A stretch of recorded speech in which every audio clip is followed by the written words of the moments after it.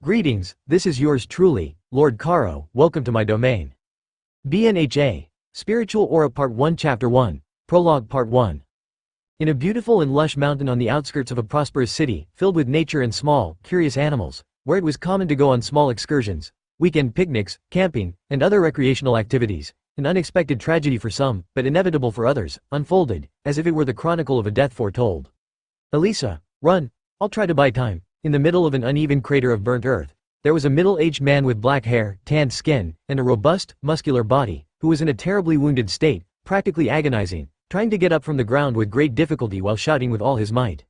The man was wearing a black shirt, burnt and torn in several places, along with short jeans that, like the shirt, were little more than rags, the color of which could not be determined as they were completely covered in blood and mud, as was much of his body.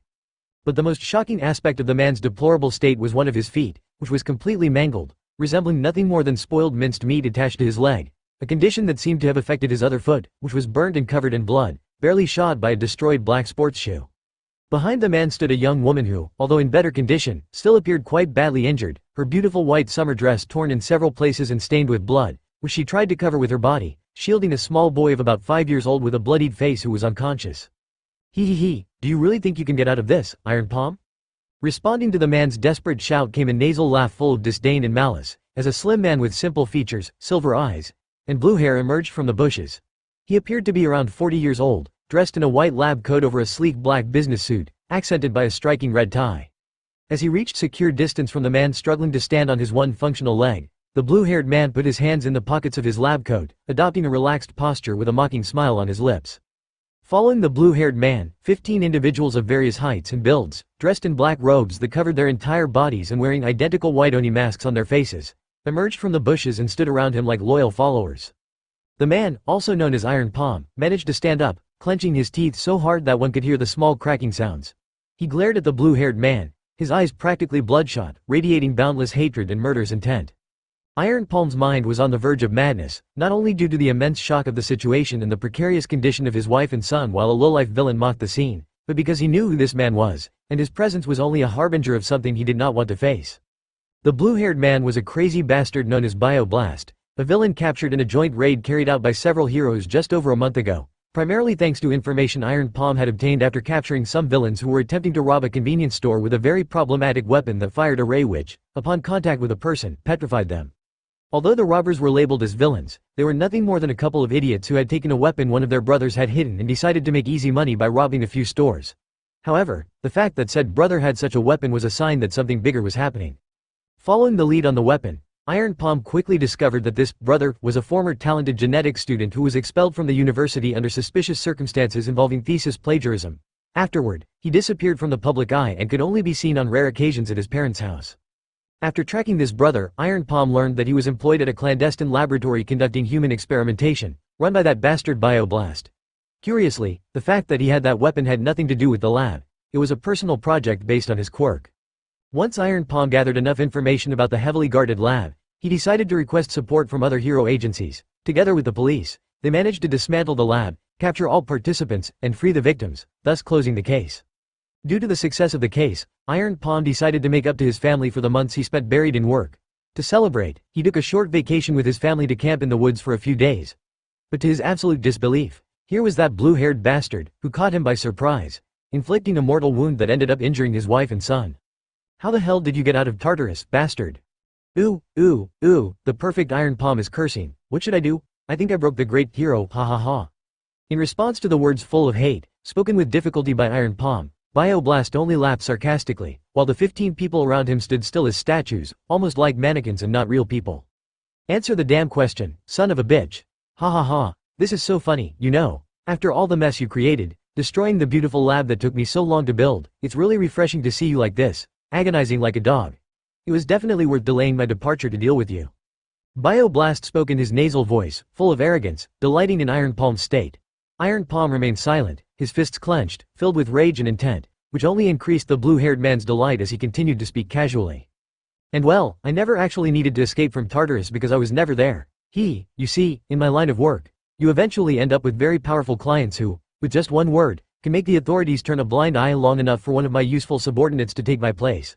So, it's just a matter of calling in a few favors and voila, the one and only Bioblast is ready for action." Bioblast's words visibly soured Iron Palm's expression. Although he had suspected it, hearing the direct confession that confirmed his suspicions was harder to accept than he had anticipated. This put a distorted and crazed expression on the blue-haired man, who continued speaking. "What's with that face? Shocked by the reality of this world? Ha ha ha. That's why I hate you, heroes. You're nothing but a bunch of clowns in tight suits going around screwing over true social benefactors like me. I improve this society with every advance in my research. I enhance quirks beyond what was thought possible, and thanks to a pathetic excuse of a hero like you, I lost years of work and progress. I lost all my notes, Taking advantage of Bioblast's erratic rant, punctuated by wild gestures to emphasize his words, Iron Palm began to analyze his situation, searching for possible actions to take. He put on different expressions to play along with the egocentric bastard, aiming to buy as much time as possible. In his current situation, Iron Palm knew that fighting wasn't an option. Not only was he outnumbered and in a terrible physical state, but the fact that Elisa hadn't moved after his shout could only mean one thing. She couldn't move. This left him tied up and almost without options. On the other hand, calling for reinforcements was impossible. Although the attack that left him in this dire state was a type of explosion, the sound was surprisingly low, and being relatively deep in the forest didn't help. Moreover, if that bastard had dared to show up, it meant that, at a minimum, there was no one close enough to hear anything. Additionally, his phone had been destroyed by the explosion, and Elisa's phone had most likely flown away along with the tent, which was nowhere in sight after she ran to protect Kai when everything happened. This left only one last option: to prepare a strike strong enough to at least stun the bastards in front of him for a while also making enough noise for someone to suspect that something was happening and call for help. While Iron Palm was contemplating his options, he suddenly felt a brief change in his emotions, undoubtedly a message sent by his wife Elisa using her quirk, as he felt his anger subside and sensed a couple of emotions impossible to feel in a moment like this, which were also incredibly fleeting. Focusing on the emotions, Iron Palm noticed they came in pairs: security and lust in the first pair, quickly followed by sadness and helplessness. This gave him very important information. Firstly, Elisa was conscious and could still use her quirk. Assuming that the first pair of security and lust was to confirm it was her, the second pair confirmed his suspicions: she was not in a condition to move. Consequently, Iron Palm decided to use all his mental strength to change his emotions without altering the expression of anger and helplessness he was showing to the crazy bastard who was still giving a speech, wanting to send a small secret message to his wife. With that, his plan of action was ready. Damn, I have such bad luck, damn it. In a sparsely attended bank branch, an event is taking place that has inspired many stories. A robbery. This is a rare occurrence in the city where this bank is located, to the point that if you ask 100 people about a similar event, they could only respond with fragments from movies and books. In the middle of this extraordinary event is Daniel, an average-looking guy with light brown hair and honey-colored eyes, who was wearing evidently new clothes from a rather expensive brand. Daniel was a guy whose intelligence could at best be considered above average, which in his youth led him to be terribly arrogant, convinced that he was an uncommon genius because he could do and understand things not only faster but also better than everyone around him. But like anyone who has lived long enough, at one point in his life he learned that nothing hits harder than life itself. When it was his turn to receive a reality check, it shattered the self-declared pedestal he had placed himself on in one fell swoop. When he was young, Daniel refused to be like the others in his humble surroundings. He wanted to be rich and successful, so he used all his intelligence and skills to develop a project that would lead him to prosperity, and despite his mother's murder in the process, he managed to push it forward. To confirm his genius, Daniel's project worked on his first attempt, and suddenly, he was respected, had money, and lived the life he always dreamed of. He had the prettiest girlfriend, lived in a relatively exclusive area, and his company was making more money every day. But when he least expected it, he lost everything in a single day.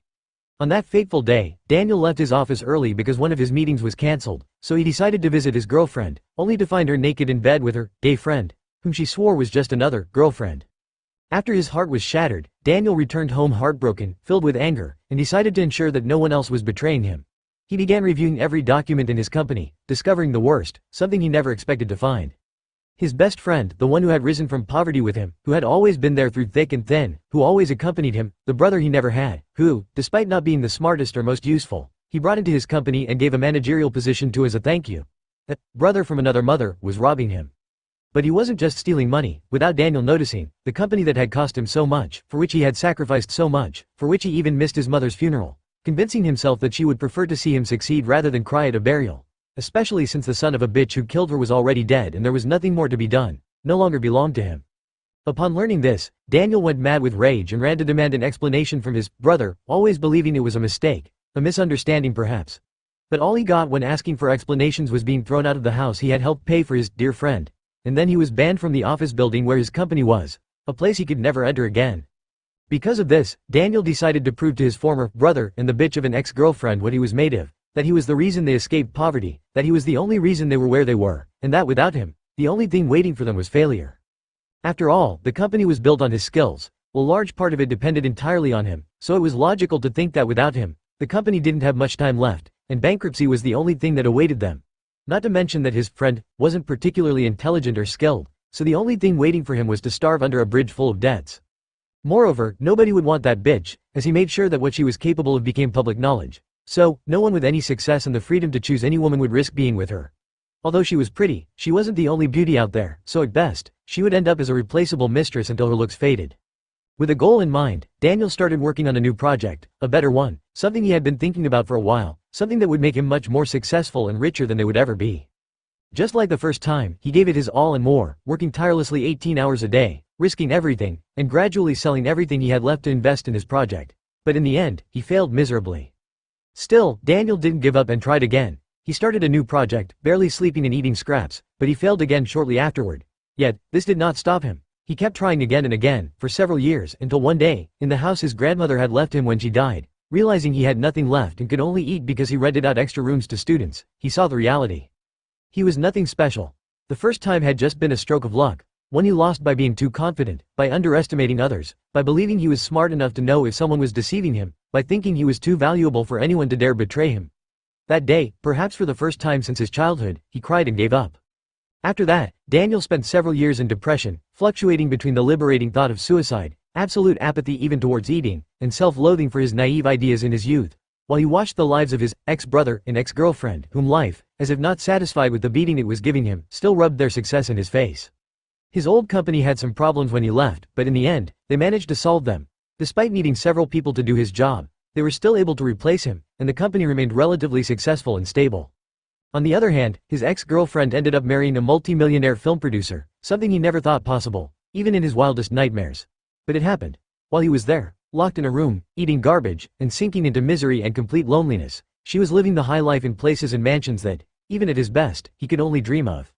Sometime later, a friend of his mother's returned to the city. Seeing him in that state, she offered him a job, although in reality, she forced him to work in her family business. Although at first it was torture, the stimulation of learning something new began to distract him, and over time, he started to enjoy what he was doing. One day, while working as usual, he suddenly had an idea. It wasn't as ambitious as the projects he was used to undertaking, but if it worked, it could help grow the business of that good friend of his mother who had pulled him out of his misery. But things were no longer simple for him. Although he refused to accept that he was afraid of failing, he always found excuses to leave it unfinished. He got tired, distracted, couldn't organize things properly, and didn't even dare propose it to his mother's friend, something that had never happened to him before. He had no choice but to accept that he was scared, and the remnants of his arrogance couldn't allow something like that to happen. After presenting the project to his mother's friend and having her accept it, Daniel forced himself by any means he could think of to finish it. When it launched, the impact was so good that the family business grew so much that his mother's good friend decided to make him a partner. She took him to buy new brand name clothes and to eat at a good restaurant to celebrate. The next day, they met with the lawyer to complete all the necessary paperwork to formalize his partnership. Later, they went to the bank to apply for a loan to make some renovations to his grandmother's house, which was in very poor condition due to the prolonged neglect he had subjected it to. But something Daniel never imagined was that this day, when he finally felt he could move forward again, when he finally felt that depression was a thing of the past, when he could finally understand all his past mistakes and live a different life with more wisdom and experience, would be the last day of his life. Everyone on the ground, the first one to move gets an extra hole in their skull. When Daniel was sitting across from a bank advisor with his mother's friend, an aggressive shout echoed through the bank. He immediately threw his companion to the ground and covered her with his body in an attempt to protect her, while everyone around them panicked, cried, and pleaded as they lay on the floor. One of the robbers fired a shot into the air with what seemed to be a machine gun. "I want this bag completely filled with cash, no tricks. I know where your son studies, Mrs. Sanchez, and the same goes for you, Wilson, Johnson, and Luna." The bank employees turned pale at the words of another robber, especially the teller handed the bag, who immediately started filling it with money, terror written all over her face. Meanwhile, the other robbers pointed their weapons at the guards and customers on the floor, alert to any movement. The process was quick, and within a few minutes, the bag was full. Consequently, the robbers proceeded to leave, but what they didn't anticipate was a police patrol passing by at that exact moment. Seeing the police, one of the robbers panicked and fired, causing the officers to call for backup and return fire at the fleeing robbers. Inside the bank, the hostages cried and prayed to God. When the gunfire finally ceased, people began to calm down and stand up. This prompted Daniel to whisper in a somewhat broken and soft voice to the person who had changed his life, while slowly moving his body to the side. "Mrs. Eva, they're gone. It's time to get up." The scene that met Eva's eyes was terrifying. She had kept her eyes closed the entire time out of fear when the robbery began, so when she heard Daniel's voice, the son of her dear friend, she opened her eyes and turned to see him. What she saw was something she would never forget. Eva saw her arms covered in blood and Daniel, that child her dear friend always bragged about, that little genius who amazed everyone with his intelligence, that child who had suffered so much, who was starting over, showing his incredible talents once again, lying next to her in a crimson pool, smiling and slowly opening his lips to let out a faint voice. "Mrs. Eva. Thank you for everything. You're probably the best legacy my mother could have left me." Eva screamed as tears filled her eyes and she rushed to embrace Daniel, begging for help, watching helplessly as that man, the charming child of her best friend, slowly closed his eyes and with a smile, took his last breath. 139 Chapter 3. Prologue Part 3. The message Iron Palm sent to his wife was simple. A fleeting moment of lust to indicate that the following moment would carry the real message, and then to relax for an instant. That was all Elisa needed to understand what he wanted to tell her. After all, Elisa was one of the best therapists in the world, having treated all kinds of mental disorders, especially traumas suffered by heroes. Therefore, now he just had to wait and prepare his move. The moment his wife acted would be the moment to strike. Moments after sending his message, Iron Palm felt his mind relax after a slight sensation of lust. He immediately knew that this was the response he had been waiting for and that his time had come. Right after Elisa's response, Bioblast's furious speech came to an abrupt halt, and at the same time, his legs and those of the 15 figures surrounding him began to tremble. Using all the strength he could muster with his only functional leg, Iron Palm leapt directly towards those bastards in a single bound. Iron Palm knew exactly what was happening to the villains in front of him. After all, he had been a victim of the same attack many times. Mental shock, the most powerful attack of his wife, which made anyone attacked feel their mind go blank, and the weakest even fainted on the spot from it. Knowing that nothing would stop him until he reached his destination, Iron Palm turned his head to look one last time at his beloved wife and son, as the attack he had prepared would be his last, an attack he called the Warrior's Farewell. Iron Palm's or Jiro Saito's quirk was known as Force Control, which allowed him to strengthen his body to superhuman levels and even divide his force into specific zones, greatly enhancing the power he could exert. But, although his quirk was quite powerful and versatile, it depended on his base physical strength, which forced Jiro to train to extreme levels and learn various martial arts. These allowed him to take his quirk a step further, managing to harden his body, greatly increasing his defenses, a fact that made him immensely proud and influenced his hero name. In addition to hardening, his great dedication to martial arts allowed him to achieve something else. Jiro could overstrain his muscles beyond their limits to display monstrous strength for a brief instant, although this caused his muscles to literally explode. The first time Jiro discovered this, he did it very briefly and lightly, but even so, the explosion sent him flying and he almost lost his arm. He had to spend more than 6 months in recovery, even with the help of the best healing quirk users, though that arm was never the same again. From this experience, Jiro devised a final move, one that could save his life in a moment of extreme need at the cost of losing a limb. He named it the Warrior's Farewell, because in the best-case scenario, if he survived, it would be the end of his days as a hero. It would cause such damage that even walking would become a challenge. As he turned to look back, what Jiro saw was his bloodied wife on the ground, holding their little son, who seemed to have woken up and was looking at him with tears in his eyes, reaching out with his small arms, trying to get to him. This broke Jiro's heart into 1,000 pieces. "Forgive me, Kai, my son, my greatest pride. Your father's dream of being a great hero has hurt you. And forgive me, Elisa, the love of my life. I won't be able to fulfill our promise of visiting a secluded beach on our silver anniversary. Goodbye, I love you both." The moment Jiro reached his hated enemies, he extended his arms as the entire front of his body inflated disproportionately like a balloon, and then, exploded, releasing a colossal amount of energy that intensely lit up the area while producing a powerful roar that made the ground shake. When the light faded, all that remained was an immense, irregularly shaped crater covered in burnt earth. On the other side stood a woman holding a child in her arms, who was crying uncontrollably, whom she was trying to console between painful coughs. Mommy, I can't hear Dad's voice anymore. It's okay, sweetheart. It's okay. Calm down. Everything will be alright. Calm down. Mommy is here. Mommy, your voice is fading too. Mommy, please, don't leave me, Mommy. I'll be good, I'll always do everything you say, but don't leave me, Mommy. Calm down, my love. Mommy is just tired. After sleeping a little, she'll be fine. Don't worry. Ah. Elisa couldn't control her tears as she watched her son cry because she knew she didn't have much time left. She felt how her body had been shattered inside and was slowly failing, but that pain couldn't compare to the pain in her heart, knowing she would have to leave her son alone in this cruel and ruthless world. She would never see her child grow up, go to school, get a job, or give her grandchildren. She would never be there for him again. Her heart seemed to bleed as her mind tortured her with the understanding of the difficult future her little one would have, the great trauma he would have to overcome. But even knowing all this, Elisa bit her lips with all her strength to repress it all. After all, although her baby would have a very difficult future, he could still have a future, and as long as there is a future, there is hope. So, through her tears, she began to say goodbye to him, convincing him to go and seek help so he could survive. Listen to me, Kai. I want you to promise me something. Yes, mommy, I promise, just don't leave me. Promise me you'll be a good boy. As she tried to speak, Elisa's mouth filled with blood, but with all her willpower, she swallowed it to keep talking, though her voice grew weaker and more fragile. Promise me you'll always brush your teeth. That you'll go to bed early and study hard. Promise me you'll be a very happy man. I promise, mommy, I promise. Kai, mommy is very sleepy and will sleep for a bit.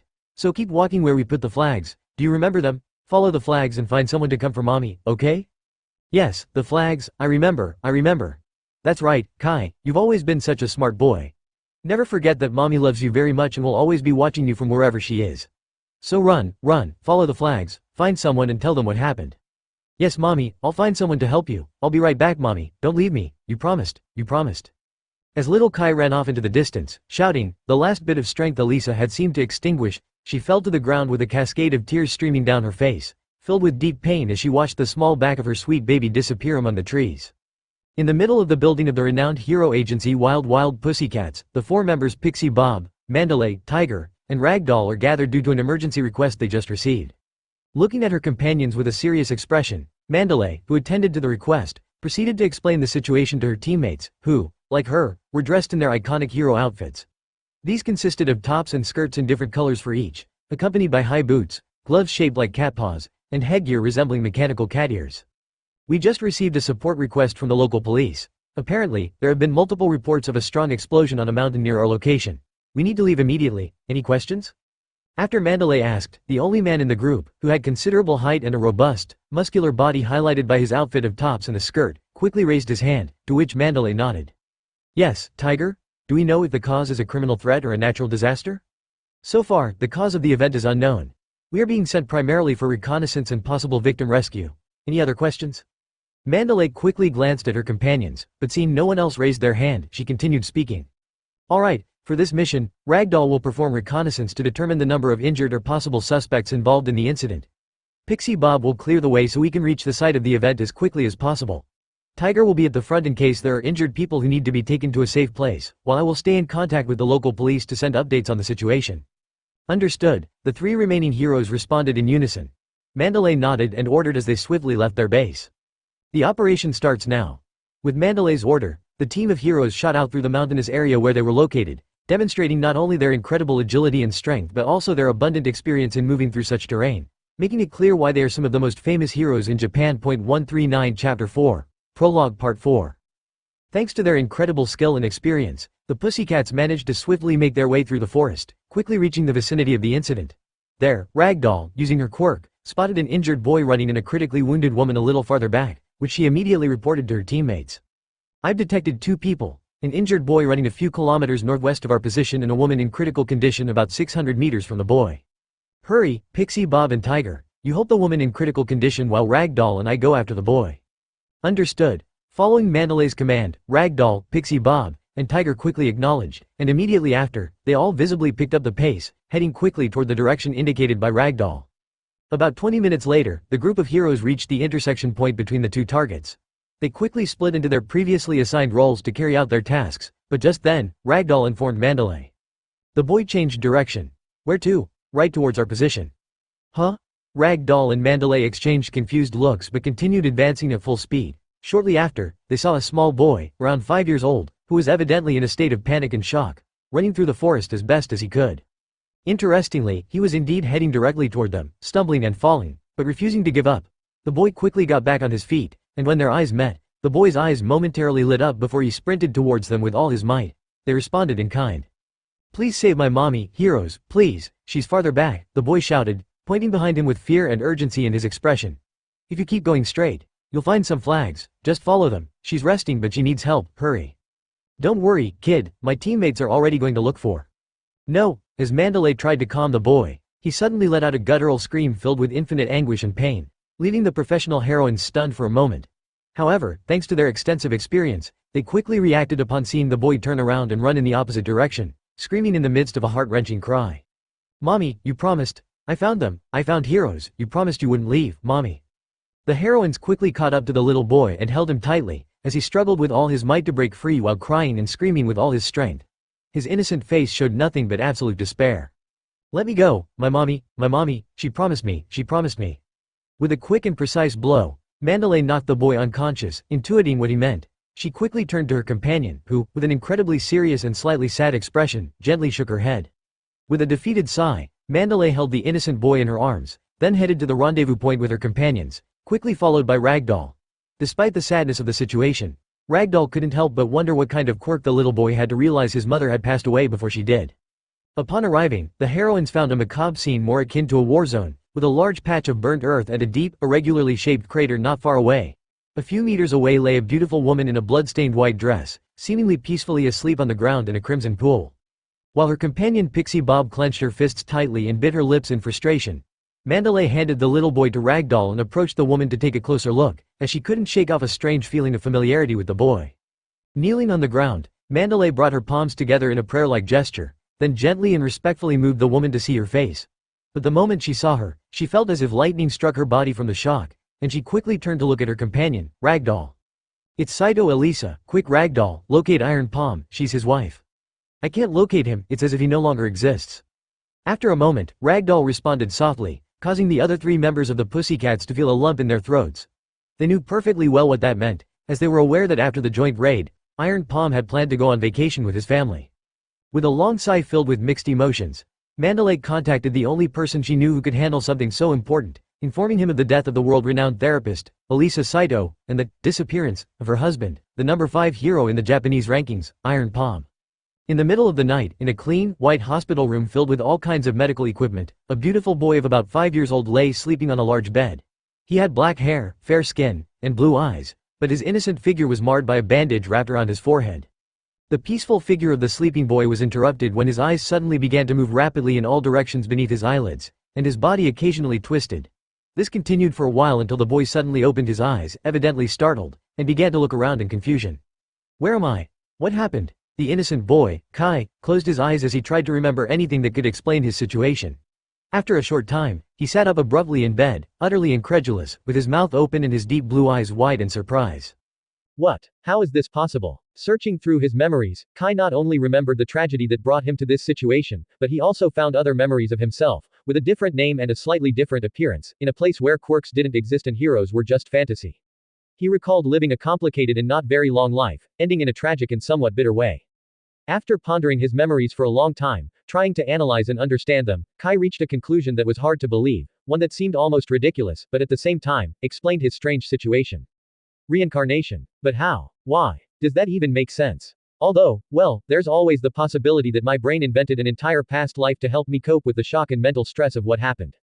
Sure, because there are plenty of 5-year-olds with the analytical capacity to calmly conclude that the disconcerting situation of finding memories of a past life in their mind is just a peculiar defense mechanism of the brain attempting to mitigate the emotional and psychological damage caused by a traumatic event like the one I experienced. Yep, if you ask me, that sounds logical. Nothing too crazy, really. All jokes aside, I must say that if this is a defense mechanism to protect my mind, it's quite effective.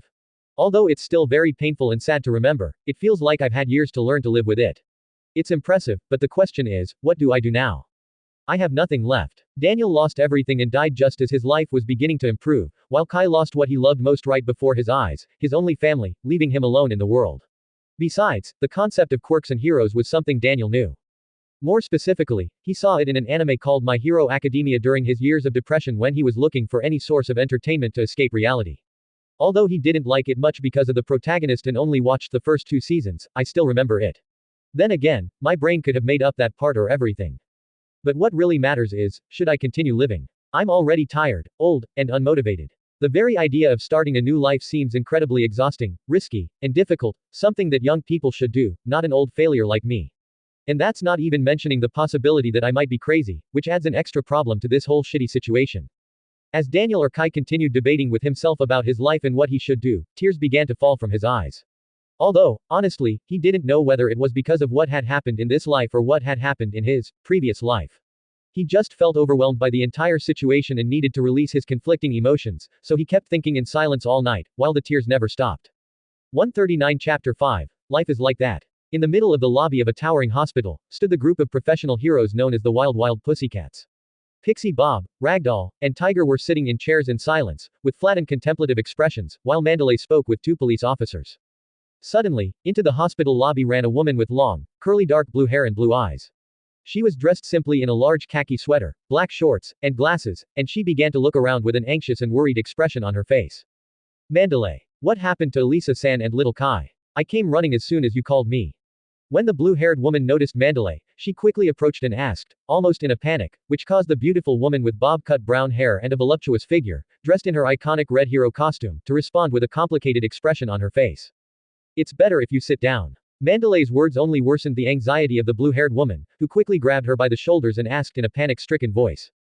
What happened? Answer me. Better sit down. The serious tone of Mandalay, along with the dark expression on her face, made the dark blue-haired woman, Nimari, feel like her heart was going to jump out of her mouth. Completely panic-stricken, she asked. Don't mess with me, Mandalay, what happened to Elisa-san and Kai? After a sigh, Mandalay spoke with a grave expression, almost as if she was weighing each word she said. Elisa-san died in what is believed to be an attack on Iron Palm in the middle of the mountain while they were camping. Iron Palm is currently missing, while his son is being attended to right now. As Mandalay recounted the events, Nimari Kayama, also known as Midnight, a professional hero, fell to her knees on the ground with her hands covering her mouth, tears streaming down her face, completely devastated and unable to believe what she was hearing. Elisa-san was what she could consider the closest thing to an older sister she never had. With a difference of about 5 years between them, Elisa-san, or Elisa One-chan as she used to call her in her youth, was her closest friend, from whom she learned a lot and someone she loved from the bottom of her heart. But now, that great friend had suddenly and unexpectedly died. An endless stream of memories began to flood Nimari's mind, when she would come to eat with Elisa, when they went shopping together, when they watched movies as a family, etc. Moments that, when they lived them, didn't seem like much, but now seemed to become the epitome of her happiness, a happiness she didn't know how to value enough and had now lost forever. Why? Why did it have to be her of all people? Why? After a while of crying inconsolably on the ground and cursing the world for its injustice, asking why something like this had to happen, and swearing revenge, among other things, while Mandalay hugged her and helped her up, an image arose in Nimari's mind and she asked. Where is Kai? I want to see him. At this moment, he is under observation, and in a couple of hours, short visits will be allowed. How serious is his condition? So far, the doctors haven't said anything, but according to Ragdoll, his injuries aren't too severe and his life shouldn't be in danger. What happened to Jier? Iron Palm, where is he after all this? Nimari's question put a bitter expression on Mandalay's face, who, after a sigh, responded in a low voice. Quote. Although his status is currently missing, it's most likely that he also passed away. It's well known by all the participants of the raid against Bio Blast that he would go on vacation with his family, and Ragdoll couldn't find his location with her quirk. Quote. Quote. After getting up from the floor, Mandalay guided Nimari to a more private area to talk. Meanwhile, Midnight's gaze turned dangerous, and she gritted her teeth before letting out a question loaded with hatred. Who is responsible for this? We don't know. No trace of anyone else was found at the site besides Elisa-san and her son, but the search and rescue teams are combing the area for any clues. We're also waiting for little Kai to wake up so he can give us any hint of what happened. You want a child to remember the traumatic event for simple clues. Calm down, Midnight. Mandalay shouted, through a telepathic message, momentarily halting Nimari's uncontrolled anger, so she quickly took the opportunity to keep talking and calm Nimari down. You're a professional hero, don't let your emotions blind you. You know it's necessary to do this. Quote. Quote. After looking deeply into Mandalay's eyes, Nimari took a couple of deep breaths, trying to calm her turbulent emotions, and then spoke in a calmer tone, although the furious emotional turmoil she felt was still evident. I'm sorry, I'm not in the best mental state right now. I'll stay here until the visits for Kai are allowed. Please leave me alone for a while. Quote. All right, stay a little longer at the hospital. In the meantime, I'll finish informing the authorities. You can count on me for anything you need. Elisa-san was also my dear friend and therapist, you're not alone in your pain. After Mandalay walked away, Nimari sat on a bench and began to reflect on the whole situation, what she should do from now on, and how she should face it. After all, Kai was left alone. As far as she knew, neither Jiro-san nor Elisa-san had any other family. Therefore, Kai's fate was to end up in an orphanage until he was old enough to receive his parents' inheritance, if something didn't happen in the meantime and the inheritance, mysteriously, disappeared over time, as has been seen in other cases. Another option was for someone to want to adopt the little one, but it was difficult for someone to take on such a responsibility right away, no matter how close they were to his parents. As for her, she was very aware of her situation. It wasn't the best idea in the world for the R18 rated hero to adopt a small child, besides the fact that she had no idea how to raise a child. Damn, she was still single at her age. So that leaves two possibilities: either find someone trustworthy enough to take care of Kai or abandon him to his fate in an orphanage, something she could never forgive herself for. Therefore, there was only one path to follow: finding a safe family for Kai. When Kai's clinical studies were completed, the results showed that he had no serious injuries, leaving only his superficial wounds to be treated. So, after a few days in the hospital to make sure, he would be discharged. Seeing Nemori's state, the doctors recommended that she rest at home since the boy had been sedated to facilitate the sampling and wouldn't wake up until the next day. After making sure Kai was transferred to the best room in the hospital, Nemori headed home with her mind in turmoil. The next day, Nemori arrived at the hospital where Kai was staying first thing in the morning, intending to be by his side before he woke up. After such a traumatic event, it would be devastating for the boy to wake up alone in an unfamiliar place. But upon entering the room, she realized that going home the previous day had been a terrible mistake. In the hospital's white bed, connected to an intravenous drip and several medical devices, was Kai, with his eyes open and staring blankly at the ceiling, his eyes red and swollen with dark circles so large they made him look like a panda. Seeing that scene, Nemori instantly understood everything that had happened the previous night. Kai had woken up scared in the middle of the night and, finding himself alone in a dark, gloomy hospital, had been tormented by the memories of the tragedy he had just experienced, which had overwhelmed and broken him. With tears streaming from her eyes, Nemori ran to Kai and hugged him tightly, begging for forgiveness in a voice full of pain and regret for not being there for him, for leaving him alone and to his fate. Sorry Kai, I'm so sorry. Please forgive this fool who left you alone when you needed her most. I'm sorry. I'm so sorry. Kai turned to look at the beautiful woman with a confused expression, studying her intently for several minutes, which stopped Nemori's tears in their tracks. At the same time, a terrible premonition grew in her heart: amnesia. But fortunately or perhaps unfortunately, that premonition changed to a terrible pain in her heart as the tears flowed like a waterfall again when, after a few minutes, Kai's expression changed to a kind smile, and he spoke in a calm and flat voice. Oh, Oni-chan, don't worry, I'm fine, just a little distracted. In Kai, the affectionate and hyperactive boy from her memories was nowhere to be seen. To the point where Nemori could almost see a reflection of Elisa-san when she tried to hide her pain under that kind smile, the boy was broken beyond what she had imagined, causing an infinite regret to invade her. Kai, don't worry, you can trust Nemori Oni-chan. Cry if you want. It's all your Oni-chan's fault for leaving you alone, but that won't happen again. Kai, Oni-chan will always be there for you from now on. No, I don't want to cry anymore, and don't blame yourself, Oni-chan. You are not at fault for anything. After all, life is like that, sometimes it likes to mess with people. When Nemori heard that iconic phrase of Elisa-san come out of Kai's mouth, her already aching heart felt an even stronger squeeze. After all, in Kai's voice, there was a sense of weariness, resignation, and exhaustion, something she would never expect from a 5-year-old child. But the final blow came with what came out of Kai's mouth next. So don't worry about me, Oni-chan. I'm very happy you came to visit me. Thank you very much. And as you can see, I'm fine and will be able to leave the hospital in a few days. So, if you have some free time and are nearby, don't forget to bring me some teriyaki. In a single sentence and perhaps unconsciously, Kai had given her a lot of information, to the point where Nemori believed the real message Kai wanted to convey was something like, don't worry, Nemori. My well-being was never your responsibility, so there's no reason to feel guilty. In fact, I didn't even expect anything from you, so the simple fact that you came to visit me makes me very happy. I'm physically fine, and since you're a busy person, I don't think you have time for a long visit, so I make it easier for you by saying goodbye. But before you go, don't forget that I'll be leaving the hospital in a few days, and I don't know where I'll end up, so don't waste your time trying to find me after a few days. Nemori wasn't sure how much of her translation was correct, but what she was sure of was that Kai's feelings when saying that phrase shouldn't be far from it. He felt alone, helpless, and maybe guilty for what happened. Moreover, it was very likely that he felt his existence had no value. Therefore, he expected nothing from anyone, pretended to build walls around himself, and pushed away anyone who wanted to get close, maybe in an attempt to distance himself from the suffering and memory of what happened, believing that if he had no one around, he wouldn't have to suffer again. It was incredible how even at a moment like this, it was so evident that Kai was the son of Jiro-san and Elisa-san. He was just like them, hiding his pain like a wounded animal that runs to hide in its cave to lick its wounds, distancing himself from the pack, choosing to suffer alone rather than involve others.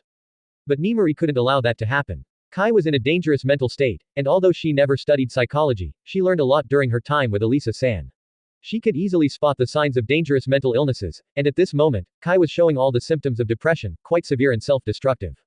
Knowing that she could never forgive herself if, one day in the future, she found out that the only son of her older sister, one of the best therapists in the world, fell victim to a mental illness, Nimari gathered the courage and determination necessary to overcome all the obstacles that would come.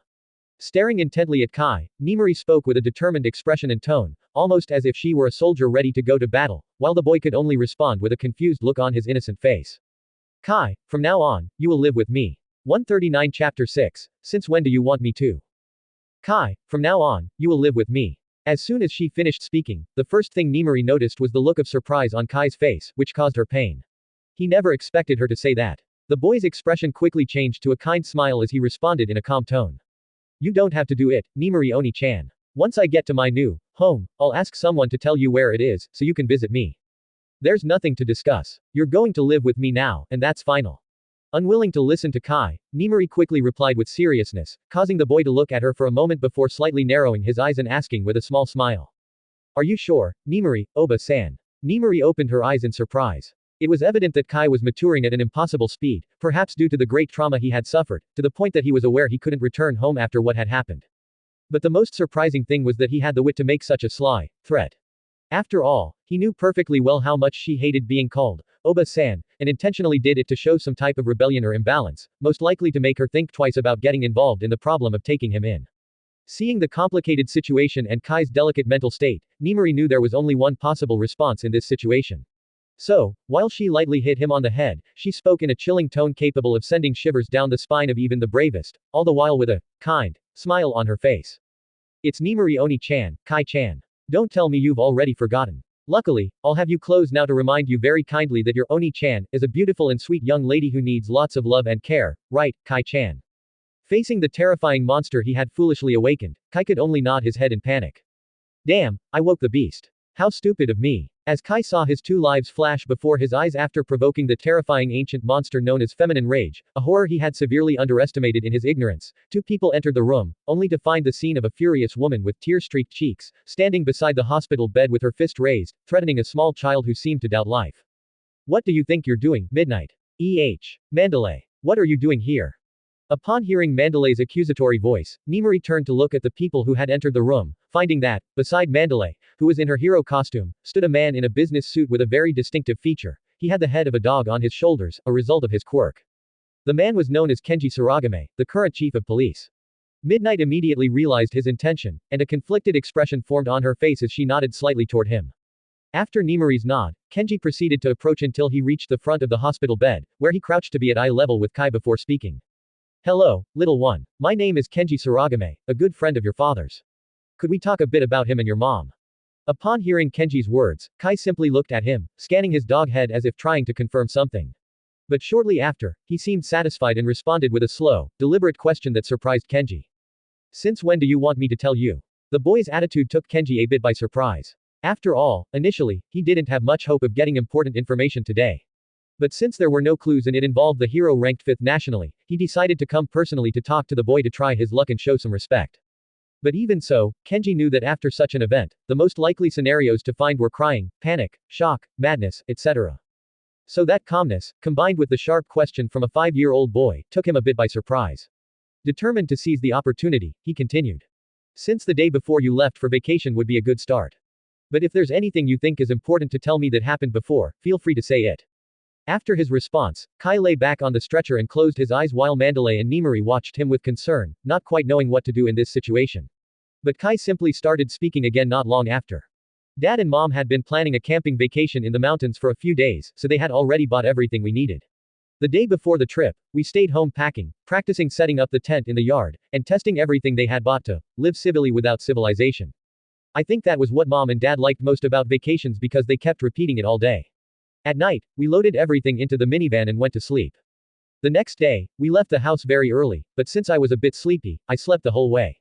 When I woke up, we had already arrived at the place where we left the minivan, and then we had to continue on foot. As Kai spoke, Kenji listened attentively with a small notebook in his hands, taking notes, while Mandalay and Nimari sat on a couch in the room, with conflicted expressions on their faces. As we walked through the mountain, Dad put up flags along the way and told me repeatedly that it was important to avoid getting lost and that we just had to follow them to come back. And shortly after, we reached a flat, pleasant area that Mom liked, and we decided to camp there. After that, we spent the rest of the day setting up our camp, putting up the tent, the stove, the chairs, the solar panels. It took a long time, but we finally finished and went to play ball in a small nearby stream until it got dark, and we went to sleep. The next day, after breakfast, Papa started telling me that he was a great forward in his youth and that it was time to pass on the legacy of the Saito family as scores. So, after spending a while looking for the soccer ball, we made an improvised field with some stones and sticks we found around. When we finished the field, Dad asked us to step back so we could properly appreciate all his talent for soccer. So, Mom picked me up, and we moved back until he said it was enough. But when he kicked the ball on the ground, Kai's voice broke, and his expression visibly contracted, which immediately caused Nemuri to panic and want to stop him. But Mandalay held her back firmly, while Kai bit his lips hard and continued. When Dad kicked the ball, it started to shine very brightly, and Mom turned around and ran very fast while holding me.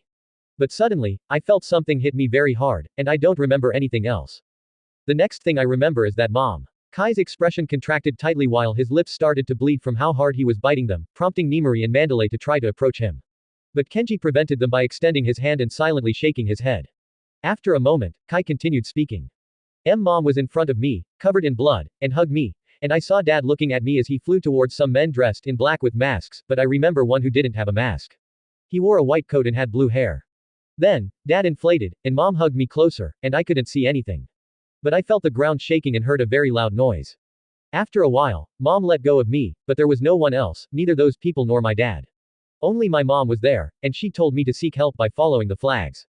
After forcing himself to speak, Kai remained silent while Kenji digested what he had just heard and reviewed the notes he had taken before proceeding to ask a couple of questions. Can you remember the masks those people had? Not very well, but I remember they had horns and were white. Apart from having blue hair and wearing a white coat, do you remember anything else about that man? No, if I could say something else about him, it's that I think he looked older than my dad. Thank you very much for your effort. I assure you I will investigate thoroughly and bring justice. That's fine, and now I'm very tired and sleepy. Could you leave me alone so I can sleep? Kai, I'm sorry, Oni-chan, but I'm really tired and want to sleep. After saying such cutting words, Kai turned away from them and closed his eyes, unwilling to say another word. Meanwhile, Mandalay and Nemuri's faces filled with tears, and Kenji responded in a serious and professional tone. Alright, Kai-kun, rest well and remember that you can call a nurse at any time with the button you have next to your bed, in case you need anything. Thank you, goodbye. Kai's quick and curt response made Kenji sigh as he headed for the exit, followed by Mandalay and Nemuri, who were trying to wipe away their tears. Kenji was deep in thought about everything he had heard, as it had been more useful than he expected. He already had a couple of suspects in mind who fit the description. But among that list, there was one man who stood out above all. Everything fit: a white coat and blue hair, a ball turned into a bomb, and white masks with horns. The problem was that this villain should be in Tartarus. A dangerous look formed on Kenji's dog head because if his suspicions were correct, then this case was much bigger than he imagined, to the point where there had to be important big fish behind the whole thing. But his reflections were cut short when he heard midnight. I will take care of Kai. Are you sure? Taking care of a child is not easy, especially for single women like us. Mandalay asked with a somewhat surprised and doubtful expression, to which Kenji added in a serious tone. Besides, it won't be well received by the public for the R18 rated heroine to be raising a child. At those words, Nemuri could only bite her lips in frustration before speaking in a tone full of pain and determination. I know all that perfectly well, but you saw it, you heard it. Although Kai has always been excessively intelligent and mature for a child his age, this goes far beyond that. He is completely broken, and his situation can only worsen from here, and as his older sister, I cannot allow something like this to happen to him.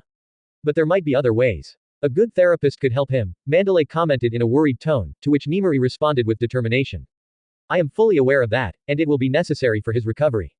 But now, Kai is in a very delicate moment. You didn't have the opportunity to interact with him before this happened, and you don't know what he was like, but I do. And I can assure you he is more like his parents than is good for him. Especially the stubbornness. They are like two peas in a pod in that aspect, and I can assure you that no therapist in the world will be able to help him if he is not willing to let himself be helped, especially since he was used to dealing with Elisa-san. That's why I need to be by his side. He has no one else close enough to do it. If you are so determined, I can help you a bit with the paperwork. I also found his mental state extremely worrying, and it would be a shame for Iron Palm and Saito Elisa's only child to be in that situation. Seeing Nemuri's determination, Kenji commented in his typical serious tone, to which Mandalay added with a small smile. I can help you with whatever you need as well. Elisa-san helped me a lot when I needed it, and I intended to help from the beginning. That's why I've been so involved in this case. Thank you both very much. I know it will be complicated, and I will need all the help I can get to achieve it. Don't worry, that's what we're here for. If I can be of help, I won't hesitate to lend a hand. Nimari expressed her gratitude while bowing deeply, to which Kenji and Mandalay responded warmly before leaving the hospital in different directions, determined to prepare for what was to come. 139 Chapter 7. I Refuse. Kai was truly exhausted after trying to keep his feelings under control, and it didn't take long for him to fall into a deep sleep. After a few hours, he woke up to find himself lying on his back in bed, staring at the ceiling with a lost and unfocused look in his eyes. It's really complicated to manage my feelings and actions right now, but everything is so absurd and strange. I'm definitely in the world of Boku no Hero Academia. Although I had my doubts before, after all, the simplified drawings typical of anime can't compare to a flesh and blood person. The appearance of the dog-headed chief of police threw any doubt I had out the window. There are no memories in Kai's mind of someone like that, but Daniel's memories do. Besides, after detailing the heroine's costume who found me, a couple of memes about a muscular guy dressed in the same uniform, although in a different color, immediately came to mind. And no matter how much I searched Kai's memories, I couldn't find anything about it. But that's just the beginning of my problems. Interacting with them makes me feel in a constant state of derealization, as if everything around me is fake, not only because they are characters from an anime that Daniel watched, which already makes me doubt reality, but also because of their inhuman beauty. I didn't notice it before, but now, with Daniel's memories, I can no longer see people the same way. Aside from the dog-headed policeman, which is strange and unreal by itself, Midnight and the other heroine looked like photorealistic 3D models embodying the ideal of perfect beauty, as if they had all possible beauty filters naturally applied. It gets to the point where just looking at them gives me a constant feeling very similar to the uncanny valley, as if they weren't human. Coupled with the constant stress of my incongruent personality, since even though I can feel that Daniel is my dominant personality, probably because he's the oldest, I still have aspects of Kai that come to the surface from time to time. And the fact that my body doesn't react the way I'm used to, doesn't help at all. Damn it, I don't know who I am or what I am, nor what to do or how to face the future. I feel terribly exhausted. I just want to stay in this bed and not move until it's all over. Maybe I should watch TV. Since I'm in Japan, there must be some interesting anime to watch. Kai looked around trying to find the TV remote, which he saw on a small table near a window. So, he got out of bed with difficulty and dragged the metal stand holding the IV drip as he went for it. But when he took it in his hands, the curtain covering the window moved, and he could see a garden surrounded by trees, making him feel as if lightning had struck his body. Opening parenthesis exclamation mark closing parenthesis. Am I seriously going to take the same path? Am I going to be the terrified piece of shit who locks himself in a fucking room escaping from reality? Am I seriously going to let life fuck me up again without even responding? I refuse. I refuse to be that damn trash again. I refuse to give up again. I will not follow that damn path that only made me a worthless coward. As if possessed, Kai threw the remote on the floor, smashing it, and while gritting his teeth, he pulled out the IV needle from his left hand. He then ran out, ignoring everything around him. Kai ran with all his might down the hallway and took the first staircase he saw, jumping down several flights until he reached the bottom, where he could see that beautiful garden again in all its splendor. Determined not to think about anything else, Kai ran with all his strength towards the trees while several nurses followed him with panicked expressions, trying to catch him. But despite their efforts, the small 5-year-old boy left them behind with ease. Kai kept running through the trees without any specific direction, almost subconsciously avoiding the nurses and guards who tried to stop him. They soon noticed that he was only running in circles, not wanting to leave the hospital, and since they couldn't catch him, they decided to stop trying and return to their duties while 2 nurses waited for him to tire out, sitting on a bench. Nimari had left the hospital to meet with her lawyer to get advice on the legal avenues she could take to gain custody of Kai. But as she was leaving the lawyer's office, her phone suddenly rang. Taking out her phone, Nimari noticed that the caller ID showed an unknown number, something strange since only people she knew had her personal number. But remembering that she had left her contact information at the hospital in case of an emergency, her heart tightened, and summoning her courage, she quickly answered. Hello, am I speaking with Kayama Nimari-sama? Yes, this is she. Kayama-sama, we are calling from Musudafu Central Hospital to inform you about a situation that occurred with the patient Saito Kai-sama, who is admitted to our facility. What happened to Kai? Is it serious? Is his life in danger? Upon hearing the confirmation of her fears, Nimari asked in a panic. Calm down, Kayama-sama. Saito Kai-sama is fine and his life is not in danger. What happened is that a moment ago he ran out of his room without any explanation, and although several nurses and guards tried to catch him, it was impossible. However, he never left the hospital and is still running around the premises while our nurses are monitoring him and waiting for him to tire himself out so they can talk to him. He ran away. Why? Did something happen? Did something scare him? We don't know yet. We've already checked his room, but we didn't find anything unusual besides the smashed TV remote. Since catching him has been fruitless so far, we hoped you might have some insight. I'm not sure, but he just went through a traumatic event, and his mental state is delicate right now. I'm on my way and will handle the situation personally. We appreciate your willingness, and we will be waiting for you. Okay, goodbye. Nimari quickly hung up and hailed a taxi, her expression filled with worry and her heart about to burst from her chest. To the central hospital, as quickly as possible, please. Understood. Comma. Comma. Comma. In the middle of the beautiful garden, Kai had collapsed to the ground after running at full speed for nearly an hour without stopping. He looked up at the sky while smiling. The moment he realized the mistake he was making by trying to follow the same path as Daniel, he desperately searched his mind for anything that could help him, finding a piece of advice from Iron Palm. In his panic, he followed it without thinking too much. This is really liberating and quite painful, but this feeling of peace and tranquility is worth it. Kai's father was right, there's no better cure for the mind than training until you're exhausted. Soon, Kai began to normalize his breathing and started to fall asleep, while two nurses approached him, showing complicated expressions upon noticing the big smile on the little boy's face. After all, it's not every day you see a small child, half naked in a hospital gown, running among the trees at over 40 km/h for nearly an hour, only to fall asleep on the ground with a smile.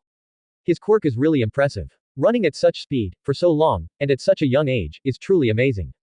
The nurse, who seemed to be in her 40s, commented with a slightly surprised voice, to which the younger one, who seemed to be only in her 20s, responded in a similar tone. Yes, it is truly extraordinary. Besides looking tired, I can't notice anything else about him. Yes, it's most likely that his quirk has awakened, which led him to test it immediately. It's quite common for children his age to do things like this. Talk to the doctor to have him checked in case he has any problems. In the meantime, I'll take him to his room. Right away. After the older nurse's order, the younger one quickly returned to the hospital at a fast pace, while the older one picked Kai up from the ground with a smile and carried him to his room carefully, making sure not to wake the little boy. Dot dot dot. Dot dot dot. Dot dot dot. When Nimari arrived at the hospital, she immediately ran to the reception, but on the way, she encountered the doctor who had been in charge of Kai, so she immediately asked him, filled with panic and anxiety. Doctor, where is Kai? Is he okay? Is he hurt? Calm down, Kayama-san. Right now, Kai-kun is in his room sleeping while undergoing some routine checks. We believe his sudden outburst is due to the manifestation of his quirk. After all, at his age, it can manifest at any moment.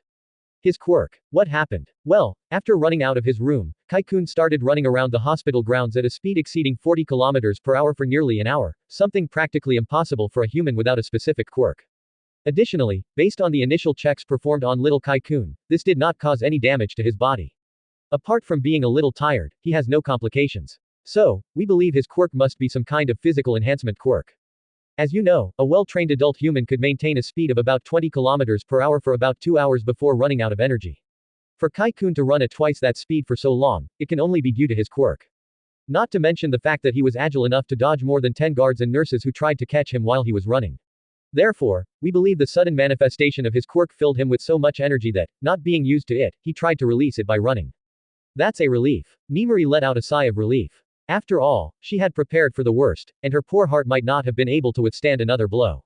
With a much more relaxed expression, she continued speaking. But your theory makes a lot of sense, doctor. After all, his father's quirk was a very powerful body enhancement quirk. I suspected as much. Thank you very much for your time, doctor. I will be accompanying Kai in his room. Yes, it is important for an adult, preferably a family member, to explain to him about his quirk and the changes his body is going through. I will take my leave, Kayama-san. Goodbye, doctor. 139 Chapter 8. You can feel it. Nimari got into the hospital elevator, lost in her thoughts, trying to understand the possible causes for Kai's outburst. After all, although all information regarding Kai had been concealed for security reasons, she was very aware of everything, so things were not as simple as the doctor believed. Could it really be his quirk? But that can't be. Kai inherited Jiro-san's quirk, and it manifested from birth. Jiro-san and Elisa-san wanted to keep it a secret even from Kai himself, but when he was a baby, it wasn't uncommon for him to damage his bottles and toys by applying too much strength. But on the other hand, there's still what Mandalay told me, so it can't be ruled out either. This is complicated, but I think it's best to talk to Kai about his quirk. Maybe his immense curiosity will help him focus on that and distract him a bit from this whole situation.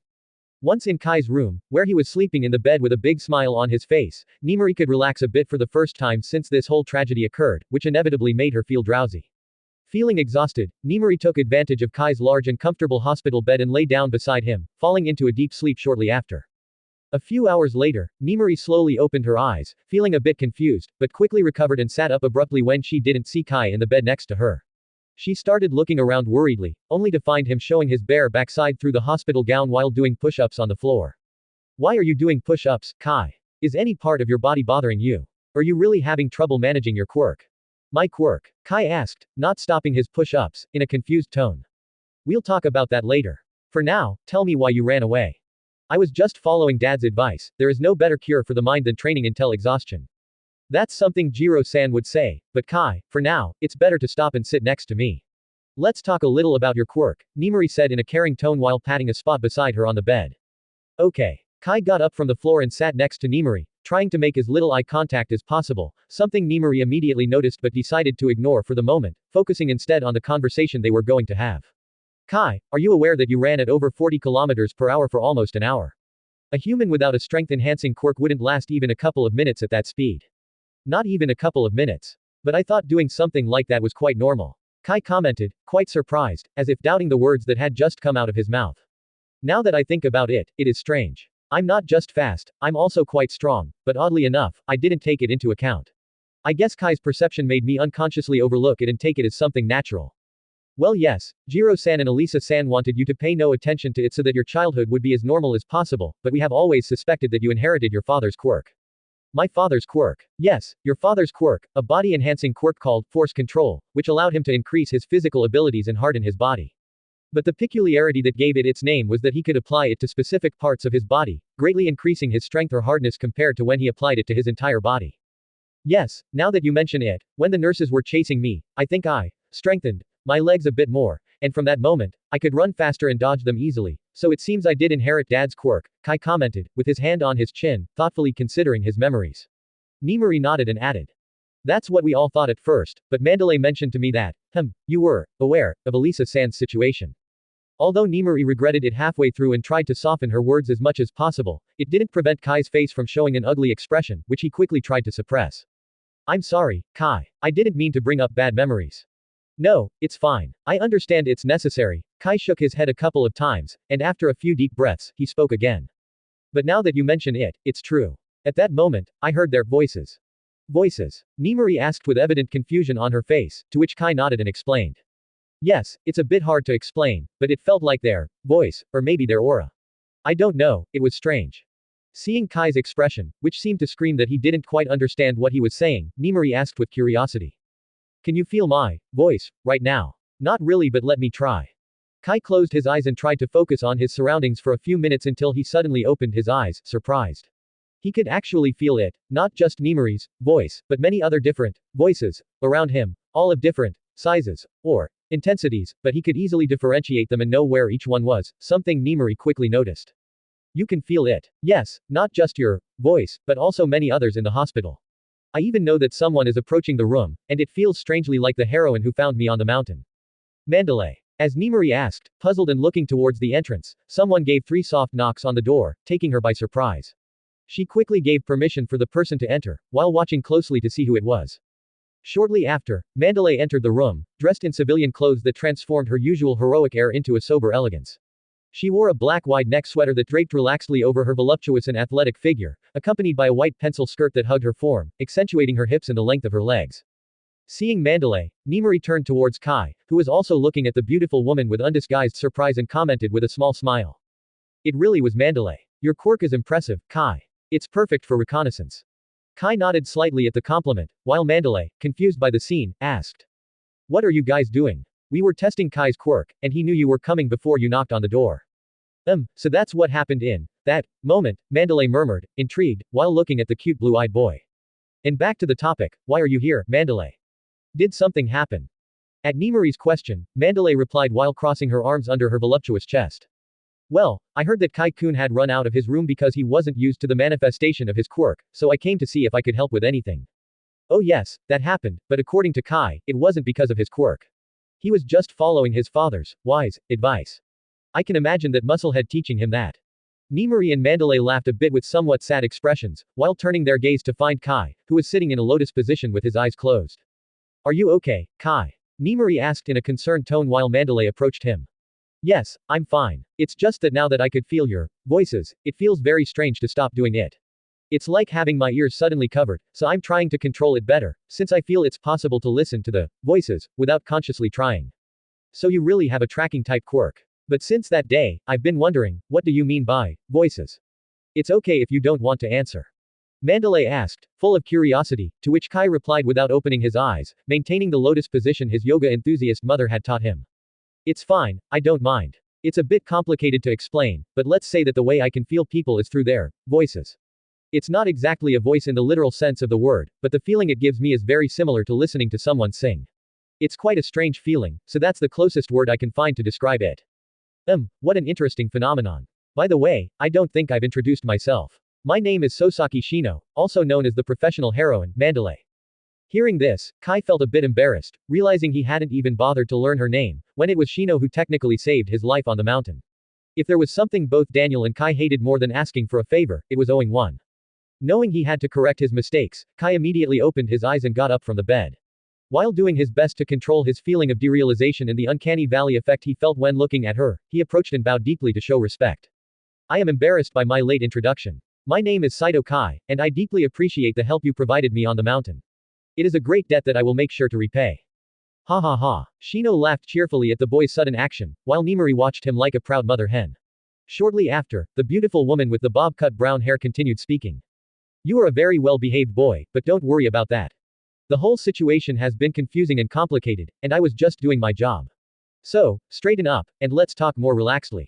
Knowing he was being underestimated because of his age, Kai spoke again, this time trying to exaggerate the formal language to show he wasn't joking. I am fully aware that the assistance you and your colleague provided was during your routine work, but it is an undeniable fact that you ended up helping me. And no matter how much I try, I cannot stop feeling indebted to you. Therefore, I am obligated to repay it to be at peace with myself. Although I know I currently have no means to do so, I will at least make sure not to forget it and to help you when I can. Did I overdo it? I don't think so. Even before having Daniel's memories, I was quite strange, so this doesn't even make the top of the weirdest things I've done. With a very serious voice, Kai spoke while still bowing, surprising both Shino and Nimari. They looked at each other for a moment before nodding, and then Mandalay proceeded to place a hand on the boy's shoulder while saying, well then, I'll be waiting for your future, boy. I will make sure not to disappoint your expectations. After responding, Kai returned to his lotus position on the bed with his eyes closed, leaving the two heroines a bit speechless. Well, Kai-kun, I heard that you will now be under Midnight's care. Do you like the idea? Well, to be honest, I don't know. After all, Mom always said to never forget my invisible hero cape that repels bad influences when I'm with Oni-chan. Hey, what is that supposed to mean? Nimari replied, feeling attacked, to which Kai responded in a flat tone without opening his eyes. I don't know, those weren't my words, they were Mom's. Ha ha ha, Elisa-san definitely knew what she was talking about. So, Kai-kun, now that you'll be living with her, don't forget your invisible cape even when you sleep, Mandalay commented amusingly, to which Nimari replied with an annoyed expression. Hey. While Shino laughed and Nimari glared at her, a phone suddenly rang. Holding back her laughter, Mandalay looked at the caller ID, and her smile immediately faded. She then turned to look at Nimari with a serious expression. Well, Kai-kun, we're going to talk with the doctor to find out when you can be discharged. We won't take long. That's fine. I'll be practicing. 139 Chapter 9, There Really Is an Aura. After Nimari and Shino left the room, Kai abandoned his lotus position and lay down on his bed, with a complicated expression on his face. After all, even though he was really testing his quirk at that moment, closing his eyes in the lotus position was all a show, just an excuse not to have to look at them directly. The more he looked at them, the harder it was to hide the discomfort he felt. Knowing there was nothing he could do about that uncomfortable feeling for now, Kai decided to focus on the other strange sensation he was experiencing, one that he incredibly found in Daniel's memories. But no matter how you look at it, this is Kanbunshoku Haki from One Piece. The sensation I feel is exactly the same as described in the series, and also, Midnight's explanation of my father's quirk. Strengthening the body, hardening it, and increasing when applied to specific areas sounds too similar to Nen from Hunter x Hunter. The only thing is that when I supposedly used it, I didn't see any aura. Could it be that I haven't opened my Nen nodes in my eyes? With his curiosity piqued, Kai decided to try it casually, so he closed his eyes and began to imagine, strengthening his eyes the same way he did when he was running with his legs. After getting used to the sensation, he started doing the same with his arms and then opened his eyes. Damn it, there really is an aura. The overwhelming surprise interrupted Kai's concentration, causing the strengthening to stop and the aura to disappear from his vision. After calming down a bit, he tried again, but this time only, strengthening his arms. When he didn't see anything, he once again strengthened his eyes. With Dio activated, Kai could see a faint milky white aura surrounding his arms, which filled him with excitement as he got lost in his thoughts, internally debating the strange phenomenon in front of him. Is this really Nen? And if it is, why can I only see the aura when I strengthen my eyes? Or could it be something different and it's just a coincidence? Hard to say, since it could well be Nen, and the aura is by default in state, making it necessary to use Gyo to see it. Well, there's only one way to find out. With growing excitement, Kai sat on the bed and looked around, quickly noticing a pitcher of water next to a transparent cup on a nightstand and a vase with some flowers on the other side of the room. He quickly ran to it and plucked a small leaf from one of the flowers, then picked up the cup and took everything to the bathroom.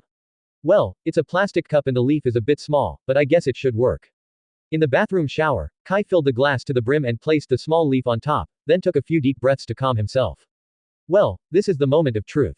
With his heart racing, Kai activated Gyo again and then strengthened his trembling hands, slowly bringing them closer to the glass. Not long after, the leaf suddenly moved. Damn it. It really moved. Am I a manipulator or, well, it could also be a coincidence. As Kai tried to analyze the event, his thoughts were suddenly interrupted when the water changed color and started overflowing from the glass, forming a puddle on the bathroom floor. It can't be. Emperor Time from Kurapika. Impossible. Panic-stricken, Kai immediately ran to the sink, jumped onto it, and started frantically looking at his eyes in the mirror, only to let out a slight sigh of relief shortly after. Well, luckily, they're not red, but could I be losing time from my life while using my quirk? No, calm down, think a bit. My Nen is a bit strange, so it's not certain that it's consuming my lifespan. Besides, there was also the theory that the loss of life for using Emperor Time is a pact and limitation made by Kurapika himself to enhance and control his red eyes at will, as well as counteract its side effects in battle. After all, it's very strange that he knows the exact cost of using it.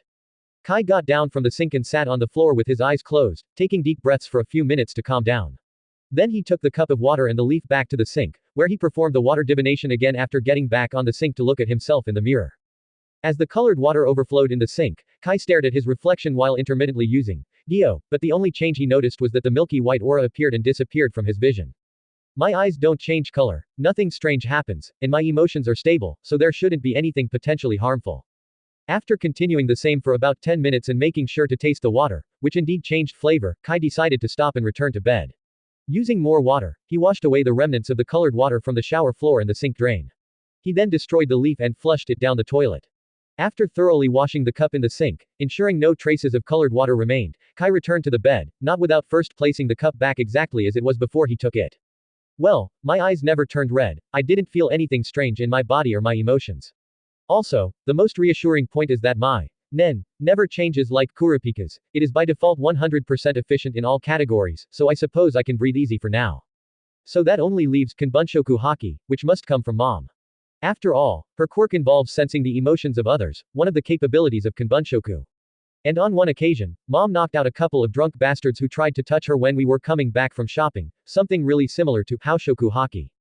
So Dad's power was Nen, while Mom's was Haki. Or were they just similar and mutated to be what they are when they combined in me? There are many questions and no clues to the answers. On the other hand, if I am really in the world of Boku no Hero Academia, the fact that there's Haki is not so strange. After all, I remember Daniel reading somewhere that the author was quite a fan of One Piece and used it as inspiration, which opens another question.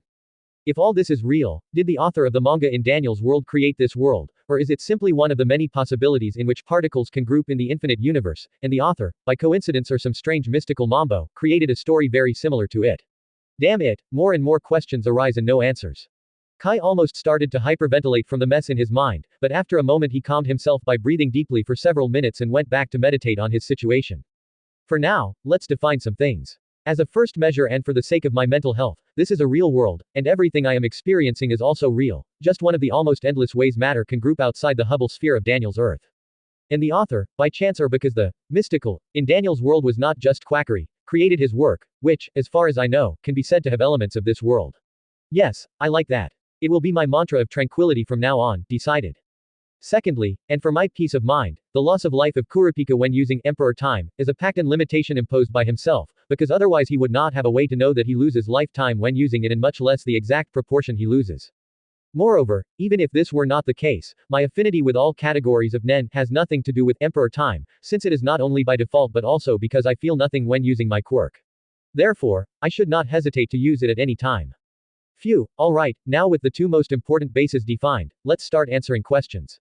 Number 1, were Nen and Haki my parents' abilities, or were they similar and mutated when I inherited them? Hard to tell, I don't remember the details of their quirks very well, so it remains pending with a low level of importance.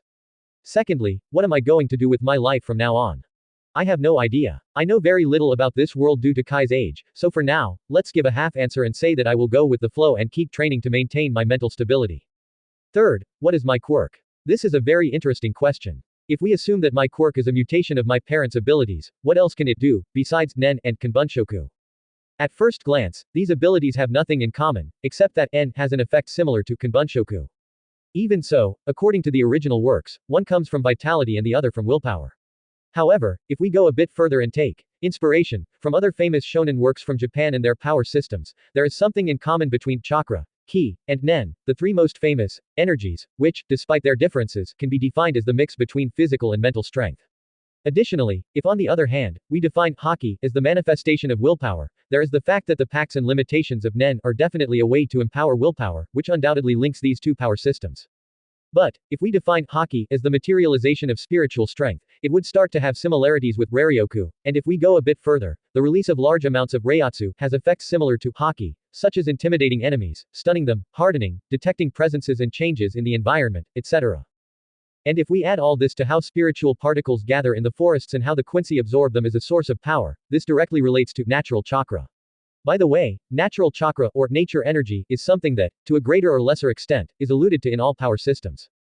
Besides, I can't forget that, as the cherry on top, in all these power systems there are characters with the ability to see the future, so the question is, do I have any way to verify all this? It's quite difficult. Firstly, I only have a partial certainty that the world of Boku no Hero Academia is real, and secondly, all these power systems are similar to each other to the point that some could simply be expressions of the other. For example, almost all the basic abilities of Ki can be explained as a type of Nen, especially enhancement and emission and some manipulation, while Chakra is much more versatile and covers more categories, but it's more or less the same: enhancement, transmutation, manipulation, and a bit of emission. So, this leads to, does all this have any utility? And the answer is a resounding yes. Although quite similar to each other, it's the differences that make them unique and tremendously useful. For example, in Chakra, which in my opinion has the most similarities with Nen, there are sealing arts, which are very powerful and versatile. In their most basic forms, they have super convenient things like explosive tags and sealing scrolls. And although with Nen, similar things have been seen, they are super complex abilities with many limitations. On the other hand, Ki not only has things like Divine Ki and Ultra Instinct but also has less restrictive and more versatile training methods than the pacts and restrictions of Nen, along with a higher limit. The same goes for all the others, they all have that special something, and I could spend an entire day thinking about each one of them. So, the only thing I can do in this case is to try to master all categories of Nen to the fullest while using my hypotheses about the other power systems as inspiration to develop my abilities. Therefore, time to train. 139 Chapter 10, The Culprits. After Nimari and Shino left Kai's room, they went to a small private room in the hospital, where Shino answered the call with a serious expression on her face. This is Saragame Kenji. Mandalay. Yes, it's me, Saragame-san. What news do you have? Well, we have important updates regarding the case, but it's complicated to discuss over the phone. It's better in person. I'll contact Midnight right away to meet at my office. That's not necessary, Saragame-san. I'm with her right now. We can leave immediately. That's perfect. I'll be waiting for you. After ending the call, Nimari and Shino left the hospital with serious expressions. Sometime later, they arrived at Kenji's office, which had a simple, organized, and efficient look, with very little decoration aside from a couple of shelves that neatly held files, law books, and references. However, a shelf dedicated to all kinds of hero memorabilia stood out in the room, along with a corkboard on the wall with information about current cases, with photos and related notes connected by threads of different colors.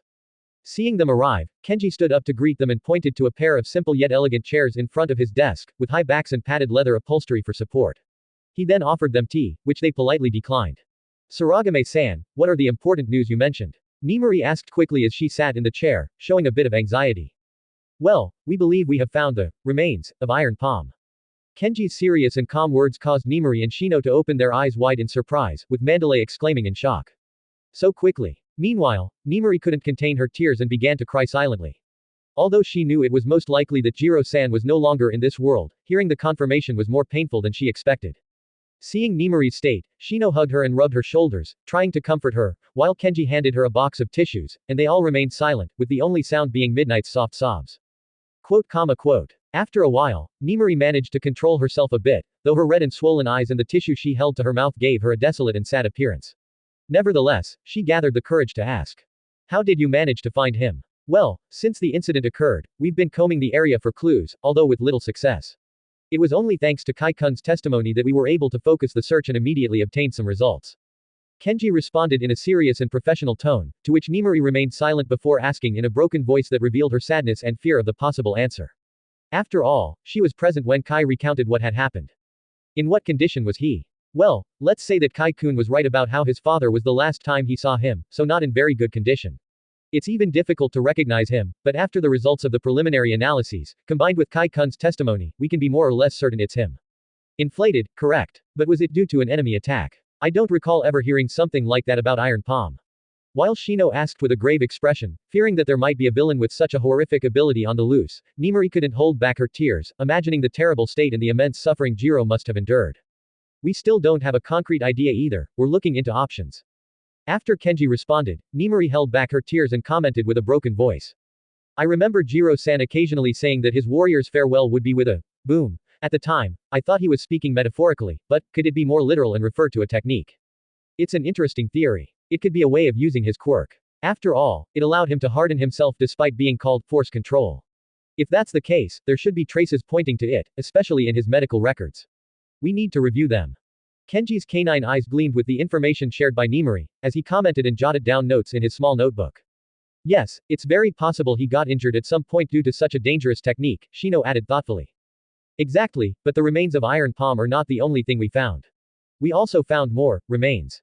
The culprits. X2. Both Shino and Nimari exclaimed simultaneously, the former filled with surprise and the latter with overwhelming hatred and a terrible thirst for revenge, something the other two present decided to ignore for the moment. That's what we think too. The problem is that they are in a much worse state, making them completely unrecognizable. So, complex and intensive analyses will be needed on them, although I already have some suspects. WHO or they. Nimari stood up from her chair, filled with hatred and with a murderous look on her delicate face, giving the impression that she would go on a hunt the moment she found out. Calm down, Midnight. Shino quickly replied loudly as she stood up to restrain Nimari, who turned to look at her while shouting in anger. How do you expect me to calm down after what those bastards did? I understand perfectly, but you are a professional heroine. You can't let yourself be driven by anger, much less take justice into your own hands. Shino's words caused Nimari to stop, while an unpleasant and frustrated expression formed on her face. She then sat back down and remained silent, with her head down and her fists clenched. Midnight, I understand this is a very difficult time for you, but you can't lose your focus. If you follow that path, you'll end up leaving Kai-kun to his fate. Is that what you want? While Shino looked at Midnight with concern, Kenji spoke in a serious and formal tone, which immediately caused Nimari to raise her head with a somewhat complicated look. After a moment of reflection, she let out a tired sigh. I'm sorry for my outburst, and you're right. Now more than ever, I must keep a clear mind. Kai-kun depends on me now, I can't afford to make such a mistake. Don't worry, just don't forget it. Your life is no longer just yours, you have someone who depends on you. After a small sigh of relief, Shino commented with a small smile on her face. Yes, you're right. Well, it's a relief that you can still stay centered, Midnight. I also have to apologize, at this moment, I can't give more details about the case. Not because I doubt you, but because if my suspicions are correct, this is a bigger and more complicated case. With a calmer Nimari, Kenji commented with a dark expression and a serious tone, which made Nimari ask with a mix of confusion and curiosity. What do you mean? There could be political hands involved in this case. Kenji's response put an expression full of surprise on Nimari's beautiful tear-stained face, and she quickly asked. Are you sure? Why would a politician want to attack Jiro-san? I never heard of him having problems with any. That's precisely why I don't dare to speak until I confirm my suspicions, as something like this has dangerous and very controversial implications. Additionally, I suspect things are a bit more complicated than an assassination attempt by someone higher up. Kenji's comment was met with serious expressions from both Nimari and Shino, who quickly commented. Indeed, this whole situation is getting more complicated with each new discovery. But let me offer my help, and from Wild Pussycats, we will be vigilant and provide all the necessary assistance if needed. You can also count on me, for whatever is needed. I appreciate your cooperation, and I will continue investigating the case and try to keep you informed of any updates. After a polite farewell, Nimari and Shino left Kenji's office and decided to go to a nearby cafe they knew well, to have a meal in a private place that would allow them to talk in a more relaxed and private manner. The cafe had an elegant and classic look, with brown wooden floors and minimalist black chairs and tables. At the back, there was a finely finished wooden counter that matched the floor, with various desserts and utensils for preparing coffee. Nimari and Shino entered the cafe accompanied by the sound of a small bell on the door, then greeted a man in his 50s, wearing an elegant black waiter's suit, silver-framed glasses, and carefully combed white hair, who was behind the counter. Oh, if it isn't Nimari-san and Shino-san, what a pleasure to see you here. Toshiaki-san, how have you been? Shino asked with a small smile on her face, to which the man replied courteously. Same as always, busy and happy to share my passion with people. Toshiaki-san, I really envy your mindset, I wish I could say something similar. With a somewhat nostalgic smile, Nemuri commented softly. Ha ha ha, after aging so much, it's not that difficult, Nemuri-san, the man responded warmly with a small, elegant smile. If you say so. By the way, Toshiaki-san, is the private room available? Of course, please go ahead. Thank you very much. And the usual for us, Toshiaki-san. Opening the door to the private room revealed an intimate and cozy space with soft and relaxing lighting, provided by a modern floor lamp and several recessed lights in the ceiling that cast a gentle glow on the cream-colored walls. The light, polished wooden floors complemented the simple and elegant ambiance of the room, while a wooden table with a light oak finish, surrounded by 4 cushioned chairs covered in beige linen fabric, occupied the center of the room, giving it an air of elegance and sophistication. I still find it hard to fully grasp the implications of Saragame-san's suspicions. As she sat in her chair, Shino commented, still a bit incredulous about what she had just heard. Nemuri, who had wiped away all traces of tears from her face, responded in a similar tone. Yes, even I find it hard to believe. I don't recall Jiro-san having problems with people higher up. Originally, I thought the same, but reflecting on Saragame-san's words, I remembered something that I initially dismissed due to its seemingly impossible implications. But this whole situation makes me less sure now. What do you mean? With a surprised expression, Nemuri quickly asked. Do you remember Kai-kun's description of the attackers? Yes, several dressed in black with white masks with horns, and one had a white coat and blue hair, right? Exactly, and I know of a villain who fits that description very well. What? Nemuri exclaimed in surprise, standing up and approaching Shino to grab her by the shoulders and ask. Who is it? Calm down, it's just a guess. Besides, if you want me to speak, you have to promise to keep quiet and do nothing about it, as you could alert those involved. Shino gently pushed Nemuri aside while responding calmly. While Nemuri took several deep breaths as she walked around the room, trying to keep her emotions under control, Shino picked up her coffee from the table, which they had brought from the counter, and started drinking elegantly and leisurely, giving Midnight the time she needed to gather her thoughts. After a few minutes, Nemuri finally managed to calm down, so she sat back in her seat. After sipping a bit of her coffee, she looked Shino directly in the eyes and spoke in a firm tone.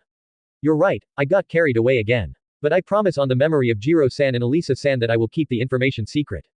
I knew you could overcome it, and to keep you from being in suspense, I can tell you that the villain I'm referring to is known as Bio-Blast. Bio-Blast. That sounds familiar, wait. After pondering the name for a moment, Nemuri looked at Shino with disbelief and continued, wasn't that the target of Jiro-san's last raid? But that shouldn't be possible, he was captured and sent to Tartarus, oh. As a look of realization crossed Nemuri's face, Shino nodded with a grave expression and commented. Exactly. That's why the implications of this case are so significant. After all, once inside Tartarus, it should be impossible to get out. So, either the villain somehow managed to escape without alerting anyone, which is unlikely, or he was never there in the first place. So that's why the political intervention, Nemuri let out her voice full of surprise and a bit of anger, almost like a sigh.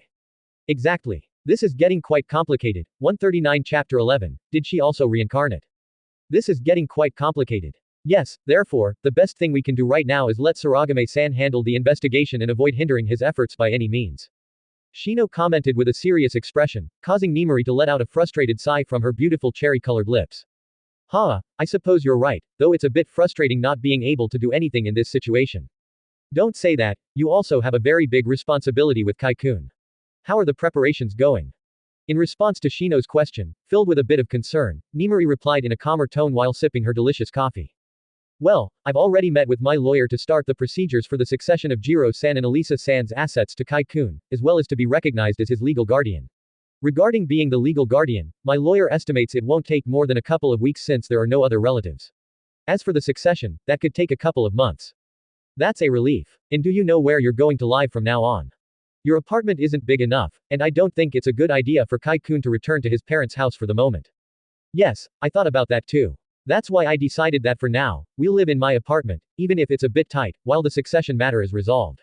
Then I'd like to get Kai-kun's opinion on which of his parents' properties he'd like to live in. Thinking about the sweet Kai, Nemuri revealed a small smile as she spoke, something that spread to Shino, who added with a warm smile on her face. That sounds like a very good idea, and if you have any problems, you know you can always stay on our property. It's quite large, and I don't think any of the girls would object. I appreciate the offer, but right now I want to stay as close to Kai-kun as possible. His attitude is really concerning, he's practically a different person. Although I can see glimpses of the Kai-kun I always knew, most of the time, he seems like a stranger. This event has marked him so deeply that I feel it might be impossible for him to return to being that sweet and playful child. Saying the last part, a somewhat disheartened expression appeared on Nemuri's face, prompting Shino to ask. It's something that surprised me too, the mature attitude he shows, not at all like a child his age. But you say he wasn't like this before. What was Kai-kun like before all this? Well, although he was sometimes quite mature, and even a bit odd, most of the time he wasn't much different from a normal child. He was very playful and so sweet that he could give you a sugar rush if you interacted with him for too long. He was also a little genius. He learned to read and write at 2 years old and was playing with advanced mathematics by 4. That's why Jiro-san and Elisa-san decided to wait and not enroll him in preschool, as they thought he might become arrogant seeing that he surpassed all his classmates. Besides, Elisa-san strongly refused to enroll him in a gifted course that Jiro-san proposed. Ha ha ha, I still remember Jiro-san's grim face complaining that Elisa-san made him sleep on the couch for a week after that. Those were really good times. Kai also hated being given ready-made toys. According to him, the best gift you could give him was tools and materials to build his own toys. He would spend days in his little workshop working on his projects, as he liked to call them, and only allowed Elisa-san to enter after Jiro-san damaged one of his projects, and a couple of tools by accident, which made Elisa-san tease him all the time. Tears streamed down Nimari's face as she talked non-stop about the family that took her in as their own, cared for her, and loved her, a family she still found hard to believe she would never see again. Shino, meanwhile, took a packet of tissues from her bag to wipe the tears that had accumulated in her eyes and extended her hand to Nimari to take some. You really love them. Yes, I love them so much. They were my family. That's why it hurts so much, losing them so suddenly. After all, I didn't go on the trip because I had commitments at the agency. Maybe if I had gone, things would be different. Pain and regret intertwined in Nimari's tearful voice, causing Shino's tears to increase exponentially as she spoke. Don't blame yourself. No one knows what could have happened. Maybe life wanted you not to go so you could be there for Kai-kun and not leave him alone in such a difficult time. Yes, it could be, but it's so painful to see Kai-kun like this. He's not even a shadow of what he used to be. He hasn't even asked about his tools when he couldn't go to sleep without checking them several times before. Now he tries to act like an adult all the time. You know, before, whenever he saw me, he would run to hug me while shouting Oni-chan, Oni-chan. Now he doesn't even want to make eye contact with me for long. I think he blames me for what happened, and he would be right to do so. I wasn't there when he needed me most. Nimari began to cry more heartbreakingly while hugging herself, causing Shino to quickly stand up and hug her, crying alongside her. Calm down. Kai-kun doesn't think that way. He's going through a very difficult time and needs you more than ever. You can't let yourself be overwhelmed by pessimism. The beautiful private room was filled with sobs of sadness from 2 women of unmatched beauty, imbuing the entire place with a gloomy and depressive atmosphere as time passed slowly. Dot dot dot. Dot dot dot. Dot dot dot. In a VIP hospital room, a magically attractive 5-year-old boy could be seen doing handstand push-ups steadily and slowly, his jet black hair falling messily, contrasting with his white skin and deep blue eyes. On his forehead, however, a detail contrasted with his angelic appearance, an elegant but visible scar running from the right side of his forehead to the edge of his eye. It looked more like a distinctive touch than a reminder of an unfortunate event, giving his face an air of mystery and courage that was surprisingly attractive. This boy was Kai Saito, who was trying to train but unfortunately couldn't find satisfactory results. N200. Kai whispered softly while pushing himself off the ground with his hand, flipping in the air to land firmly on his feet, then jumping onto the white hospital bed. Really, my own weight is insufficient to make me feel any pressure. It almost feels like I'm playing with lifting pillows, barely feeling anything despite doing so many repetitions. Kai whispered to himself, then let out a disappointed sigh while lying on the bed and getting lost in his thoughts. After carefully examining Kai's memories following my conversation with Oni-chan, I realized that Kai was indeed quite strong for a child his age, almost like a moderately trained adult. He just never noticed it because his father was too strong and he instinctively repressed his strength when interacting with his mother. Also, he had strangely little interaction with other children, and oddly enough, it never bothered him, although that's not so important. What is important is that now it seems my quirk has somehow strengthened, as even without actively fortifying myself, I am much stronger than before, nearing the peak level of an athletic adult. On the other hand, Kai is almost a version of Daniel with better resources and a father. His hobbies are the same, and even his attitude is very similar, although Kai is definitely more talented. While their skills are almost at the same level, Daniel took decades to develop, whereas Kai only a few years. Also, no matter how I look at it, Elisa is identical to Daniel's mother, though her beauty was incomparable. It's like Daniel's mother with a few beauty filters, but everything else is a carbon copy. Her attitude, personality, and way of speaking, despite the language difference, are practically exact. Did she also reincarnate? Is Elisa really Daniel's mother? And was Jiro a version of Daniel's father? The first 2 are practically impossible to answer now, and as for the last one, it's a definite no. If there's anyone I despise and hate more than Daniel's worst self, it's that bastard who impregnated my mother. He not only abandoned the woman who gave him everything when he got her pregnant but also ended up being her killer years later. That bastard, one of my greatest regrets is not being able to kill that piece of trash with my own hands. As hatred and anger filled Kai's mind, his aura seemed to go out of control for a moment, so he had to take a couple of deep breaths to calm himself before getting lost in his thoughts again. It's a fact, Jiro, my father, is not like that piece of trash. For one, my eye and hair color are different, and even though Kai and Daniel are quite similar in appearance, it's more like they are brothers from the same mother rather than identical twins. Hey, I like that, and it makes perfect sense. So there's nothing more to add on that matter. I am now Kai Saito, son of Jiro Saito, a real man, an admirable man who gave his life to protect his family. Though a bit naive, he is someone I can proudly call my father. So cheer up, Daniel, we no longer have to bear the eternal shame of coming from such a rotten piece of filth. We are now the son of an admirable man, so let me bury that name in the sea of my memories and finally escape that shame. A peculiar smile settled on Kai's angelic face as he enjoyed the strange feeling of liberation he was experiencing. After a while, he changed his position on the bed and got lost in his thoughts again. But let's get back to where we left off. I'm going to need special equipment for my training, although thanks to the fact that strengthening quirks aren't that rare, it shouldn't be too difficult to obtain. Wait. If my father had a strengthening quirk, it means he should have that equipment somewhere. Even though I never saw it at home, it must be somewhere. I should ask Oni-chan, she should know where it is, which will save me a lot of trouble and especially money. Speaking of money, from my childhood memories in this world, I know my family was quite well off. Well, more than well off, they were damn rich, much more than I ever managed in my previous life. So, I shouldn't worry about money in the short term unless something weird happens with the inheritance or my personal savings. But for now, let's get back to the point. I have my aura and my haki to train. Haki is complicated since it was never directly shown how to train it apart from blindfolding yourself while someone else attacks. So, let's leave that for now and focus on my aura and start with the basics. 139 Chapter 12. Hame. With a plan in mind, Kai jumped out of the large hospital bed in one leap, then threw a few punches and kicks in the air, using the small exercise as a warm-up while his mind began to analyze his options.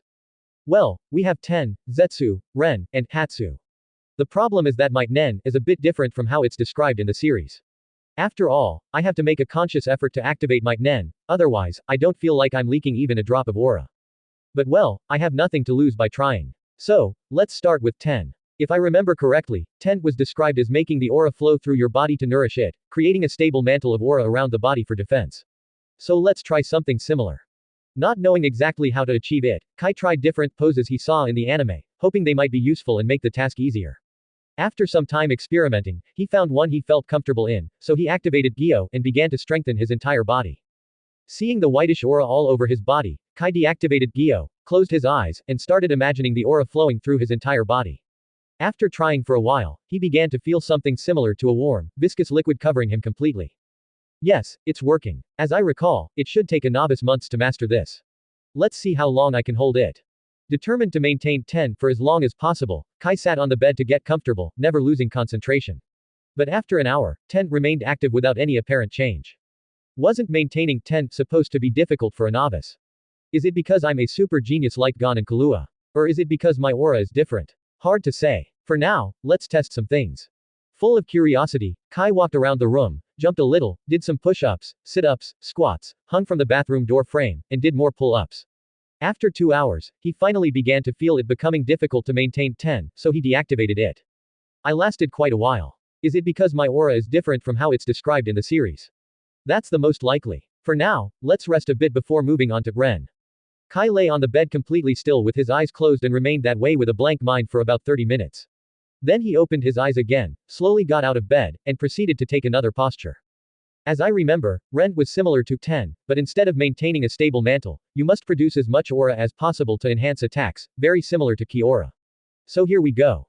Kai adopted the iconic Z warrior stance and proceeded to fortify himself with all his might, which made him feel incredibly strong and full of energy. Curious, he used Gyo on his eyes, and a broad smile couldn't help but spread across his lips. A raging whitish aura surrounded him, very similar to the iconic Ki aura of the Z warriors, which filled Kai with excitement. In a low voice to avoid alerting anyone, he started to shout, like the iconic character, and then made his own sound effects with his mouth. Ah, z. Kai's excitement got out of hand after seeing and feeling his childhood fantasy in person, so he immediately put his hands together imitating another iconic pose and started to shout, in a low voice while imagining his aura concentrating in his hands in the form of a sphere. Hame. Kai's giant smile instantly disappeared from his face when he began to see a strong blue light forming in the space between his hands. Panicking, he quickly stopped his fortification, which, to his relief, caused the light to immediately vanish, allowing him to let out a sigh of relief as he sat on the floor with a look of astonishment. Impossible, a Kamehameha was really forming. That shouldn't be possible. Although it's true I should have 100% efficiency in emission and Goku, a low-class Saiyan, managed to master it on his first try, he's still a damn Saiyan, a warrior race, not to mention his years of martial arts training. Meanwhile, I'm just a simple human who doesn't even know how to throw the most basic punch, apart from a couple I learned in some boxing classes. So it doesn't make any sense that I could do it so easily.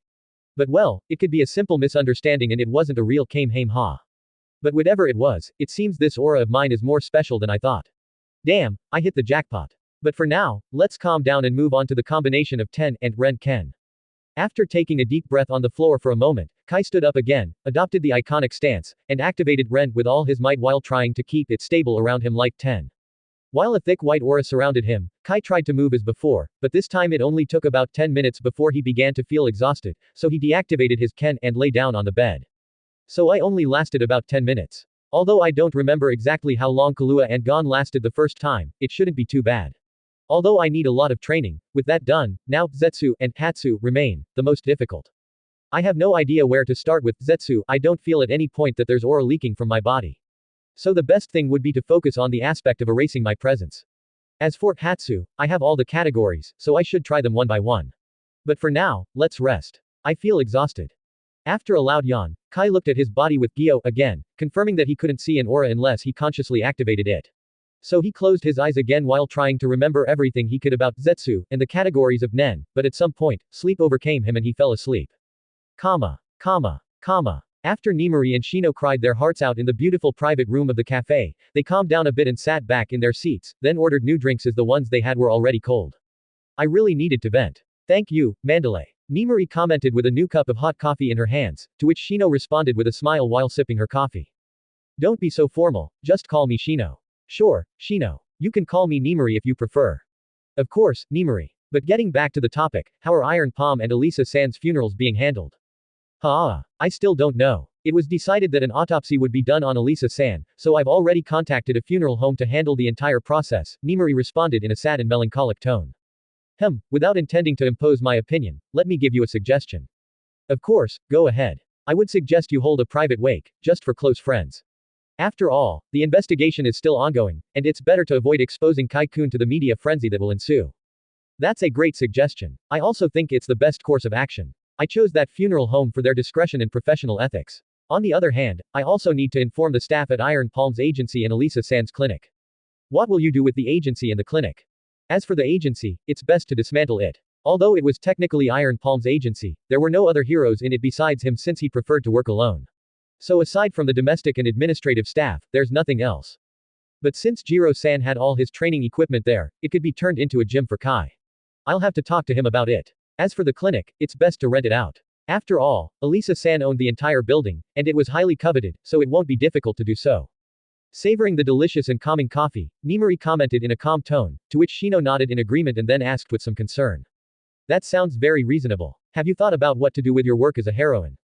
Yes, I've already contacted my agency and announced my resignation. I think it's time to take a break for a while to focus on Kai-kun.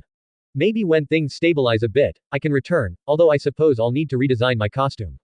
Nimari let out a sigh full of reluctance after answering, which made Shino smile amusedly as she added mischievously. Many people will be sad if the famous R18 heroine Midnight disappears for a while. But I never imagined you would consider changing your costume. Well, what can I say? Although I say change it, it will still be a bit spicy. After all, it's necessary for my quirk. Besides, to be honest, I can't fight what I am. With a resigned smile, Nimari commented casually. Kai-kun will really need his invisible cape. Kai is like my little brother. I'll make sure to set a good example. Yes, whatever the R18 heroine says. X2. After Nimari and Shino joked a bit more, they left the cafe when it was already getting dark and went their separate ways. Shino went to meet the other members of the Pussycats, while Nimari headed towards the hospital. Some time later, Nimari arrived at the hospital, where she spoke briefly with the doctor before heading to Kai's room. She found him asleep in bed, with messy hair and covered in dried sweat, which brought a smile to her lips as she approached him. No matter how much he pretends to be an adult, he's still a careless child. With a maternal smile on her face, Nimari called the nurse to ask for a few towels, a new gown, and a basin of warm water. When the nurse arrived at the room, she offered to clean Kai, but Nemuri declined and decided to do it herself. You know, little one, life will be complicated from now on, but don't worry because Nemuri Oni-chan will be there for you and I'll make sure you're never alone again. Whispering softly, Nemuri undressed the sleeping Kai and gently cleaned him while tears softly fell from her eyes. She then put a new gown on him and tucked him in with care. With Kai clean, Nemuri went to the bathroom, where she showered for a long time. Afterward, she put on a black silk pajama she had brought and lay down next to the small and sweet Kai. Good night, Kai. Nemuri whispered softly as she looked at his scar with a bit of pain, but after a tired sigh, she kissed Kai on the forehead, snuggled under the covers, and hugged him as she slowly fell asleep. 139 Chapter 13, A Scaredy Cat with Water. The next morning, the first rays of the sun gently illuminated the hospital room, revealing Nemuri with a peaceful expression on her face, sleeping next to Kai. Her dark blue hair was loose and spread across the pillow, falling in cascading curls that framed her tranquil face. Her long eyelashes rested on her cheeks, with her beautiful cherry-colored lips slightly parted, releasing a soft breath, while her white skin contrasted with her disheveled black silk pajamas, revealing the silhouette of her seductive and voluptuous body. In Nemuri's arms was the small figure of a 5-year-old boy with messy jet black hair and a noticeable scar running across his forehead, adding a new dimension of depth to his angelic face, which was relaxed in sleep. Amid this idyllic scene, Nemuri opened her eyes and smiled at the sight of Kai's angelic face still asleep as he hugged her. She decided to stay lying down with him, gently stroking his hair as she waited for the boy to wake up. After about half an hour, Kai slowly opened his eyes while rubbing them, trying to orient himself, still half asleep. But when he saw Nemuri's face with a calm expression and softly smiling at him, he was stupefied. After all, he was seeing what was probably the greatest expression of beauty he had ever seen. Nemuri's face was an impressive spectacle of unparalleled perfection, with perfectly symmetrical and stylized features as if they had been sculpted by a master whose skill was beyond the human realm. Additionally, her eyes, large and bright like night stars, were of a blue so deep that they could be compared to the vast ocean. In contrast, her nose was small and well-defined, and her skin seemed like porcelain, perfectly white and completely devoid of any blemishes, to the point where it could embarrass a baby with its softness and delicacy, while her pointed chin complemented her natural elegance. It was precisely for this reason that Kai avoided looking at her. Nemuri's beauty was not something a human could possess, it went beyond what his memories from his past life could handle, making him feel as if she wasn't human but something else, something that shouldn't exist, the living representation of perfection. Despite Kai himself being devilishly handsome, even for his age, and far surpassing what he was as Daniel in his past life, when it came to himself, the memories and sensations of this life were stronger, and he could only see himself as a slightly more handsome version of Daniel with different hair and eye colors, as if he had simply taken a photo with filters. But with other people, it was different. In his mind, they seemed almost extraterrestrial due to their excessive beauty, which inevitably gave him an overwhelming feeling of the uncanny valley when he looked at them. On her part, seeing Kai staring at her for so long with a stupefied expression, Nemuri laughed softly while hugging him tightly. What's wrong? Is my little Kai so happy to wake up with his Oni-chan? Hee, don't worry, from now on, you'll never sleep alone again.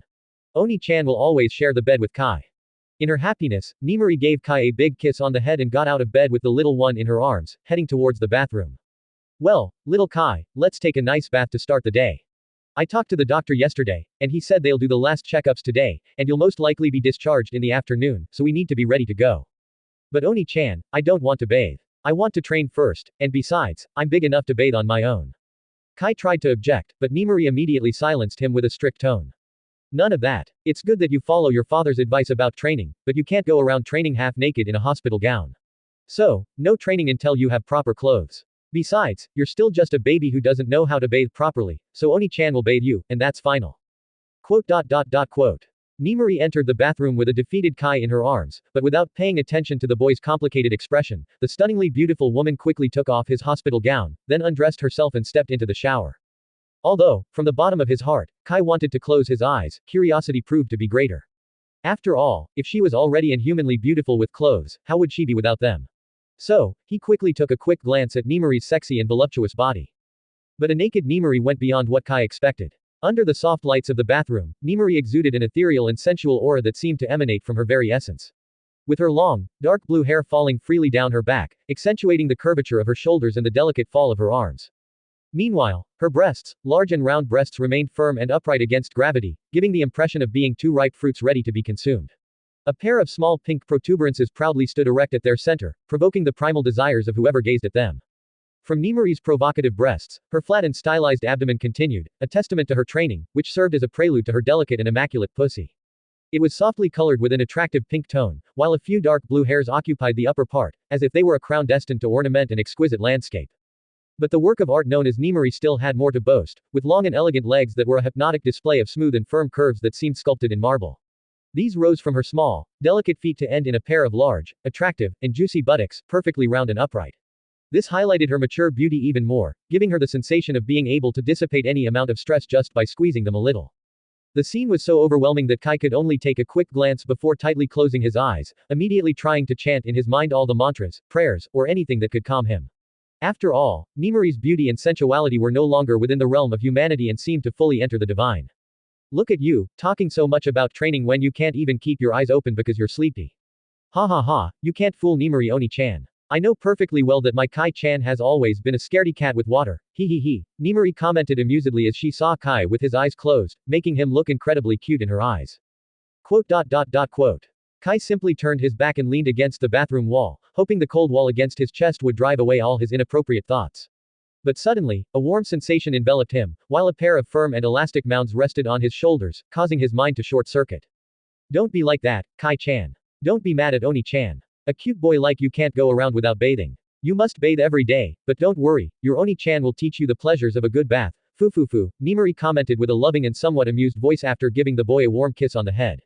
Nemuri's voice close to his ear caused Kai's completely blank mind to restart, allowing him to respond with a somewhat strange tone, which to the beautiful naked woman sounded like a mix of sleepiness and resignation. I'm not mad, Oni-chan. Hee, that's my little Kai-chan. That's why I love you so much, sweetie. Nemuri gave Kai a big kiss on the cheek, then lifted him and turned on the shower, letting the hot water flow freely over them for a while as they kept their eyes closed and allowed the peaceful moment to linger. You know, Kai, I know this is a very difficult time, but we both need to be very strong to move forward and live happily, as I'm sure Jiro-san and Elisa-san would want for us. The idyllic moment of peace under the shower's water came to an end when Nemuri suddenly spoke in a soft voice filled with all kinds of emotions, to which Kai responded with a firm and determined tone. Don't worry, Oni-chan. I'll make sure something like this never happens again. I'll make sure to protect you. An enchanting smile formed on Nemuri's face, who commented in a cheerful tone full of love, leaving behind all the melancholy that had overwhelmed her just moments ago. Oh, my Kai-chan is such a reliable boy. Oni-chan feels very safe now that Kai-chan will protect me. And tell me, Kai-chan, what will you do to protect Oni-chan? For now, I'll train with all my might to become strong enough to ensure no one can hurt you, Oni-chan. Oh. Kai's serious response caused some tears that combined melancholy and happiness to slide down Nemuri's face as she continued, my Kai is the best boy in the world. I'll make sure to support you with all my heart so you can achieve that. Kai let Nemuri hug him while she cried softly and let out small sighs occasionally, doing his best to ignore the pair of tempting mounds on his back until, after a while, Nemuri calmed down. After a loving kiss on the cheek, she began to bathe him. Nemuri quickly washed Kai and then herself, dressing him in clothes she had bought the previous day. The cute boy ended up wearing simple black pants and an elegant long-sleeved black shirt with the sleeves rolled up to his forearms, along with a brown belt and stylish brown leather slip-on shoes. For her part, Nemuri wore a long-sleeved black dress that hugged her body and had an elegant neckline, reaching slightly below her knees, along with a fine leather belt at her waist, which highlighted her voluptuous and curvy figure. After checking both her appearance and Kai's, Nemuri nodded in satisfaction and then left the room to take Kai to a small consultation room, where they performed some routine tests before signing his discharge. 139 Chapter 14, Wild Pussycats. While Kai was undergoing his tests, Nemuri made a phone call to Shino, who had offered to look after the little one for a few hours while she took care of the funeral arrangements. Hello Shino, it's Nemuri. Hi, are you leaving the hospital now? I'm almost there, and the whole team decided to join me to keep Kai-kun company. Thank you all so much for your help. Right now, Kai is having his final routine tests. Alright, we should arrive before they're finished. See you soon. That's a relief, and thank you again. Don't worry about it. After hanging up, Nemuri quickly contacted the office in charge of the funeral arrangements. Hello, this is Kayama Nemuri. I'm calling to inquire about a ceremony scheduled for today. Hello Kayama-sama, of course. Let me check. Kayama-sama, the necessary procedures are nearly complete, and everything should be ready in 2 hours. Thank you, and I'd like to remind you to keep the matter as discreet as possible. Don't worry, Kayama-sama. Our company is known for maintaining the highest level of discretion and impeccable work ethics. That's a relief. I'll call again in 2 hours then. Of course, Kayama-sama. It's a pleasure to serve you. After confirming the time, Nemuri decided to call a few close and trusted acquaintances, inviting them to the conference room at Jiro-san's agency, taking advantage of it being empty since both Jiro-san and Elisa-san had given all employees a vacation before leaving. Some time later, the Pussycats gang arrived at the hospital parking lot where Nemuri was waiting for them. Hello Nemuri, has Kai-kun come out yet? Hi again, and no, not yet, but he shouldn't be long. It seems you two have gotten quite close in the time we were apart. A woman with long green hair, large yellow eyes, and an energetic attitude commented, moving with an almost theatrical agility that gave her a playful charm. Shino responded with a small, elegant smile on her delicate face. Well, something like that. Let's say we became closer after crying together. Oh, so there's a good story there. I won't rest until I have all the details, foo. Nimari, can I call you that? You can call me Tomoko in return, hee. The green-haired woman cheerfully commented with her arms in the air, contrasting with her elegant outfit of black pants, a white blouse, and a pale green long-sleeved jacket. Nimari smiled and warmly responded. Of course, Tomoko. It's a pleasure to see you again. The same goes for me. Feel free to call me Ryoko. Behind the green-haired woman, Tomoko, a feminine voice came from a beautiful blonde woman with a large fringe and bright green eyes, dressed in a knee-length pleated skirt and a loose pink sweater. This gave an elegant air to her athletic physique. Of course, Ryoko. And don't forget about me. Just Chitora is fine. The speaker was a broad and muscular man with well-groomed short black hair, dressed in beige pants, a black shirt, and a brown jacket, giving him a somewhat elegant air. How could I forget you, Chitora? Well, with the greetings over, let's go see the little one who has Shino smitten, foo. The blonde woman, Ryoko, commented with a hand to her mouth in a teasing tone, causing Shino to react like a cat whose tail had been stepped on, exclaiming in annoyance. Hey, Ryoko, what do you mean by smitten? But you're always talking about him, how cute he is, how mature he is, how well that scar suits him. You're a girl in love, Shino, foo. Imitating Ryoko, Tomoko added in a mocking tone. Hey, cut it out, Tomoko. You're going to give Nimari the wrong idea. Yeah, you two should stop. Don't you see it's problematic for Shino if Nimari-san finds out she's a Shotokan? Chitora joined in the fun, commenting cheerfully, which provoked a strong reaction from Shino. Chitora. Ha. As the pussycats group joked among themselves, a small smile formed on Nimari's face, and she commented with a hint of longing in her voice. I really envy how well you guys get along. Ha. Well, we've been together for so many years. As Ryoko commented with a smile, Tomoko suddenly exclaimed while pointing towards the hospital door. Isn't that the famous Kai-kun? Everyone present turned in the direction Tomoko was pointing, where they saw a small 5-year-old boy with a scar on his forehead, exceptionally attractive and elegant in appearance, with black hair, blue eyes, and a stylish black shirt and pants ensemble, exuding an almost hypnotizing charm. Wow, that boy is a natural lady killer. I swear I'm not a Shotokan like Shino, but my heart skipped a beat when I saw him, Ryoko commented, somewhat surprised, with a hand on her chest. Hey, that joke isn't funny anymore. Although, you're right, he is a little heartbreaker. It's really a mystery how a simple-faced guy like Iron Palm could father a child like that. I guess Elisa-san really had strong genes, Shino commented with a smile after complaining a bit. Yeah, that's the only possible explanation. Hey, stop ogling Kai-kun and leave Jiro-san alone. Nimari replied annoyed, to which Shino asked with a mischievous smile on her beautiful face. Oh, do you dare deny that he was a simple-faced guy? Quote. Ha, that's what I thought. With an annoyed huff, Nimari chose to ignore Shino's smug smile and quickly approached little Kai. Kai, what happened? Why are you here? I was supposed to pick you up. Did something go wrong with the tests? Nothing happened, Oni-chan. The tests went well, so instead of waiting, I decided to come find you. Kai responded calmly, which quickly earned a reprimand from Nimari. You shouldn't do that, Kai. What if you got lost? Or what if someone tried to kidnap you on the way? I have my quirk, so I won't get lost, and if someone approaches with bad intentions, I can run or call for help, so I don't think anything bad will happen. Kai responded casually, which annoyed Nimari a bit more, prompting her to start scolding him. Don't get smart with me, young man. You're still too young to be wandering around alone. You have. Seeing Nimari start to scold Kai, Shino elegantly stepped to her side and placed a hand on her shoulder, commenting with a smile. Nimari, don't be too hard on Kai-kun. It's true he made a mistake, but we can't teach him from now on. But, Nimari turned to look at Shino, who shook her head and commented. We'll address this matter later. For now, you have something important to take care of, right? Fine, you got lucky this time, but, Nimari turned back to Kai and continued, we still have a conversation pending, young man. Quote. Kai simply remained silent and nodded, to which Shino quickly extended her hand with a smile and greeted him. Hello, Kai-kun, you look very elegant in those clothes.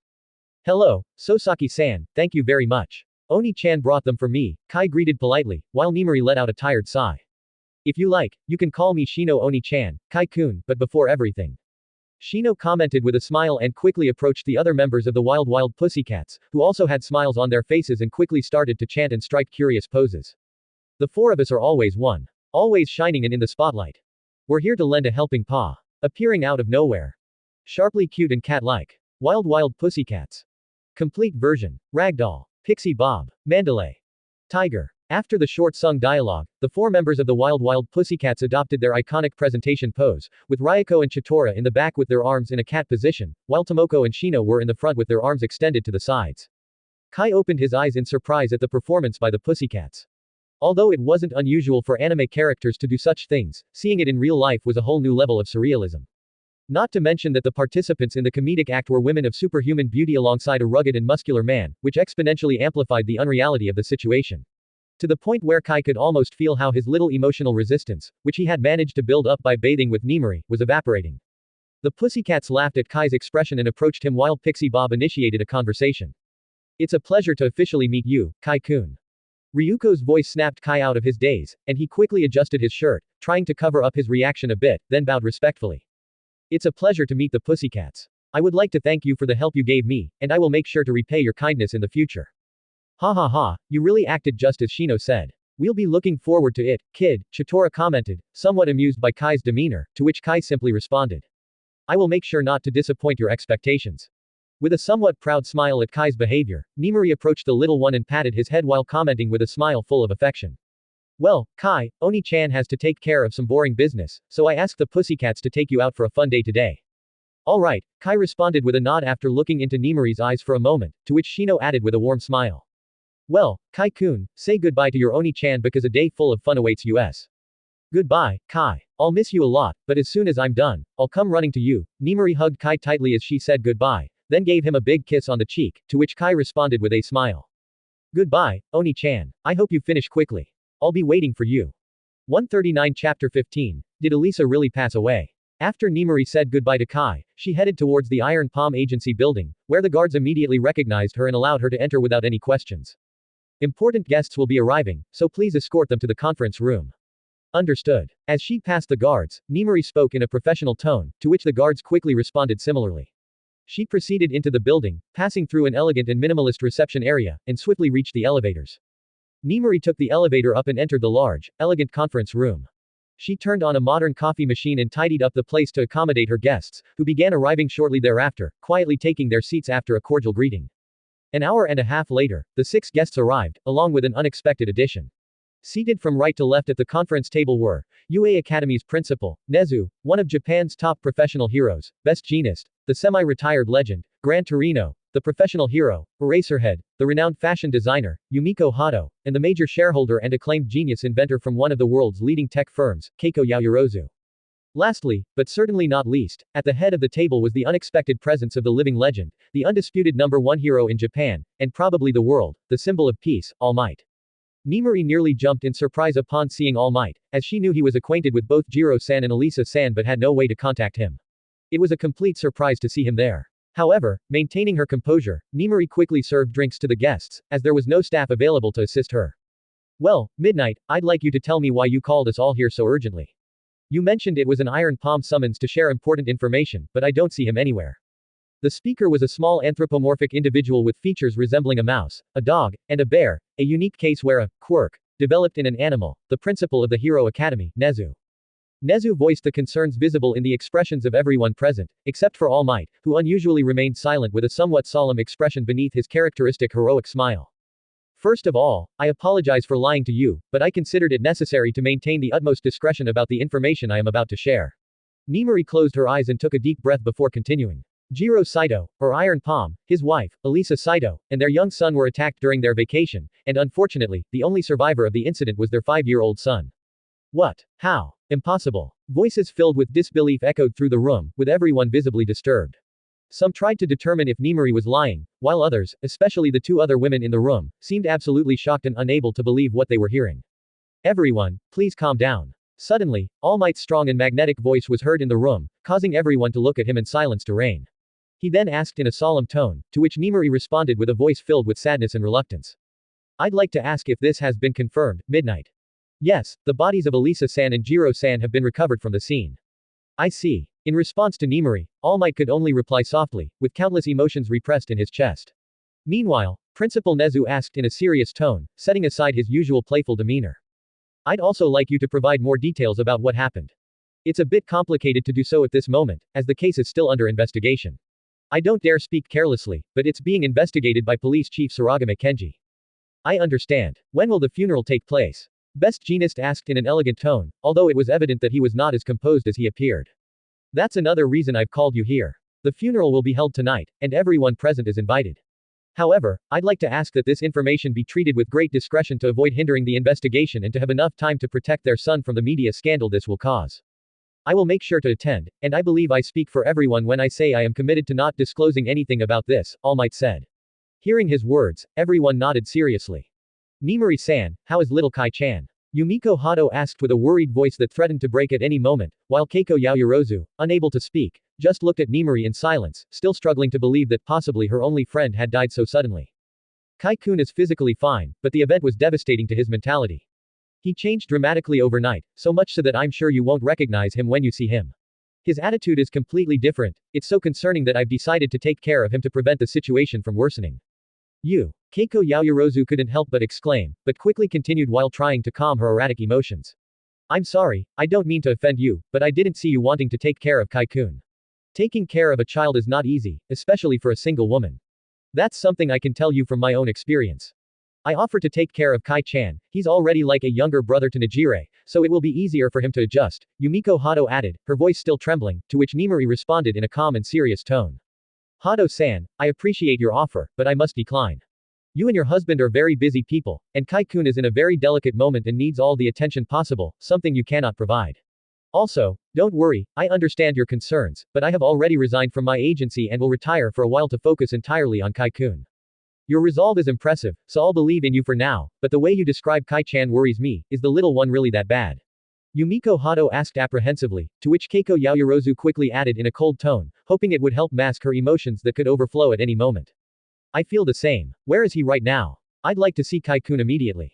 The way you talked about his situation has me anxious, and I can't sit idly by. He's currently with the pussycats while I handle this and other matters that need to be resolved as quickly as possible. Midnight, I'd also like to talk to the boy. Will he be at the funeral tonight? All Might asked in a serious tone while looking directly into Nimori's eyes, to which she quickly replied. Of course, All Might. I know it will be difficult for him, but it's necessary for him to say goodbye to his parents. Then I'd like to meet with him before the ceremony starts. I'd like that too. Me too. Yumiko and Kiko's voices quickly joined in the request, so Nimori promptly responded. Well, my original idea was for the funeral to start at 7 p.m., so we could meet at 6 p.m. at a nearby cafe. However, I'd like you to confirm who will attend so I can send you the address. I'll be there. Me too. Same here. Well, I'll send the address right now, and since I know you're all busy people, I won't take up any more of your time. Thank you for letting us know, Midnight. Quote. Everyone present began to leave, each taking different paths, but they all shared a common expression of distress on their faces. Even the perpetually smiling All Might looked a bit subdued. When everyone had left, Keiko Yaoyorozu approached Nimori with a cold expression that struggled to conceal countless emotions and asked in an apprehensive voice. Did Elisa really pass away? Nimori looked into the beautiful woman's eyes before sighing melancholically and responding. Yes, I understand it's hard to believe. Even I still struggle to accept that this is real and not some kind of joke, but it's the reality. Elisa-san has died. Tears fell from Nimori's eyes as she spoke, which seemed to break some sort of dam within Keiko. She fell to her knees, covering her face with her hands, and began to cry uncontrollably like a small child. Seeing the fragile state of the beautiful woman on the ground, someone who had everything, fame, money, and power, but at this moment looked so lonely and helpless, Nimori couldn't help but hug her on the floor and cry alongside her over the loss of an irreplaceable human being like Elisa. After some time, Keiko managed to regain some composure. After wiping her tears, she spoke, trying to maintain a stable tone. Thank you, and I'm sorry for this embarrassing display. This is all so sudden and painful. There's nothing to thank or apologize for. This is the worst moment of my life, but in some way, I'm proud to know that Elisa-san impacted so many lives so deeply. Yes, Elisa is unique. After talking for a while, Keiko said goodbye, and Nimori proceeded to call the funeral home to confirm everything, informing them that the ceremony would start at 7 p.m. She then called the agency manager and the office manager, who, although on vacation, were always on standby in case something came up. After they answered the call, Nimori asked the managers to send an email to their respective subordinates, scheduling a meeting for the day they returned from their vacations, which would be in 2 weeks, and to send her the electronic resumes of all of them. When she received the resumes, Nimori sorted them and sent them to various agencies and companies of acquaintances to help reassign them to new jobs. After all, it was the least she could do for them. 139 Chapter 16. Dreams are the engine of Leaf. After saying goodbye to Nimori, Kai and the Pussycats went to a large shopping mall brimming with a wide variety of stores and stalls, with a modern and spacious design, shiny floors, and huge corridors to accommodate the large number of visitors who frequent the place. Well, Kai-kun, what do you want to do first? Do you want to play a bit, or do you want to see a movie? Shino asked with a small smile as she looked at Kai, who calmly responded. Well, I'd like to see the mall first. After all, I've never seen a mall in Japan. Are you serious, Kai-kun? You've never seen a mall? Ryuko asked, surprised, to which Kai responded nonchalantly. I've seen many, but never one in Japan. Mom didn't like going out to play in Japan. According to her, Dad would somehow find a way to ruin it, so he only did things like this abroad. Well, Elisa-san didn't like the attention after all, and since Iron Palm's hero costume was basically just a hakama, it was very easy to recognize him on the street, so I can understand a bit, Shino added warmly, to which Tomoko energetically chimed in. Then let's take a tour of the mall and buy cute stuff. Yes, X3. Quote. I really struggle to keep up with these high-energy people, it still surprises me all the time. A few moments later, Kai realized the terrible mistake he had made, deeply regretting his actions and doubting his very existence. After all, his simple words, born from a small curiosity about the mall, had led to an unbearable torture. In front of little Kai stood four indescribable monsters, who might well be the materialization of his greatest nightmares, forcefully bringing back old repressed traumas. The horror he was experiencing at this moment was something incomprehensible to weak minds. Kya, it can't be, Kai-kun looks cute in everything. This makes you look so adorable, I'm keeping it. Please pack this too, Ryuko commented excitedly, doing little jumps in the air while her eyes seemed to be filled with hearts. Thank you for your patronage. With a professional smile, a sales assistant commented while mentally calculating the juicy commission she would receive thanks to such generous customers.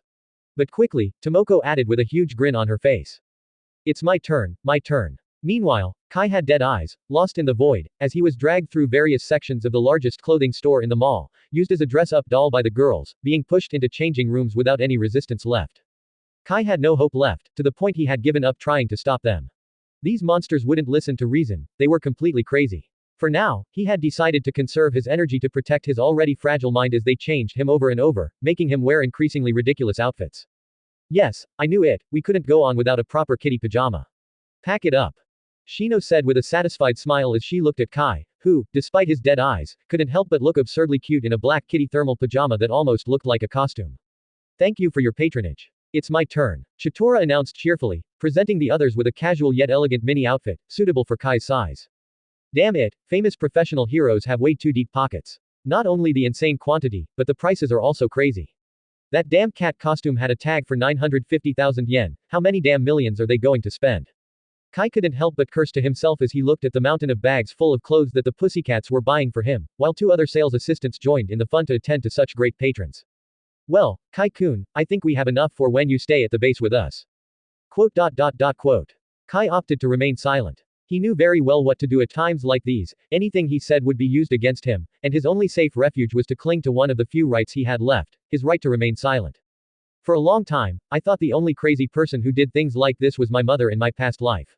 Although our economic situation was difficult, which meant we rarely got to buy anything, she wasn't satisfied until I was dehydrated and exhausted from being dragged around the entire mall, trying on clothes. But in this life, it's better not to remember. Money is a damn poison, I have at least 50 times more clothes than my father. It's so excessive that a lot of the clothes had to be donated while still new because they no longer fit me. Even though I wore new clothes almost every day, they never ran out. Mom was too good at making money in this life. After being freed from that abhorrent torture, Kai decided to have some fun to shake off the deep mental damage he had suffered, so he asked to go to an engineering store, which seemed a bit strange to the girls. But remembering Nimari's words about how much Kai loved his tools and building things with them, Shino decided to take him to the largest engineering store in the mall, which sold everything from microcomponents to excavation equipment. Upon arriving at the store, the Pussycats were immensely surprised to see how Kai's attitude underwent a radical change. The mature, serene, and quiet boy was nowhere to be seen. From the moment he entered the store, it was as if he had been possessed. Kai ran around the store, looking at the tools, asking about their specifications, giving advice to other customers, and more, always with a big smile on his face. Before they knew it, he had started a heated discussion with an old man, so they approached, only to hear them shouting at each other. Honestly, I don't know how you can defend the STM32. The Arduino community is unbeatable in terms of support, tutorials, and code libraries, you little brat. Are you kidding, you decrepit old man? The STM32 outperforms Arduino in almost every technical aspect. Performance, energy efficiency, model variety. There's no comparison. You can't deny Arduino's accessibility. It's a perfect platform for a beginner like him, and easy access to learning resources is vital for beginners like him. And what's going to happen when he wants to move to the next level? STM32 offers a much broader growth path, and don't get me started on precision and efficiency. Arduino doesn't even come close. You're focused only on power. Power is nothing without ease of use and accessibility. And you're focused only on ease of use without considering scalability and performance. Sometimes we need a workhorse, not a show pony. Okay, calm down. I'm sorry, sir. Kai-kun got a bit carried away. Please forgive him, Shino quickly intervened, to which the older man complained after an annoyed huff. HMPH. Arrogant kid, power is nothing if you can't learn to use the technology, but that might be too hard for you to understand. Arrogant. Look who's underestimating others' abilities. Oni-san, don't be swayed by that easy-going old man. If you go with Arduino, you'll get stuck in no time. Seeing that the pair, with an age difference of who knows how many decades, had no intention of stopping their fight, Shino quickly scooped Kai into her arms, bowed apologetically, and then ran off with the fuming boy in her arms. Damn easy-going old man, how dare he suggest starting with Arduino to an engineering student? He's just setting him back. That crap is only for novice enthusiasts, not for a real engineer. Alright, Kai-kun. I don't fully understand your argument, but you shouldn't fight with your elders. The experience they possess is very valuable, Shino commented, both worried and surprised by Kai's attitude, to which he responded, still clearly angry. Experience is valuable, but not all experience is. Sometimes there are people like that old man who become complacent and harm others by making them take easy paths that lead nowhere, only to have to make much more effort to change later. Those who aren't willing simply get stuck or give up. Kai-kun, haven't you considered that if someone is truly determined, even if they start on the easy path, they'll make the effort to change it?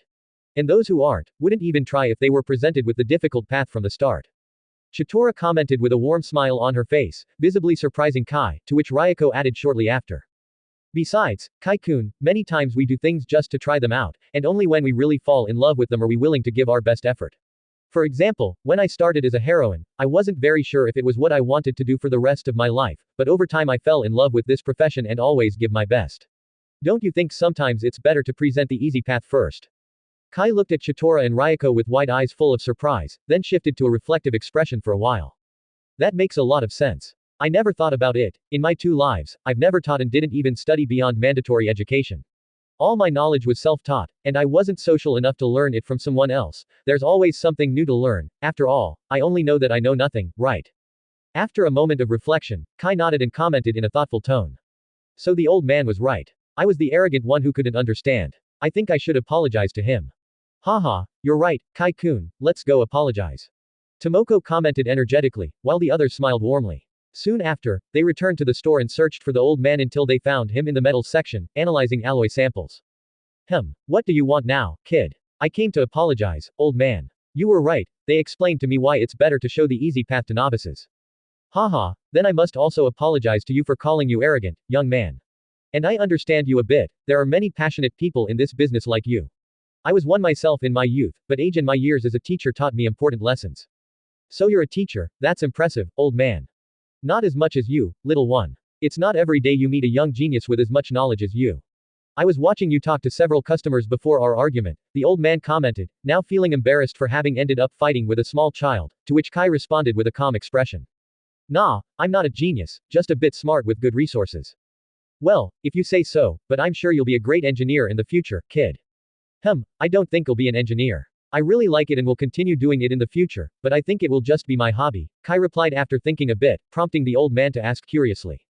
Oh, so what's your dream, kid? Dream? I don't think I have one. No, I've never had things like dreams. I have goals, and I just choose the path that gets me closer to them. Seeing Kai's casual expression, the old man felt a bit sad seeing such a young boy with such a serious and pessimistic outlook, so he couldn't help but comment. That's a bit sad to hear, young man. Really? Why? Kai asked, a bit confused. Because life loses much of its beauty when you don't have dreams. You know, dreams drive you to be better, to have hope. Aren't you exaggerating, old man? Are dreams really that important? Yes, I'm not lying. Dreams are the engine of life. Without dreams, it's not much different from being a salted fish on the side of the road. I think you're just a romantic, old man. Haha, not at all. It's the honest truth. And you know, I have a granddaughter your age who's always running around, shouting her dreams of being the greatest inventor in the world, the old man said, laughing pleasantly at Kai's disdainful expression. This made the blue-eyed boy think for a bit before commenting in a thoughtful tone. The greatest. I never wanted to be the greatest or the best at anything. I just wanted to achieve my goals. But if being the greatest at something is a dream, then I do have one. Really? What is it? I want to be the strongest, invincible, to the point that not even All Might could mess with me. Kai announced with determination, which immediately brought sad and melancholic expressions to the faces of the pussycats. The old man could only comment with a somewhat complicated expression. It seems you have a complicated story, kid. A bit, but that's life, sometimes it likes to mess with people. Those are very wise words you have there. I think so too, they're from my mom. Kai said it with pride, which brought smiles to the faces of all the adults present. Your mother is a very wise woman. Yes, she really was. See you, old man. Goodbye, kid. The old man watched the boy surrounded by professional heroes, who were wiping away tears, with a complicated expression, getting an idea of the boy's story. He then raised his hand to bid farewell to the boy's companions and sighed tiredly as he walked away. So even with the symbol of peace, tragedies still occur. Life really is a complicated thing. 139 Chapter 17. Ryoko, Shotokan. Why are you crying? Seeing the pussycats with tears in their eyes, Kai asked, a little confused. Shino immediately made up an excuse to avoid affecting his mood, as the idea was for him to have as much fun as possible today, since he would have to say goodbye to his parents tonight. Don't worry, Kai-kun, it's just that we're so proud of you for knowing how to do the right thing and apologize properly that we couldn't hold back the tears. Is it that important? Yes, Kai-kun, it really is. But don't mind us. Now tell us what you'd like to do, said Chitora, trying to divert Kai's attention while wiping away her tears.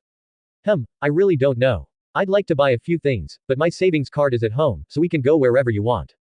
Don't worry, Kai-kun, buy whatever you want. It'll be our treat, Ryoko said on behalf of the team, as their wallets were quite full, and it was better for Kai to stay distracted before nightfall. You don't have to trouble yourselves. You've already bought me a lot of clothes. Besides, what I want to buy is quite expensive, so it's better to wait until I get my savings card back. Oh, then what does little Kai-kun want to buy? Tomoko asked comically, trying to make the little one smile. But Kai simply replied calmly while counting on his small fingers. Nothing too surprising, just some interesting alloys, a couple of forging hammers, a few power hammers, some dark wench planks, a good pair of anvils, a couple of melting and forging furnaces, plus some miscellaneous items. Wow, what do you want to do with all that, Kai-kun? Shino asked, her face showing surprise. I want to start blacksmithing. I've never tried it since I was only focused on engineering, but now I think it's important for my future to master it, so I need all these tools. And are you sure you have enough in your savings card to buy all that? Ryoko asked casually, to which Kai nodded. Well, yes, the budget for what I need shouldn't exceed $2 million, so there's more than enough. Wow, we have a little tycoon among us, foo, Tomoko commented playfully, making Kai shake his head with an ironic expression on his face. Nothing compared to you all, but my auntie helped me sell a control system I made for civilian security systems, like the one in my mom's office, so my card has good funds. So our little Kai-kun can already make money on his own. You're a genius, Chitora commented cheerfully, though it was evident she was surprised.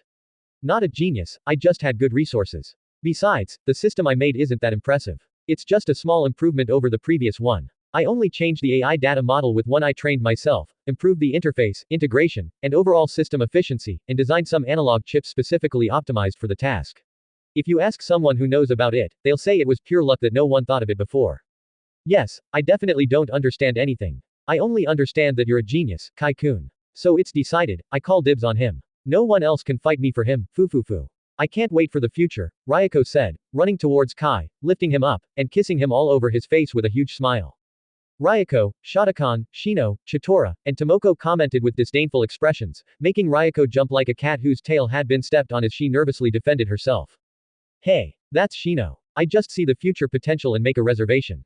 Yeah, whatever helps you sleep at night. X3. X4. As the pussycats joked among themselves, Shino suddenly looked at her wrist elegantly, where a small watch was located, and quickly exclaimed. Oh, look at the time. We haven't had lunch yet. Let's find a place to eat. You're right. Now that you mention it, I'm starting to get hungry, Chitora commented, placing a hand on her stomach, which, as if waiting for its moment to shine, released a powerful sound that made the other girls laugh. Let's go. After all the pussycats laughed heartily, Tomoko, full of energy, commented, and they quickly started walking towards the food court. Kai then spoke up, a little uncomfortable. Pixie Bob-san, could you put me down, please? It's Ryoko Oni-chan, Kai-kun, Ryoko commented warmly with a beautiful smile on her face, to which Kai simply responded with a question while smiling softly. Could you put me down, please?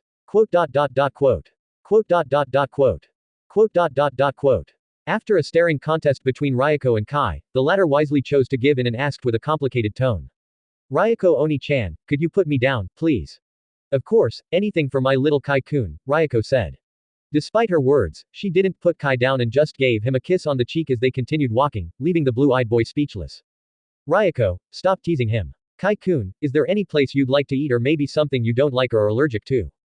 Shino asked warmly, reprimanding Ryoko with a playful smile. Kai, who could finally sigh in relief at being back on the ground, responded casually. Not really, any place is fine, and I don't have any allergies or strong dislikes, so any place is okay. Then it's settled, let's go for yakiniku. Yes.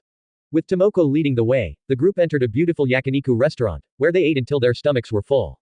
After resting for a while, they brainstormed to decide their next activity, and the winner was to watch a movie at the cinema. So, Kai-kun, what type of movie would you like to see? Maybe something animated. Shino asked as they headed towards the cinema on the top floor, to which Tomoko immediately added, followed closely by Chitora and Ryoko, who gave their own opinions. How about an adventure? We could watch the latest superhero movie. It must have a lot of action. What if we look for something a bit calmer? We could watch that animated movie everyone's talking about. It has adventure but also some quiet moments. Or maybe a comedy. Something light and fun. Anything is fine with me. I don't even know what's playing, Kai responded without much concern as they got off the elevator, to which Tomoko exclaimed with great excitement. Well then, we'll choose one at random. Yes. These people have too much energy. Kai could only let out a tired sigh at the overly energetic group that was looking after him. The movie they ended up choosing was an animated one that was about to leave theaters after several extensions due to its excellent box office performance. As a result, the line was short, and they easily got into a nearly empty theater, allowing them to choose any seats they wanted while carrying buckets of popcorn, nachos, hot dogs, hamburgers, and several cups of soda. The group decided to sit in the middle seats of the theater, with Kai in the center, Shino on his right, and Ryoko on his left, while Chitora was next to Shino and Tomoko next to Ryoko. Shortly after, the movie began. Although I don't know this story, it's definitely the classic Disney formula, one they seem to have forgotten long ago. There are many musical numbers, the princess, the prince charming, the pair of sidekicks, it's all there. Maybe a bit more dramatic. Thinking about it, I should look into the entertainment industry. If stories from my past life are missing, I could create an interesting entertainment company, though it sounds like a lot of work, and I was never really an artsy person. While Kai was thinking about new projects without being affected by the movie, the same couldn't be said for the Pussycats, who were swimming in tears due to the dramatic story, cursing the world's cruelty against the poor protagonist. After the movie ended with its expected happy ending, everyone left the cinema satisfied. At that moment, Shino's phone started ringing, and she quickly answered after checking the caller ID. Of course, we'll wait for you in the parking lot. After just a couple of sentences, Shino hung up the phone and looked at Kai with a smile as she commented. Well, Kai-kun, it looks like Nimari-san will arrive in a bit, so let's go wait for her in the parking lot. Okay. About 20 minutes later, an attractive woman appeared in the shopping center's parking lot, getting out of a taxi. She wore a black, form-fitting dress with long sleeves and knee length that highlighted her sexy and voluptuous figure. She raised a hand toward them before approaching and hugging Kai, holding him in her arms. I'm back, Kai. Did you miss Oni-chan? Because Oni-chan missed you a lot. Yes, Oni-chan, I missed you a lot. Survival tactic number 1 with women. Never tell a woman you didn't miss her when she says she missed you, even if it's been less than 12 hours since you last saw each other. Otherwise, you'll know hell. Tired sigh women are almost as complicated as life itself. Nimari looked at Kai with a big smile and covered him with kisses while spinning with him in her arms, exclaiming happily, feeling like she hadn't seen the little bundle of love in her arms for years. I love you, Kai. I love you too, Oni-chan. Survival tactic number 2 with women, just like number 1, if they say they love you, you must respond immediately that you feel the same. If you hesitate, you'll undoubtedly put your life at risk. So, what did my Kai do? Did you have fun? Well, they dragged me to buy a lot of clothes, then I argued with an old man, we had yakiniku for lunch, and then we watched a movie. But yes, it was fun. Ha ha ha, I'm glad you had fun. But we still have time to play a bit more, so why don't we go back in? 139 Chapter 18. What project are you working? With Nimari's words, the group of 6 re-entered the shopping mall. Passing by a bowling alley inside, they decided to play a game. Alright, it's time for Oni-chan to show her skills. Ha ha ha, that sounded like a challenge, Nimari. What happens to the one who comes last? Tomoko struck a fighting pose, teasing Nimari. Let's see. The loser buys dinner. I don't have my savings card. I can't bet. Kai immediately intervened, holding a bowling ball and wondering how to fit his small hand into the holes. But Shino quickly responded. Children are not allowed to bet, but if Kai-kun wins, we'll buy you a nice gift together.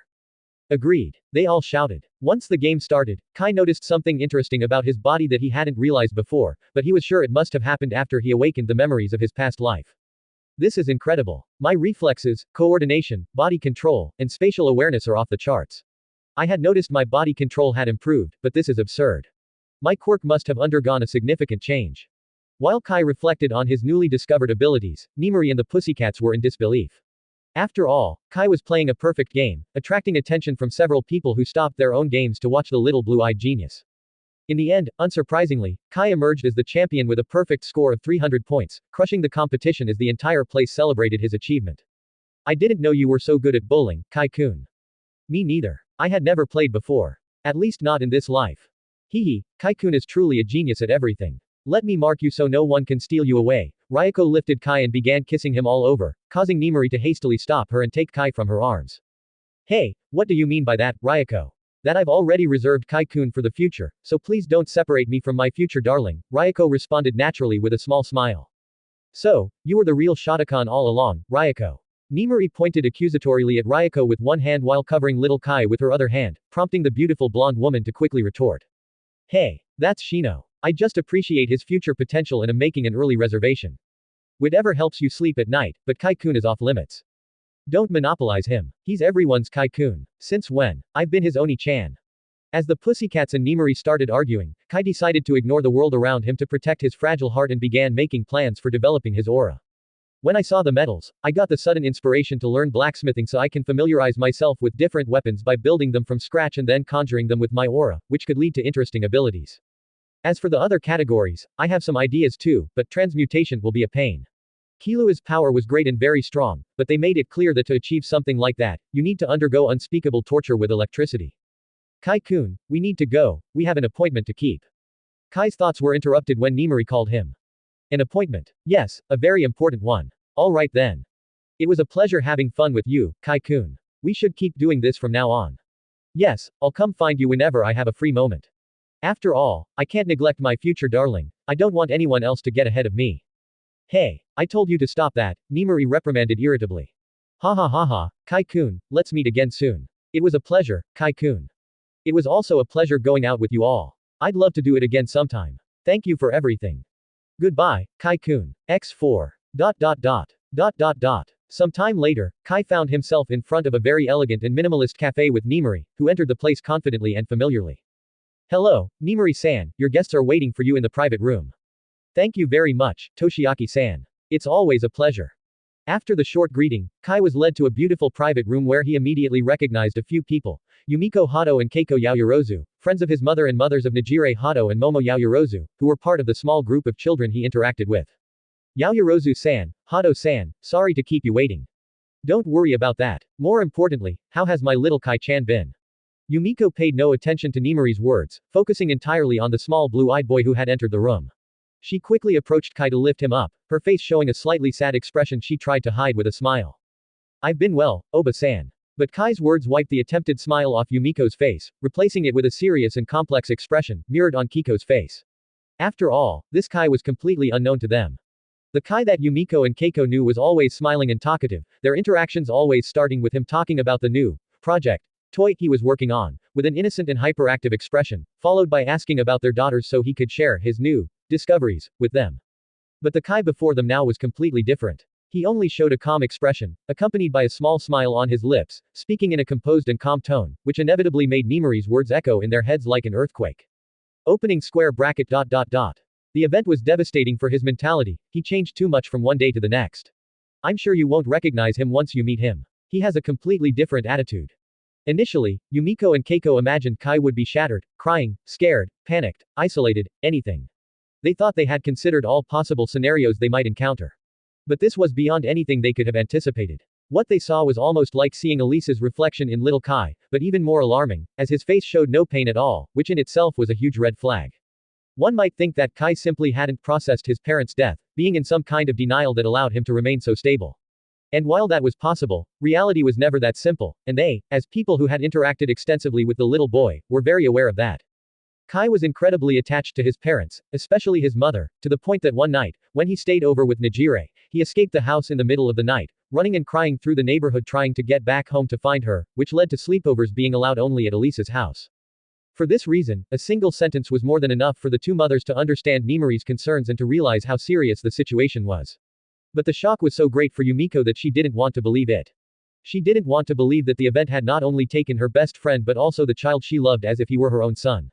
In a desperate attempt to see the Kai she knew once more, Yumiko asked, in a soft voice, full of nervousness and fear, about what he probably loved most after his mother. And tell me, Kai-chan, what project are you working on?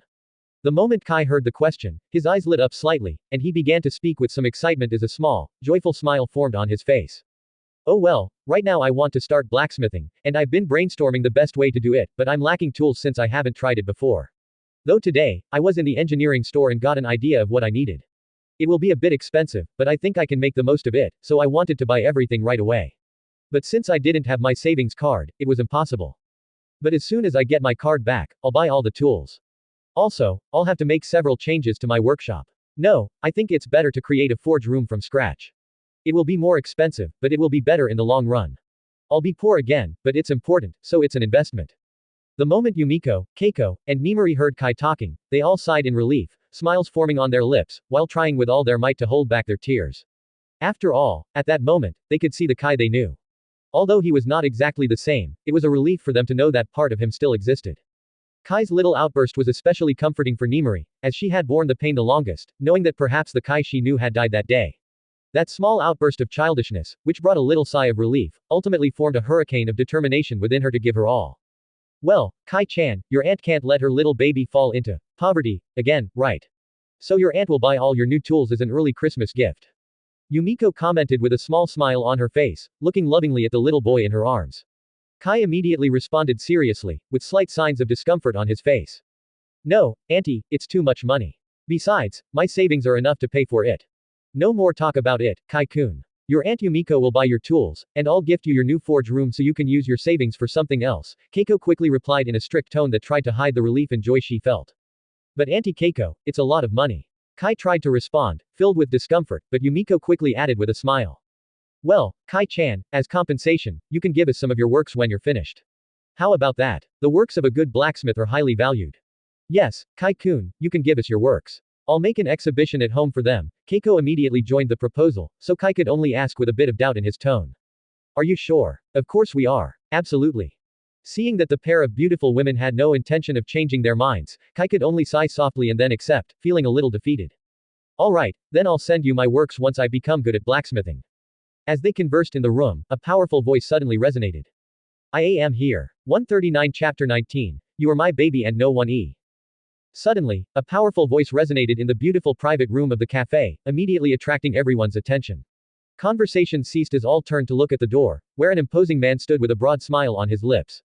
When Kai heard the powerful voice with its iconic phrase, he immediately turned his head and saw a towering man, easily over 2 meters tall, with overwhelming musculature and golden blonde hair styled back with 2 strands extending to the sides of his face like antennae. This person's presence left Kai bewildered. After all, he recognized this person. In fact, it would be difficult to find someone in Japan, or even the world, who didn't know him. He was Japan's #1 hero, known for his worldwide achievements, the symbol of peace, All Might. Sorry for the delay, I ran into some issues on the way and couldn't help but intervene. Don't worry, All Might, we were talking with Kai and didn't notice the time. Nimari responded in a calm and slightly formal tone, while the imposing man fixed his bright blue eyes on the visibly confused little boy in Yumiko's arms. So, you're Kai Shonen. I wanted to talk to you. Yumiko placed Kai on the ground, while the boy wondered about the reasons for this particular meeting. To his surprise, All Might suddenly bowed deeply in front of him, speaking in a serious tone. I'm sorry, Kai Shonen. Despite being the symbol of peace, I couldn't prevent tragedy from striking your family. Even though Iron Palm was a friend and colleague I deeply respected, I couldn't do anything to help him. That's why I want to apologize to you, and if there's anything you need help with, you can count entirely on me. Kai could only feel astonishment at All Might's apology, but he quickly composed himself and replied in a serious and formal tone. There's no need to apologize, All Might. Even though you are the symbol of peace, I don't think it's your responsibility to prevent all evil. After all, as long as there are people, there will be evil. But if you feel responsible and want to do something for me, I have an idea. You're very mature for your age, Kai Shonen. It's truly impressive. But you're right, I can't help but feel responsible for what happened. So, tell me your idea. Seeing All Might's affirmative response, a smile escaped Kai's lips as he spoke seriously. I would like to see one of your punches at full strength. Kai's request was so unusual that it caused everyone present to turn and look at him, even All Might, who straightened up again as he spoke. One of my punches at full strength. We'd need to find a suitable place for that, but I can do it. However, I'd like to know, why do you want something like that? For future reference, Kai responded seriously, which only served to further confuse those present. Future reference. Yes, I want to know what the minimum is necessary to be the strongest. Kai nodded as he answered, as if it were the most obvious thing in the world, which caused a powerful laugh from All Might, who shortly after commented. I like your attitude, Kai Shonen. And don't worry, I will contact your sister in the near future to fulfill your request.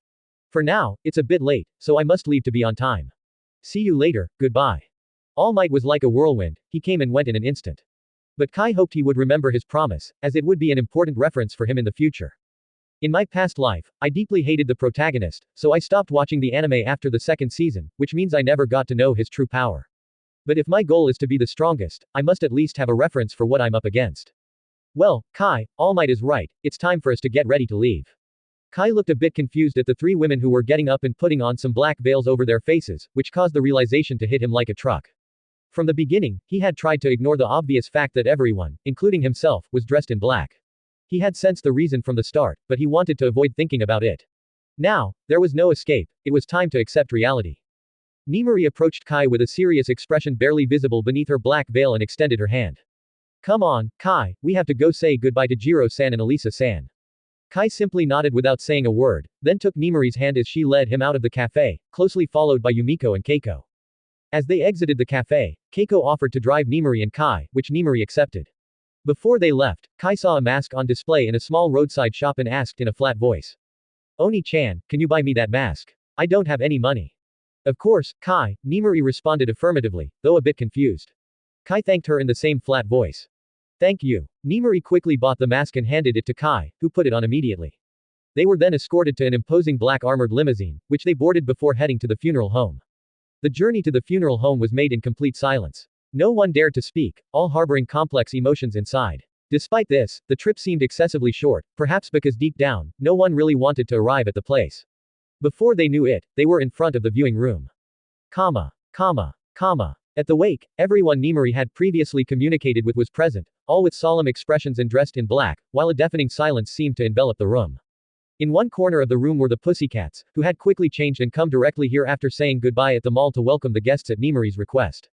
Suddenly, a group of 4 people entered the room, consisting of 3 incredibly beautiful women dressed in black and wearing veils that covered their faces, plus a small 5-year-old boy elegantly dressed in black, exuding a maturity that belied his tender appearance.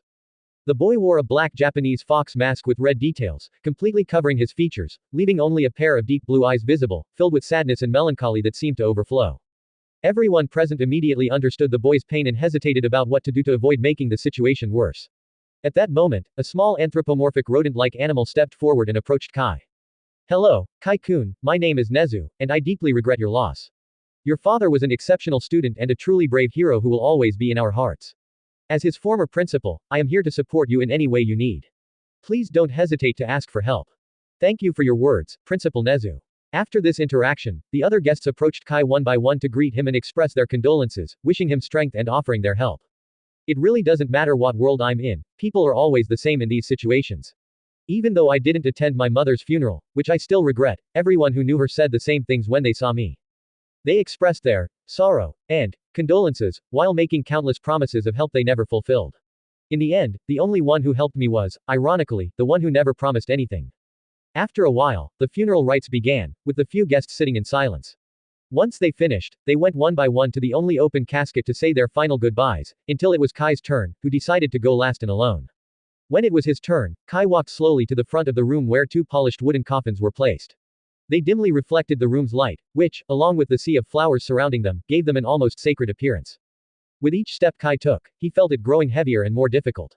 Meanwhile, his heart pounded powerfully as a deep sense of panic washed over him, quickly transforming into pure terror that seemed to want to force him to run away from there. Determined not to repeat past mistakes, Kai bit his lips and forced himself to move forward, using every last drop of willpower he had to walk those few remaining steps that now seemed to have turned into an insurmountable mountain formed from his own fears and insecurities. When Kai finally reached the coffin where his mother lay, he saw her, a beautiful princess with golden hair, fair skin, and rosy lips, seemingly resting peacefully on a satin pillow, dressed in a lovely light blue gown. Seeing his mother again, Kai couldn't hold back his tears, which began to fall like waterfalls down his face. For the second time, life made him witness this scene, the scene that had stripped him of any courage he had to attend his mother's funeral in his previous life, to the point where he sought any excuse to avoid it. And maybe because of that, as punishment for his cowardice, he had to go through it again. Kai felt hatred, sadness, loneliness, fear, and a deep longing, even in this moment, even after having lived it once already, knowing perfectly well that it was impossible, that no matter how much he cried, begged, or cursed, it wouldn't happen. He couldn't help his heart from wishing that this was all a lie, a bad joke, that suddenly everyone would start laughing at him and his mother would open her eyes to tease the crybaby he was. But once again, that did not happen. Time passed in silence as Kai wept quietly and apologized for all his regrets in both his lives, remembering all the moments he lived with his mother. He regretted every argument, cried at every laugh they shared, and forced his mind to remember every single characteristic of his mother, her wise sayings, her teachings, her scoldings, her jokes, her favorite songs, and the promises she made to him. Suddenly, Kai felt a gentle hand touch his shoulder, causing him to turn his head, finding Nimari with a face so soaked in tears that even the veil couldn't hide it. Using all her mental strength to keep her voice steady, she spoke in a soft and consoling tone. Kai, it's time to go. When Kai turned to look around, only Ryoko, Shino, and Nimari remained in the room, creating a solitary and eerie atmosphere. How long has it been? Several hours. All right. Kai turned to look at his mother one last time while making his final promise to her in his heart. Mom, I swear I will never let myself be life's bitch again. I will do whatever it takes and go wherever I have to, but I will never let that bitch called life take anything from me again. So, please, if there is another life for me after this, I want you to be my mother again because there is no one better than you to be my mom. As Kai was leaving the room, he suddenly felt a warm and nostalgic feeling in his chest. At the same time, he heard a voice he could never forget, softly whispering in his ear. Of course, darling, I will always be your mother, forever and ever. You are my baby and no one else's, hee hee. Kai turned with a jump and looked at the coffins at the back of the room, where for a brief moment, so short it couldn't be described in words, he saw the most beautiful woman he has ever known or will know, his mother, smiling at him maternally. Ah! Kai fell to his knees on the floor and began to cry like he probably never had in his life, causing his mask to fall to the ground while Nimari, Ryoko, and Shino screamed in alarm and ran toward him. Kai, what's wrong? Please respond, Kai. Ryoko, get help. Kai is having a crisis. Right away. At that moment, Chitora and Tomoko entered the room in alarm, and after seeing the situation, Chitora immediately picked up Kai while Shino tried to calm Nimari, who had entered a panic, as they all ran together towards the car. Calm down, Nimari. Kai needs you now. I'm fine, I just got a little startled, but I'm better now. I can't fail him again. Kai needs me. Despite her evident state of panic and shock, Nimari commented in a hoarse voice while clenching her fists so tightly that her palms began to bleed. Don't worry about me, I'm fine. As soon as they started the car, Kai suddenly spoke in a hoarse voice, causing everyone to turn to look at him in concern, while Nimari, still panicking, asked. Kai, are you okay? What happened to you? How do you feel? Ryoko, we need to get to the hospital quickly. Of course, Ryoko replied as she put the car in motion, while Kai tried to respond in a calm tone. I'm fine, Oni-chan. I don't need to go to the hospital. I think I just needed to vent, and my emotions got out of control. Are you sure, Kai-kun? It's better if we take you to the hospital to be sure, Shino said, evidently worried. But Kai shook his head and replied.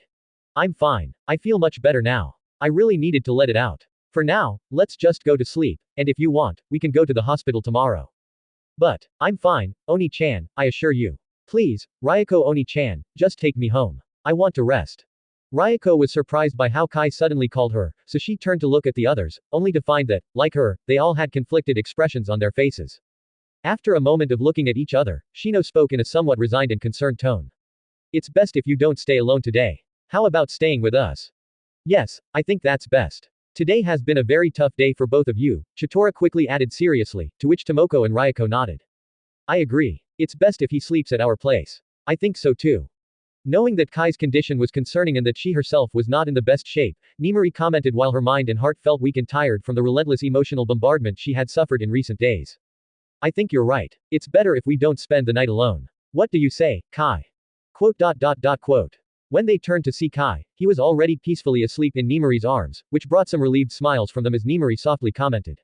I guess it's decided then. 139 Chapter 20. Geniuses are a bit irritating. In a simple yet clean and orderly room, dimly lit by the light coming through the window, a beautiful woman with dark blue hair could be seen sleeping peacefully in purple satin pajamas. In the middle of her sleep, she extended her arm to grab something, but only touched the bed. Immediately after, she sat up in one swift movement, looking around the unfamiliar surroundings with confusion. A look of understanding appeared on the beautiful woman's face shortly after, and she hurriedly left the room. She encountered Shino Sosaki, also known as the professional heroine Mandalay, just a few steps outside the room, who was also in light blue pajamas. Good morning, Nimari. How did you sleep? Very well, Shino, but do you know where Kai is? He wasn't in the bed. Kai-kun is in the garden right now. I saw him a few minutes ago. Thanks, Shino. And again, thank you for all the help you've given me. You've been a lifesaver for me, Nimari commented deeply grateful, to which Shino responded with a smile. Haha, don't worry about it. Just try not to be too surprised by Kai-kun's training. Is it that surprising? It's better if you see for yourself. Follow me, I'll take you. A few moments later, Shino and Nimari arrived at the garden where the other members of the Pussycats were watching Kai, dressed in a red cotton tracksuit and black waterproof shorts, doing one-handed push-ups with a large stone on his back. Nimari was astonished to see Kai performing such a feat since, although he was sweating, there was no sign of pain on his face, and his rhythm was smooth and steady. Kai-kun's quirk is really impressive. That stone must weigh around 200 kilograms, and he can lift it without much difficulty. You know, when I woke up and saw him, I almost jumped from the shock. I always thought his quirk would be like Elisa Sands, but it seems to be quite special. Yes, Kai was always a very strong child. He used to have the strength of a trained adult man, but something appears to have changed. His strength seems to be much greater now. Is that so? Then I think it's necessary to talk to Kai-kun about it. You're right. This is a delicate moment, so he should be more discreet with his abilities. Yes, once people find out everything, there will be a huge uproar, especially with the press. But for now, it's better if we prepare breakfast. Yes, you're right. When he's done, Kai will be hungry. Nimari, Shino, and Ryoko went to prepare breakfast while Chitora trained with Kai, and Tomoko cheered them on from a distance. After a while, the three women came out to the garden carrying several plates of food.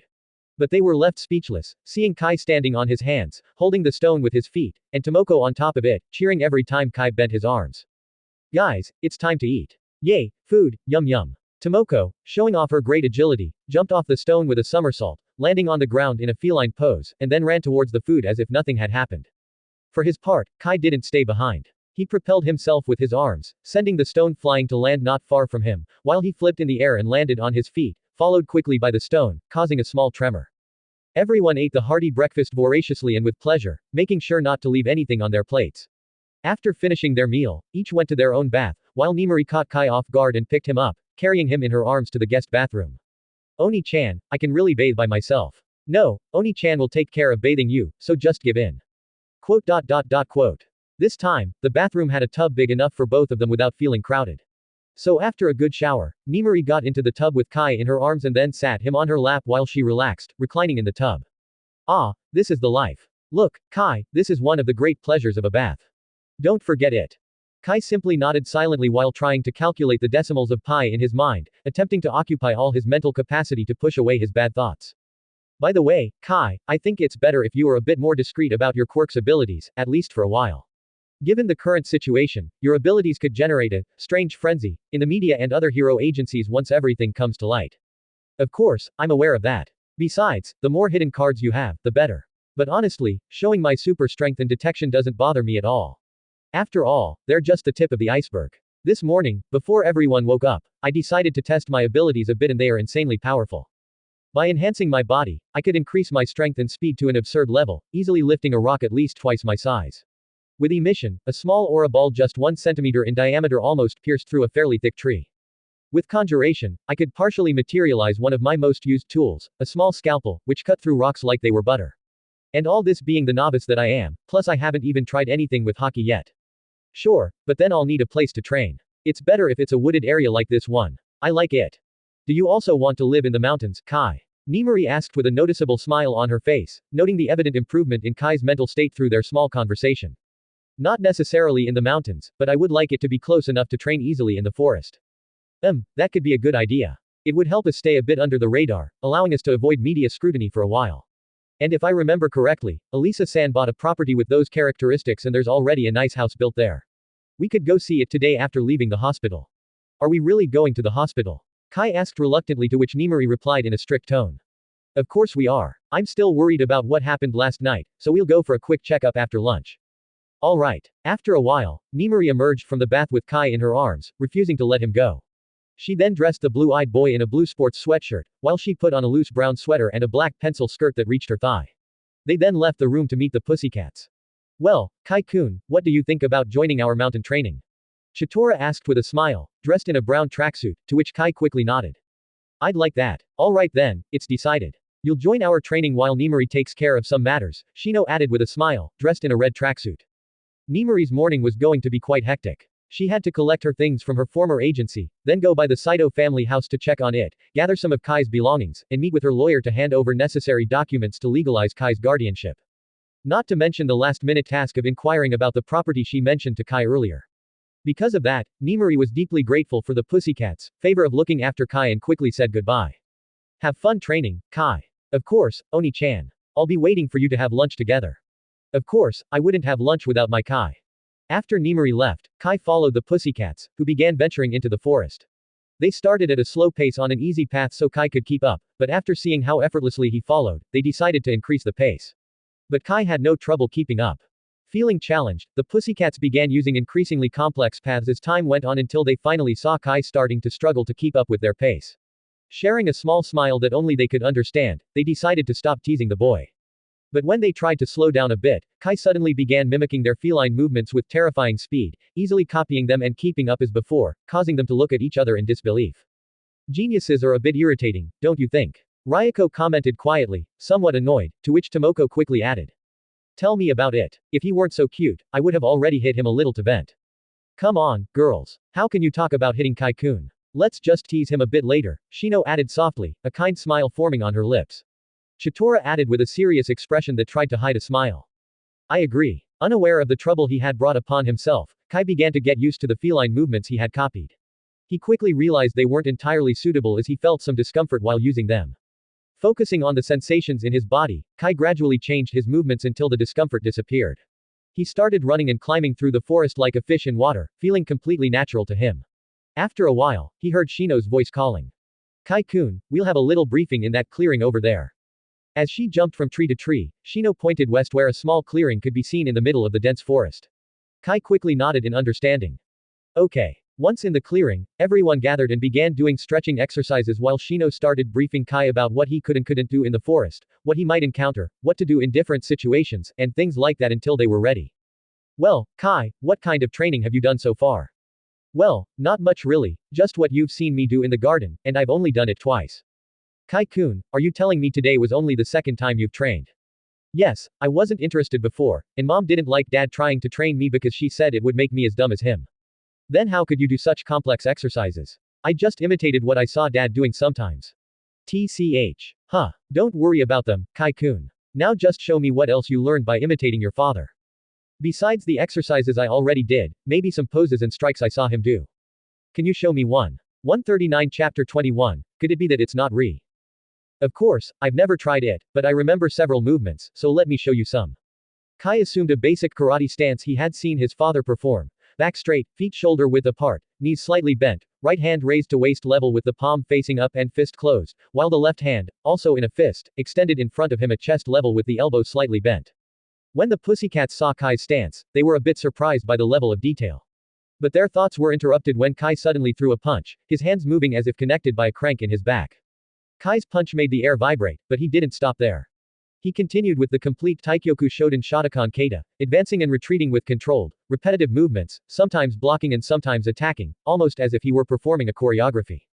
The pussycats couldn't take their eyes off him, watching in amazement as Kai seemed to improve with each strike, making them more natural and powerful. By the end of the kata, the air became his instrument, playing a terrifying symphony of pure power. Kai's movements were far from perfect, but no one would believe they were performed by a novice trying for the first time.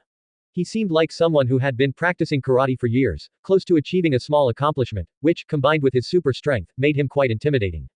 But Kai didn't stop. After karate, he quickly adopted the classic Muay Thai stance, feet shoulder width apart, arms raised with elbows bent at right angles, hands pointing upward at forehead height.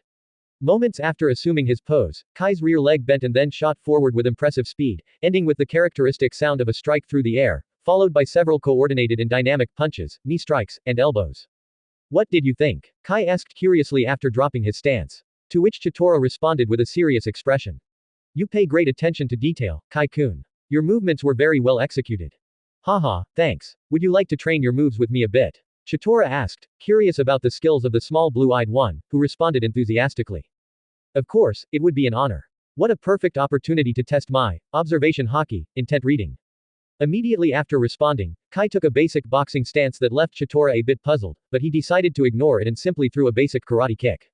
Despite his strength, Kai struggled to defend against it, and after a few more strikes, Chitora realized the obvious. Kai had no idea how to fight. While he could throw good jabs, that was all he could do. Due to the reach difference, he was basically ineffective. At the same time, he hadn't used his legs even once, despite his ability to execute basic karate and Muay Thai moves well just moments before. Let's stop for a bit, Kai-kun. You were really just imitating what you saw and have no idea how to apply it in reality. Kai smiled awkwardly and nodded, feeling a bit confused inside. I couldn't sense his intent even once. Could it be that it's not really Haki? That would be a bit discouraging, as my aura did turn out to be Nen. But what should I focus on to anticipate his actions? In moments like these, I should take inspiration from other systems. The problem is that Haki is quite unique in that sense. Although other power systems have techniques with similar results, including Nen, it's not exactly the same. Come on, Kai, think. Ryoko, help me show Kai-kun what real martial arts training looks like. I'd like to see what he learns. Sure, make sure to watch closely, Kai. Ryoko responded with a smile as she separated from Tomoko and Shino, who, along with her, had been watching the little and adorable genius's performance with interest. I'll watch every detail. Ryoko and Chitora stood side by side, then took their respective stances and began a battle choreography that showcased their incredible skills and reflexes. After a few exchanges, Chitora found an opening and landed a small hit on Ryoko. An ugly expression involuntarily appeared on Ryuko's beautiful face. After all, she had been shown up too quickly in front of Kai. Determined to redeem her embarrassment, she used her quirk a little, believing no one would notice, to destabilize Chitora. Noticing Ryuko's small dirty trick, Chitora smiled playfully and immediately made full use of his flexible body. Soon, the demonstration training turned into more of a showcase of skills and quirks. Kai, on his part, was struck by a ray of inspiration when he saw the strange expression on Ryuko's face.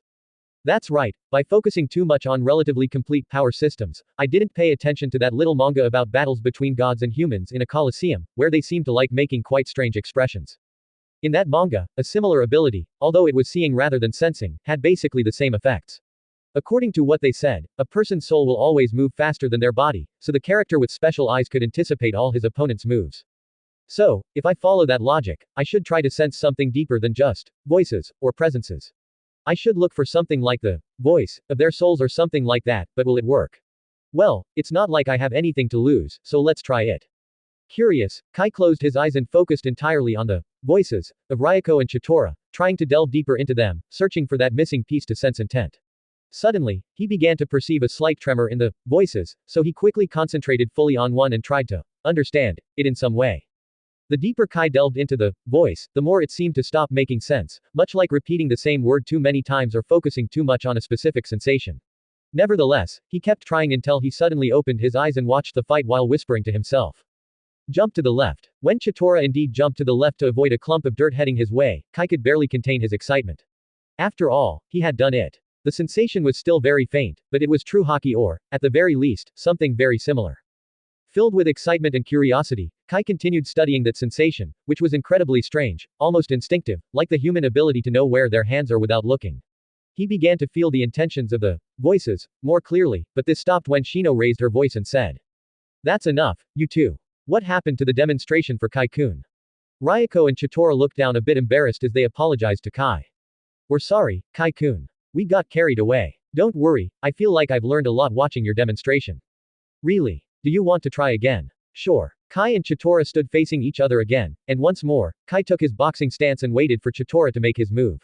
This time, he easily dodged and tried to close in quickly, but Chitora simply changed his move halfway, surprising him for a moment. Thanks to his quick reflexes, Kai managed to block the kick. So this can happen too. Their intention can change suddenly. How interesting. The sparring lasted a bit longer, but this time, Kai improved with each encounter, dodging more easily and responding without delay to Chitora's sudden changes. He even landed several powerful rights that Chitora had to avoid by cheating a bit with his flexibility. This prompted Chitora to urge Kai to try more things. "Kai-kun, try using the moves you showed a while ago, the ones you copied from your father." Alright. Kai thought it was a good idea, so after nodding, he immediately switched to the Muay Thai stance, almost instantly noticing the changes, being able to respond more easily in the fight while feeling somehow freer, as if he had been fighting with one hand tied before. Although the results were better than with just boxing, Kai was still unable to land a hit. Despite his power, due to his small stature, he didn't have the reach, and against someone as fast, experienced, and flexible as Chitora, he had no chance, managing only to hit the air. On the other hand, Kai was relying heavily on his Haki to know what to do, otherwise, he would have taken many more hits than he already had. This wouldn't be so bad if his Haki were well trained, but it wasn't, so he often lost concentration and stopped sensing intentions, which he quickly paid for with a hit. Moreover, those intentions weren't very reliable, as they could change suddenly. Because of this, Kai was becoming increasingly frustrated. Despite his numerous advantages, he was losing very pathetically. Suddenly, a drop of sweat fell from his face and hit his pants, reminding him of a phrase someone very famous had said in his past life. It was, empty your mind, be formless, be like water, my friend, or something like that, right? Well, I might as well try it. With no better plan, Kai decided to try applying that famous phrase. After all, it wasn't like he would die if it didn't work, so he tried to clear his mind. But that didn't go very well when he was suddenly attacked, and if not for his Haki, he would be on the ground. So he adjusted his thoughts a bit. I should focus on nothing but the fight, you idiot. After mentally scolding himself for that stupid mistake and solemnly vowing never to tell anyone, Kai stopped thinking about everything and focused entirely on his observation Haki, concentrating solely on dodging, completely giving up on attacking. The attacks became increasingly faster and tighter, making dodging more difficult. However, this pressure seemed to drive Kai, who started to sense the intentions more clearly, while his body began to move more fluidly and efficiently, dodging with fewer movements and by a smaller margin. But quickly, that extreme concentration took its toll on Kai, who began to feel both physically and mentally exhausted. He then decided to make one last attempt. Using his improved flexibility and body control, he dodged a spinning kick at the last moment, ducking and leaving Chitara with minimal time to react. In one fluid motion, Kai delivered a strong kick to Chitara's supporting leg, catching him by surprise. However, Chitara immediately took advantage of his flexibility, bending his leg impossibly in the air and giving Kai a hit on the head. Like the previous ones, it was more of a shove than anything else, as he didn't want to hurt the little boy. After the hit, Kai simply let himself fall to the ground, exhausted. So Chitara, with a smile on his face and only slightly sweaty but still in perfect condition, commented. Well, Kai-kun, that was a great fight. You learned very quickly. Do you plan to learn martial arts? 139 Chapter 22, What is this mini-self? Well, Kai-kun, that was a great fight. You learned very quickly. Do you plan to learn martial arts? I hadn't thought about it, but it's actually really fun to do, so it could be considered, Kai responded, still on the ground with his limbs sprawled out. I'm glad to hear that, Kai-kun. For now, you can rest a bit while we do some sparring. Alright, then I'll lie down under that tree. From his position on the ground, Kai pointed to one of the nearby trees, to which the pussycats nodded in agreement. With some effort, Kai walked over to the tree he had pointed out and lay down, while the pussycats began sparring in different groups. Intrigued, Kai closed his eyes, wanting to get more familiar with the feeling of sensing intentions. After all, for now, it required too much concentration, and he could only do it for one person at a time. Well, knowing that I can indeed predict intentions, it's almost certain that this is observation Haki. That leaves armament and conqueror's Haki. There's also something that's been bothering me since my fight. If I hit someone with aura, will they develop aura too? If my aura is exactly like that Nen from my memories, then the answer would be yes. But my aura is a bit different, so I hope not. After all, I don't want to go through life giving powers to others. But let's leave that for later and focus on armament Haki for now. But the question is, how do I do it? Somehow, my aura and observation Haki have been almost instinctive to me, like moving an arm or a leg. Also, how do I differentiate armament Haki from enhancement with Nen? I suppose I should concentrate on the differences I feel when using aura and observation Haki. Even though they are more or less the same, it's like aura is my arms and Haki my legs. They are just as easy to use, but at the same time, different. Kai stopped trying to sense the intentions of the pussycats who were still in the middle of their sparrings, and instead tried to find his own voice, as he could easily sense the voices of others, but the same did not apply to his own. After a while of concentrating completely on himself and trying different approaches, he finally managed to sense his voice. Although the feeling was quite faint and fleeting, Kai couldn't help but get excited, but he quickly refocused, trying to feel the strange sensation more clearly and understand it. As Kai tried to understand his voice, on a deeper level, as he had done to sense the intentions of others, a blurry image of a small energy ball suddenly appeared in his mind. Curious, he focused all his attention on it. After some time, the image began to clear more and more, to the point where Kai could see the inside of the energy sphere. There, to his surprise, there was a version of himself in a fetal position, surrounded by what seemed to be an aura. Am I imagining this, or is it real? Despite his surprise, Kai was a bit confused about the meaning of the image. But for some reason, his instincts told him that it was not only real, but that the small version of himself he could see in his mind was a very important part of him. While Kai oscillated between confusion and curiosity, he somehow couldn't stop paying attention to the aura surrounding his mini-self. So, after considering it for a moment, he decided to focus all his attention on it. The more he tried to analyze the aura of his mini-self, the stranger it felt to Kai. Although it was similar to the aura he usually used, it also felt different. It was a very strange feeling, but after thinking about it a lot, the aura of the mini-self started to fluctuate. Surprised by the event, a curious Kai tried to move the aura of the mini-self as he normally did with his Nen, and it began to fluctuate more intensely, which for some reason excited him.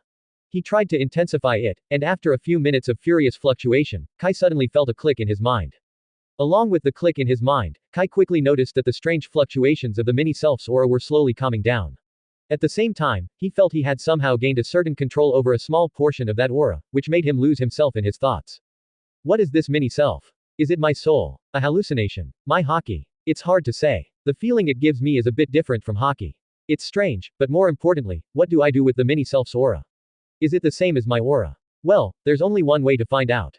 After trying a few times to move the mini-self's aura in his mental image, Kai began to imagine that aura forming a small armor around his right arm. However, although the mini-self's aura fluctuated a bit, he didn't feel anything special in his body. So, it was a hallucination, what a waste of time, and now I feel even more tired. With a sigh that combined disappointment and exhaustion, Kai casually struck one of the exposed roots of the tree he was lying under, which was right next to him, as if trying to express his frustrations. Boom! A loud sound took the pussycats by surprise, who immediately assumed combat positions and looked in the direction of the noise, only to find Kai staring in shock at a shattered root of the tree he was lying against. What happened, Kai-kun? What did you do? Shino, followed closely by the others, quickly approached Kai, who seemed to have been the cause of the event, and asked him with a voice tinged with curiosity and a hint of concern. Well, the truth is, watching you use your quirks inspired me a bit on how to use mine, so I wanted to try it out gently, but I didn't expect this to happen. Your quirk is really powerful to cause so much destruction without trying. Do you feel any kind of pain or anything like that? Ryuko asked, with surprise written all over her beautiful face, as she looked at the shattered root. No, I don't feel anything at all, as if I hadn't done it myself, Kai responded as he got up from the ground, still feeling incredulous about what had happened. Then you really have a very powerful quirk, Kai-kun, could you try it again, so we can analyze it better? Chitora added, evidently curious. Equally curious about what had happened, Kai nodded slightly and stood in front of the tree, then repeated the exact same process. Curiously, this time it was not only easier but also faster, the process felt almost natural, like his aura and observation Haki. Since he no longer had to pay special attention to the mini-self's aura, Kai decided to closely examine his arm to see if it was a different color or if something had changed. But as usual, he saw nothing strange. So he quickly resorted to his old reliable, Gyo, and indeed he could see something similar to a very faint black stain covering his right hand. It looks like armament Haki. After inspecting his hand a bit, a somewhat excited Kai decided to deliver a casual strike like before, without applying force. This time he noticed what happened. The area around where his blow landed sunk in and exploded, flying off in pieces, leaving a deep mark on the tree. This power is crazy, I didn't even use force. It was just a casual blow. What would happen if I applied all my strength to the blow and also used aura intensification? Could I blow away mountains with one hit? Probably not yet, but both systems have users capable of doing that, so using them together should be something beyond 11. But it's better not to test it for now, since I'm already getting dangerous looks. The girls couldn't be blamed for looking at Kai with almost predatory eyes. Initially, the pussycats believed that Kai had used all his power, but after seeing it for themselves, they realized that if the little boy used all his power, the consequences wouldn't be as simple as destroying a tree. This led all the girls to have the same thought in their minds. He's a mini All Might. Shortly after, Shino recovered from her shock and spoke in a calm and composed voice. Your quirk is truly amazing, Kai-kun, but it's also very destructive. You need to be careful with it and learn to control it well, or you could accidentally hurt the people around you. Yes, I thought so too. I'll have to test my limits a bit to see what I can do and then try to tone it down a bit. You're a very smart boy, Kai-kun. You're absolutely right, but it's better to do it later, as it's almost lunchtime and Nimori-san should have returned by now. When everyone returned to the base, they quickly noticed that Nimori had indeed returned.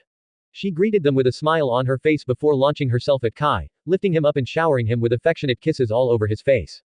Kai, Oni-chan missed you a lot, but it was worth it because I have good news. I'm now legally your guardian, although it's only temporary for now. Also, there won't be any problems if we decide to live in the place we talked about. That's good, Oni-chan. So, are we going to see it this afternoon? Kai asked, a bit interested, to which Nimori responded with a radiant smile. Of course we are, right after we leave the hospital. Are we really going to the hospital? Kai couldn't help but ask skeptically, to which Nimori responded with a firm look and an authoritative tone. Just give in, we're going to the hospital today no matter what. Alright. With Kai defeated in Nimori's arms, the group entered the base laughing and went their separate ways to their respective rooms for a good bath, with the blue-eyed boy once again being kidnapped by Nimori, who bathed him cheerfully. After the bath, Nimari carried Kai to the bed and proceeded to dry him thoroughly, then dressed him in a short-sleeved white shirt, dark blue jeans, white slip-on shoes, and an elegant dark blue jacket that matched the pants. Nimari wanted to match Kai, so using the same color scheme, she dressed in jeans, a modestly low-cut blouse, and a jacket, along with comfortable low heels and stylish glasses. When she stood next to Kai, they gave the impression of a mother hen with her chick, which made her very happy. After reuniting with the pussycats in the living room, who looked a bit amused by Kai and Nimari's uniform, they all walked to a large table already filled with many dishes of food and sat down to eat. After a calm and uneventful lunch, Shino asked Nimari to accompany her for a bit, while Kai and the others watched TV to kill time before having to go to the hospital. Nimari, I wanted to talk to you a bit about Kai-kun. Did something happen to Kai during training? 139 Chapter 23, it's the best place possible. Did something happen to Kai during training? Nimari couldn't help but ask, worried. Shino immediately responded with a calm smile. Relax, he wasn't hurt or anything like that. Today, we realized Kai-kun's incredible talent. Not only does he have an impressive learning speed, but his quirk is also incredibly powerful and destructive. So it's important for Kai to start learning to control it because, after all, it will be very useful for his dream. Dream? Are you sure Kai talked about dreams? He always said he didn't have dreams, only goals. Ah, that's right. Kai-kun did say something like that. Do you remember he told you about fighting an old man at the mall? Well, although I didn't understand the fight very well, it boiled down to the old man recommending an easy path for a novice to start with. But Kai disagreed, saying it was a path without a future and recommended a harder path with room for growth. That's so like Kai. Well, as I was saying, after we got him out of there, we explained why it was better to show the easy path at the beginning. He later apologized to the old man, and they had a brief conversation where the old man explained the importance of dreams. Kai then said his dream would be to become invincible. When Nimari heard Shino's words about Kai's dream, she couldn't help but remember the words the boy had said to her in the hospital bathroom, I'll make sure something like this never happens again, I'll make sure to protect you, which inevitably caused tears to well up in her eyes. She quickly wiped them away and asked another question. I understand, thank you for telling me. But I wanted to ask, what do you mean by his quirk being powerful and destructive?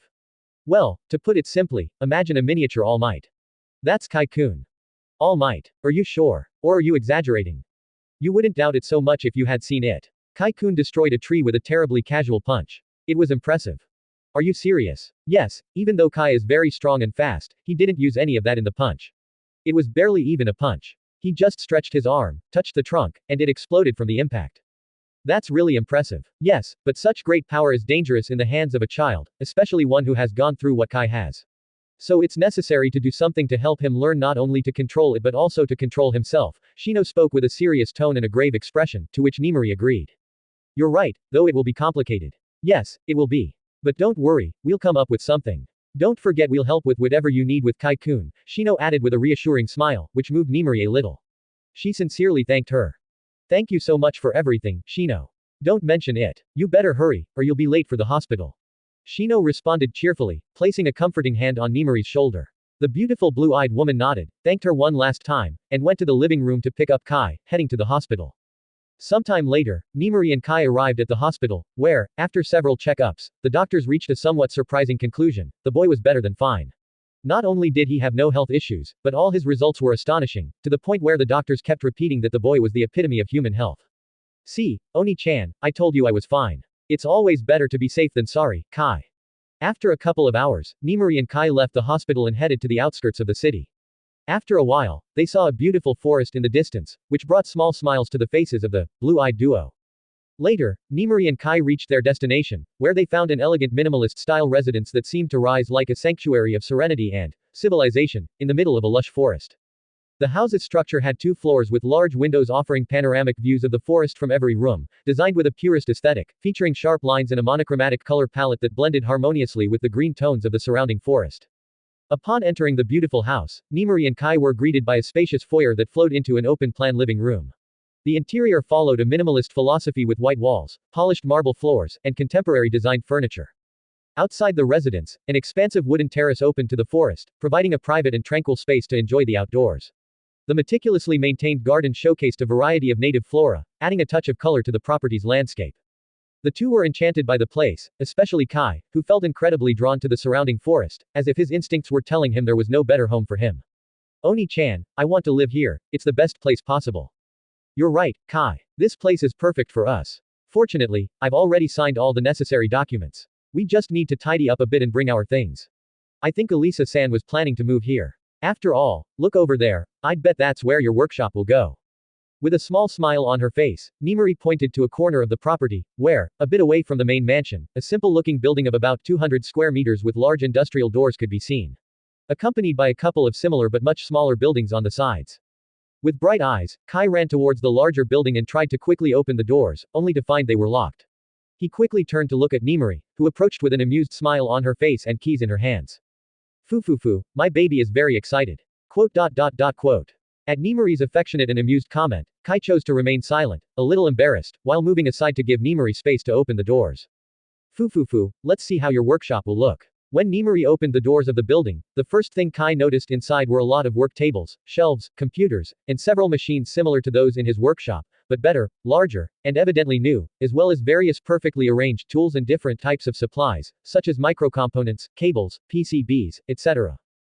Seeing his fully equipped workshop, with such a high level of attention to detail, Kai couldn't hold back his tears. After all, that place was more than a workshop, it was a monument to the love and care his parents had for him, likely a surprise they had prepared for him, one they unfortunately never got to give him. With his face stained with tears, Nimari approached Kai and hugged him from behind, as if trying to tell him with the hug that he wasn't alone, that she was with him and felt his pain too, a pain so great it still hurt like an open wound. After a while, the beautiful woman and the small boy left the workshop and checked the other two nearby buildings, quickly realizing that they were not meant for Kai, as they contained things that were evidently for his parents. One of the buildings was actually a gym, which had a large amount of high-end specialized training equipment, making it clear that this would be a new gym for his father, as he had never had one in their previous home. The other building had countless neatly arranged technological shelves with a large collection of all kinds of books surrounding an elegant tea room, making it evident that it belonged to his mother, whose greatest hobby was collecting books. She spent a lot of money on first editions and similar items. Money really corrupts. My mother didn't have such a passion in my previous life. Although she always loved reading, now, with money, she ended up doing what she used to criticize so much, paying obscene amounts of money for a book that has the same content as any other. Maybe envy spoke for her before. After the tour of the property, Nimari and Kai left the place in one of the cars parked in the garage and headed to Nimari's apartment, where a lot of suitcases were already neatly packed in the living room. What will you do with your apartment, Oni-chan? Kai asked curiously while helping Nimari load the suitcases into the car. She replied while arranging them inside to make them all fit. I suppose I'll call a real estate agency to rent it out. After all, it could have problems if no one lives in it for a long time. Doesn't it bother you that someone else will live in your apartment? Not really, it's just an apartment. My home is now by your side, Kai, so this place might as well be home for someone else now that I don't need it. I see. After loading all the suitcases into the car, Nimari called the moving company that would take care of transporting the rest of her belongings to the new house. She then left a copy of the key with the building's security so they could enter. After unloading the suitcases at their new home, Nimari opened one of the bags and took out a beautiful black card with golden decorations, Kai's savings card, and handed it to him with a smile. Kai, here is your savings card. Don't lose it. Thanks, Oni-chan. Kai looked at the card for a while, then sighed and thanked her with a small smile. Although Kai didn't say anything else, Nimari was sure that the boy's gratitude wasn't for the card. After all, he hadn't mentioned picking it up even once after their trip to the mall. But she could understand it. After all, she herself couldn't control her tears when she returned to the Saito house, and now she didn't even feel brave enough to go back. That place held too many memories, and it would be difficult for them to enter it for a long time. On the other hand, Nimari had no plans to rent the house out or anything like that. Instead, she had decided to leave it as it was and hire a high-end cleaning service with an excellent reputation to keep it in perfect condition until the two of them felt brave enough to return. A small sigh, Nimari lovingly hugged the little one who seemed lost in his thoughts and asked with a beautiful smile on her face. Well, Kai, which room do you want to be ours? Huh, ours? Kai couldn't help but exclaim in surprise, jolted out of his thoughts by Nimari's words. Yes, ours. From now on, we will share a room. With a serious tone and a beautiful smile on her face, Nimari replied while looking into Kai's beautiful blue eyes, to which he responded with evident discomfort. But that would be uncomfortable for you, Oni-chan. Besides, this house is very big. There are plenty of rooms, we don't need to share. There's nothing to discuss. We will share a room, and since you didn't want to choose, I will choose it. Nimari quickly cut off Kai's argument and, after looking around a bit, nodded and announced without leaving room for discussion, with a cute smile on her face. It will be the one at the back with access to the terrace. There's already a lovely king-size bed there, after all. Quote. The next day, Kai woke up with the first rays of morning sunlight, only to find himself nestled between two enormous, soft, and plush mountains barely covered by a black silk pajama. He was mere centimeters from a face of indescribable beauty, with features seemingly sculpted with nanometric precision, without any flaw. After carefully extricating himself from Nemori's embrace to avoid waking her, Kai quickly took off the embarrassing cat pajamas Nemori had made him wear the night before. He then put on a comfortable black sweatshirt and ran to the main hall, where he grabbed a key ring. Kai quickly reached the gym and opened the doors, finding a place equipped with everything one could need for training. Everything had an elegant and futuristic look, and there was even an octagon-like structure with what seemed to be practice robots. Well, I suppose what I need to train first is my stamina. I'm really bad in that area, but let's try these toys first. While doing a small stretching routine, Kai commented curiously. He then approached one of the treadmills in the gym, and after studying it a bit, he figured out how to turn it on, starting with a light jog. I should actually increase the pace a bit. After tinkering with the treadmill's touch panel, Kai managed to set it to 20 kilometers per hour, so he continued jogging at a steady pace while still examining the treadmill. Before long, he managed to make some good heavy metal music resonate throughout the place. This is more like it, hee. After about 30 minutes on the treadmill, Kai did barbell squats, deadlifts, bench presses, barbell rows, etc., making sure to try every machine until, by chance, he found what appeared to be ankle and wrist weights on a shelf in a corner. Wow, if these babies weighed a couple of tons, maybe I could pull off a Rock Lee, hee. Although the heavy clothing of the Z Warriors would be cooler. But, anyway, let's try how these feel first. Quickly, Kai started casually lifting the weights, looking for ones that suited him, soon realizing that some were so heavy he couldn't even lift them. This made him wonder what the shelf that could hold them all together was made of.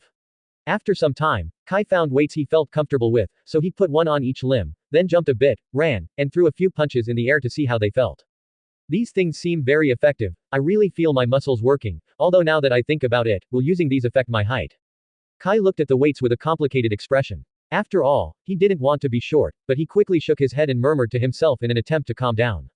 No, calm down. It won't necessarily affect my height. Besides, I still have my Nen with 100% efficiency and enhancement, and if Gon was able to grow so much with a pact, there should be a way to fix my height if it really affects me. What's important now is training. Yes, I like that, let's think positively. Kai continued exploring the gym, trying out things while still wearing the weights, until he finally decided to enter the octagon. It had a style quite similar to MMA, though with a more futuristic look, and there were various robots that seemed to be for practice. How do I get these things to work? While muttering to himself, Kai started examining the robots from all sides, looking for any kind of screen or controller, but finding nothing, he assumed they must operate by some kind of voice command. Alexa, Siri, Jarvis. After trying out random commands for a while, Kai remembered that his father had a natural language assistant at home with a rather curious name. Sage. Yes, sir. In response to Kai's words, a synthetic female voice answered, which brought a smile to the blue-eyed boy's face. Then he quickly asked. Explain how the practice robots work. Of course, the practice robots are mechanical and electronic devices designed to simulate different tasks, behaviors, or movements encountered in situ. This thing is as stupid as I remember. Kai couldn't help but facepalm in frustration as the synthetic voice recited an extensive explanation of some nonsense it must have found on the internet. But since he had weights on his wrists, the impact hurt him more than expected, so he quickly commented irritably. Sage, shut up. Yes, sir. After complaining for a bit, Kai calmed down and announced loudly again. Sage, list the gym routines. Of course. Monday and Thursday. Barbell squats. Sage, shut up. Yes, sir. A vein on Kai's forehead throbbed violently, a sign of his anger, but after a few deep breaths, he calmed down and announced again with an obviously irritated voice. Sage, list the gym protocols. Of course. Protocol, strength routine, activate the weightlifting program, including warm-up, main exercises, and cool down. Finally, damn artificial retard, I swear one of these days I'll dismantle you and make my own assistant with gambling and hookers. While the female voice recited a long list, Kai couldn't help but exclaim angrily. But knowing it was useless to fight with that pathetic excuse for an assistant, he calmed down and started punching a boxing bag in the gym while listening to what the assistant was saying. After a while, Kai heard what he needed, so he silenced the assistant and quickly returned to the octagon before announcing loudly. Sage, activate, combat level 2 feet protocol. Yes, sir. With Sage's words, one of the robots in the octagon seemed to come to life, while all the others exited, leaving the area free for combat. Kai watched with interest as the humanoid robot began performing various jumps, punches, and kicks in the air, as if warming up in some way. Not long after, the humanoid robot approached Kai and, after a respectful bow, took a stance similar to Muay Thai. Then, it launched itself towards the blue-eyed boy, who barely managed to dodge but was quickly besieged by a barrage of elbow strikes, knee strikes, punches, and more. Damn, a machine has no intentions. What an idiot I am. Faced with the onslaught of the practice robot's attacks, Kai could barely defend himself, frantically fortifying his entire body. But he quickly reacted and shouted. Sage, stop everything. At your command. With Sage's announcement, the robot returned to its place, followed quickly by the other robots returning to their previous positions. Even the music stopped immediately, while Kai sat on the floor, somewhat in pain, lost in his thoughts.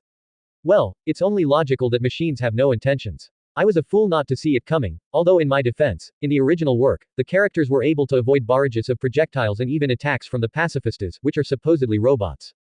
Then again, they're supposed to be human weapons, so maybe that has something to do with it, or maybe they just have good reflexes.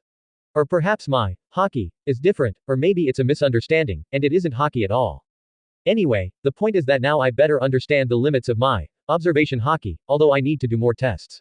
For now, I'll say it works only against living organisms, or better put, those with a voice, making it pretty useless against robots and such. But I guess that's where Nen would come in, to fill that gap. The problem is, if I remember correctly, Nen was a high-level technique that required a lot of training and was quite costly in terms of energy and concentration. But well, that's just one more problem on the list, nothing out of the ordinary, just more training. For now, I should focus on improving my strength, stamina, and, above all, learning to fight for real. I suck at it, plus I still have to deal with Nen and the Hakis. Seriously, I have so many things to do that I don't even know where to start. Maybe I should start with Nen intensification. If I remember correctly, with intensification, you could heal, and if I apply that to my muscles, I should be able to recover faster from muscle pain or fatigue, which means results in less time. Although I first need to do tests to be sure. But for now, let's set that aside and focus on the basics, my stamina and aura capacity. So, the goal would be, yes, the goal is to stay in Ken state for at least an hour without it being exhausting. After a tired sigh, Kai got up from the floor and stretched a bit, then announced loudly while walking towards one of the treadmills. Sage, play the Kai's Music for Work playlist. At your command. As heavy metal resonated in the gym, Kai started running at full speed on the treadmill with the weights on, while simultaneously activating Ken, making his aura fully activate throughout his body. 139 Chapter 25, Who is this piece of trash? A few hours later, Nimari entered the gym wearing a simple white dress under a pink kitchen apron, which, along with her hair tied back in a ponytail and the warm smile on her lips, gave her a unique housewife charm. Upon entering the gym, the first thing Nimari noticed was a completely exhausted Kai lying on the floor with his limbs spread out, breathing heavily with a blank stare. She quickly approached him with some concern. Are you okay, Kai? Are you in pain? Hearing Nimari's voice beside him, Kai turned to look at her and replied with a small smile. I'm fine, Oni-chan. You don't need to worry. I'm just resting. How can I not worry when the first thing I see is you lying on the floor in this state? What if you overexerted your body? I think we need to go to the hospital again. Nimari replied in a serious tone, which made Kai quickly get up from the floor and speak hastily. No need, no need. I'm fine. I didn't overexert myself, I was just taking a small break. Look. Nimari scrutinized Kai as he jumped and threw several punches in the air, trying to show her he was fine. This caused a small sigh from the blue-eyed beauty, who commented thoughtfully. You know, Kai, thinking about it, it's not a very good idea for someone as young as you to be training without supervision. I think you should let. As she spoke, Nimari noticed Kai's furrowed brow, so she quickly corrected herself and continued, let your Oni-chan handle it. I'll find someone who can supervise you and maybe teach you martial arts. With Nimari's words, Kai fell into deep thought for a moment. He really did need someone to teach him how to fight, and he didn't know much about training beyond the basics. So he quickly nodded and agreed. That could work, Oni-chan. I really need someone to teach me how to fight and all that. Well, then it's decided. Leave it to your Oni-chan. I'll find someone suitable for the job, but for now, let's have breakfast. Okay. Shortly after, Kai sat in the main dining room, where various dishes with all kinds of delicacies were already laid out. He began to eat with a voracious appetite while Nimari watched him with a beautiful smile on her lips that conveyed tenderness and satisfaction. Thank you, Oni-chan. It was really delicious. After finishing eating, Kai thanked her sincerely, to which Nimari responded with a warm smile. Fufu, you're welcome, Kai. Oni-chan is very happy that you like my cooking so much. It was really delicious. Fufu, I'm glad, but for now, it's time to bathe. We have visitors today. Nimari commented cheerfully as she got up from her chair and picked up the little one, who could only ask in confusion. Visitors. Who's coming? It's a surprise, Fufu. Resigned to his fate, Kai didn't even complain when Nimari took him to the bathroom and bathed him, always with a big smile on her lips as if she genuinely enjoyed bathing him. She then dressed him in a comfortable black cotton t-shirt and gray shorts, along with gray sneakers. After checking Kai's outfit, Nimari nodded in satisfaction, then picked him up and carried him to the main living room, seating him on one of the comfortable and elegant sofas. Well, Kai, Oni-chan will wash the dishes and tidy up the kitchen. Wait here for a moment. Okay. By the way, Oni-chan, have you seen my computer? Oh yes, give me a moment. Shortly after, Nimari handed Kai an elegant matte black laptop, evidently high-end, which had no brand or logo, just a sleek body made of what seemed to be some kind of metal. As Nemuri gathered the dishes and took them to the kitchen, Kai powered on the laptop with familiar motions and attempted to connect to his work network, hoping it had a setup similar to the one he had at home. Well, it's no surprise it's on the default settings. Okay, let's get to work. After a light yawn and a stretch, Kai began organizing his network, setting up security protocols, changing passwords, and running tests on his private server clusters. But he quickly noticed that it was at least 3 times more powerful now. Wow, this damn server is a dream come true. How much did mom and dad spend on this? At least several $1,000,000, and Aunt Keiko probably helped, because I see several things that shouldn't even be on the market yet. With a melancholic smile on his face, Kai accessed the only external door his previous server had, then started a large-scale data migration, which he left running in the background while planning the development of a new project. Well, not using such computing power would be a sin. Sage, you son of a bitch, your time has come, he. With an evil smile on his face, Kai opened a new design document where he started organizing his ideas, defining the technology to be used, learning algorithms, possible training datasets, and countless other variables that would affect the development. Well, the problem would be the training data. Although I could borrow some from the internet, a good portion, especially high-quality data, is better bought, but they're very expensive. Well, I could also ask for help, but I don't really like the idea. While Kai debated internally whether to ask a certain aunt with a lot of money and influence in the technology field for help, as the notion of asking for favors wasn't his style, he suddenly felt several presences approaching the property. Curious, Kai set his laptop aside and looked out the window, quickly noticing the arrival of 2 elegant high-end black cars, from which 2 beautiful women with an almost aristocratic elegance and demeanor stepped out, followed closely by 2 beautiful little girls. As the cars arrived, Nemuri came out of the kitchen drying her hands and quickly reached Kai, speaking to him with a small smile. Let's go greet our guests. Okay. Nemuri and Kai went down to the entrance, where the little girls, upon seeing the blue-eyed boy, ran to him with all their might and hugged him tightly, burying their faces in his body. Kai-chan. Kai-kun. With a nostalgic and somewhat complicated smile, Kai began to gently stroke the girls' heads, one with beautiful light blue hair and the other with black hair, more similar to his own. Kai-chan, I know you're very sad, but you can trust Oni-chan. I'll always be with you. The beautiful light blue-haired girl lifted her head and spoke in a trembling voice while looking into Kai's eyes, to which he simply responded with a warm smile. Thank you, Nijire Oni-chan. Kai, I love you so much, don't ever leave. The little black-haired girl could only cling to Kai while weakly crying, so Kai couldn't help but hug her a bit tighter. Don't worry, I'm not going anywhere, and I love you too, Momo. You promise? The girl asked through her tears. I promise. I believe you, Kai-kun. That's good. While the children spoke, the adults in the scene couldn't hold back their tears, but they quickly wiped them away, and Yumiko softly commented. Why don't we talk inside? Let's go in. With the girls in his arms, Kai entered the beautiful mansion, closely followed by the elegant women who were filled with a myriad of emotions. Determined not to sadden the little ones further, they tried their hardest to contain themselves. Kai, Nijire, Momo, why don't you play in the garden while we adults have a chat? Nemuri asked with a warm smile on her face. Kai nodded and led the little ones to the garden. The 3 women sat around a beautiful table with a perfect view of the garden, where Nemuri soon brought tea and cookies. Nemuri, how has Kai been these days? Keiko asked in a serious tone, her eyes practically screaming concern. Nemuri responded with a complicated expression. The truth is, much better. He's much more upbeat and calm, although as you could see, Kai's change in attitude seems irreversible. Quote. Keiko and Yumiko sighed deeply as they sipped their tea, watching the children talking in the garden. After a while, Yumiko spoke in a serious tone. And what do you plan to do about security, Nemuri? The news has leaked to the media, and now it's a disaster. All the news outlets are talking about it, and they even got pictures of Kai-chan at the hospital. Is it that bad? I haven't had time to connect, and since the incident with his favorite show, Kai hasn't watched TV, so I'm a bit out of touch, Nemuri commented, a bit worried. Keiko responded in a cold tone that revealed traces of contained anger. Bad. Those bastards found out that Kai ran out of his room and are making a scandal about how the great hero's son is mentally unstable and a bunch of other garbage.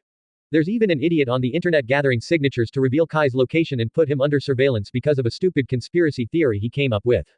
Yumiko and Nemuri's expressions turned dangerous.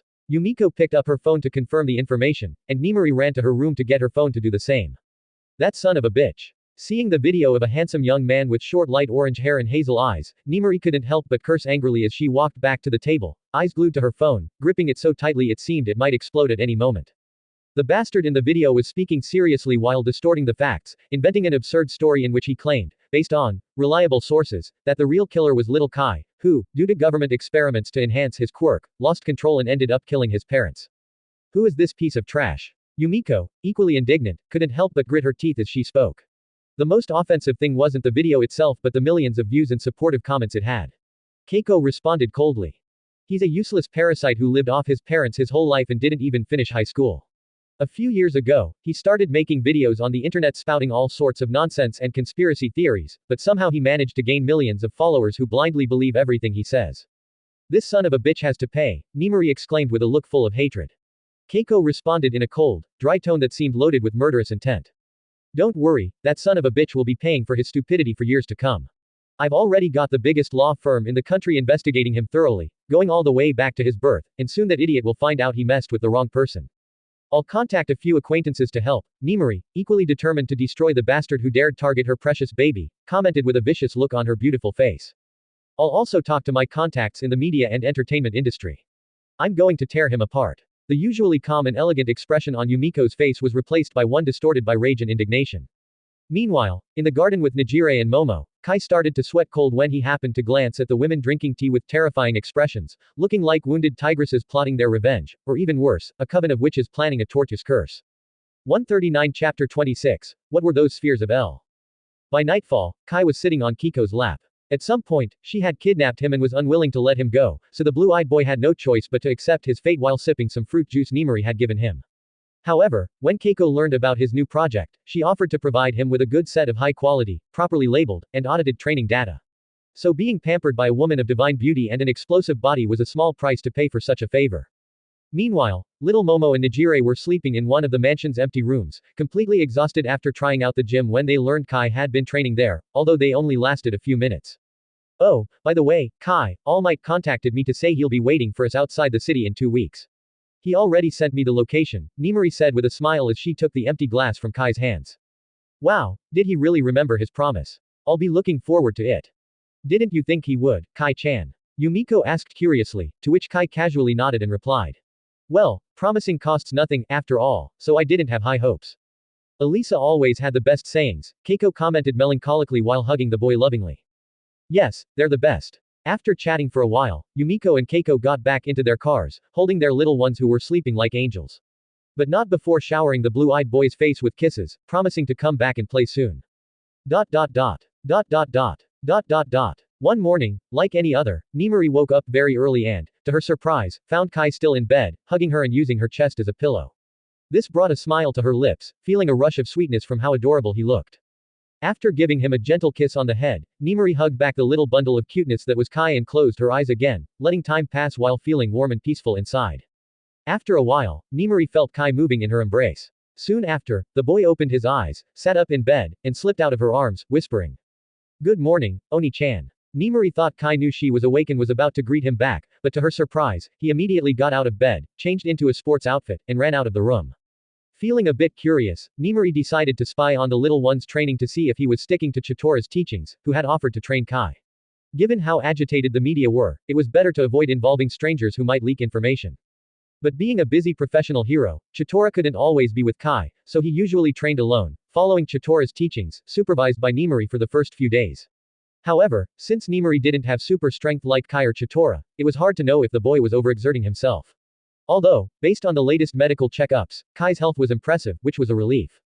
Soon after, Nemuri stealthily arrived at the gym, only to find it closed, which confused and worried her a bit. She quickly started looking for the little one everywhere, but after a while, she spotted a light among the trees, so she quickly headed towards it in alarm. When she arrived, Nemuri was stunned by what she saw. In the middle of a small clearing in the forest, Kai was sitting on the ground with his eyes closed, while 5 tennis ball-sized spheres of light floated around him. Kai. A bit worried, Nemuri quickly approached the boy, calling out to him, which seemed to wake him up. He opened his eyes and looked at her in surprise as the spheres of light vanished into the air. Damn, I was so focused that I didn't even notice her presence. This is dangerous. I've always been proud of my ability to concentrate and disconnect from the world, but now it seems to be a serious problem. If I'm not focused, someone might approach me without me noticing, even with Haki. Though, well, I remember that was also a weakness of Haki in the original work.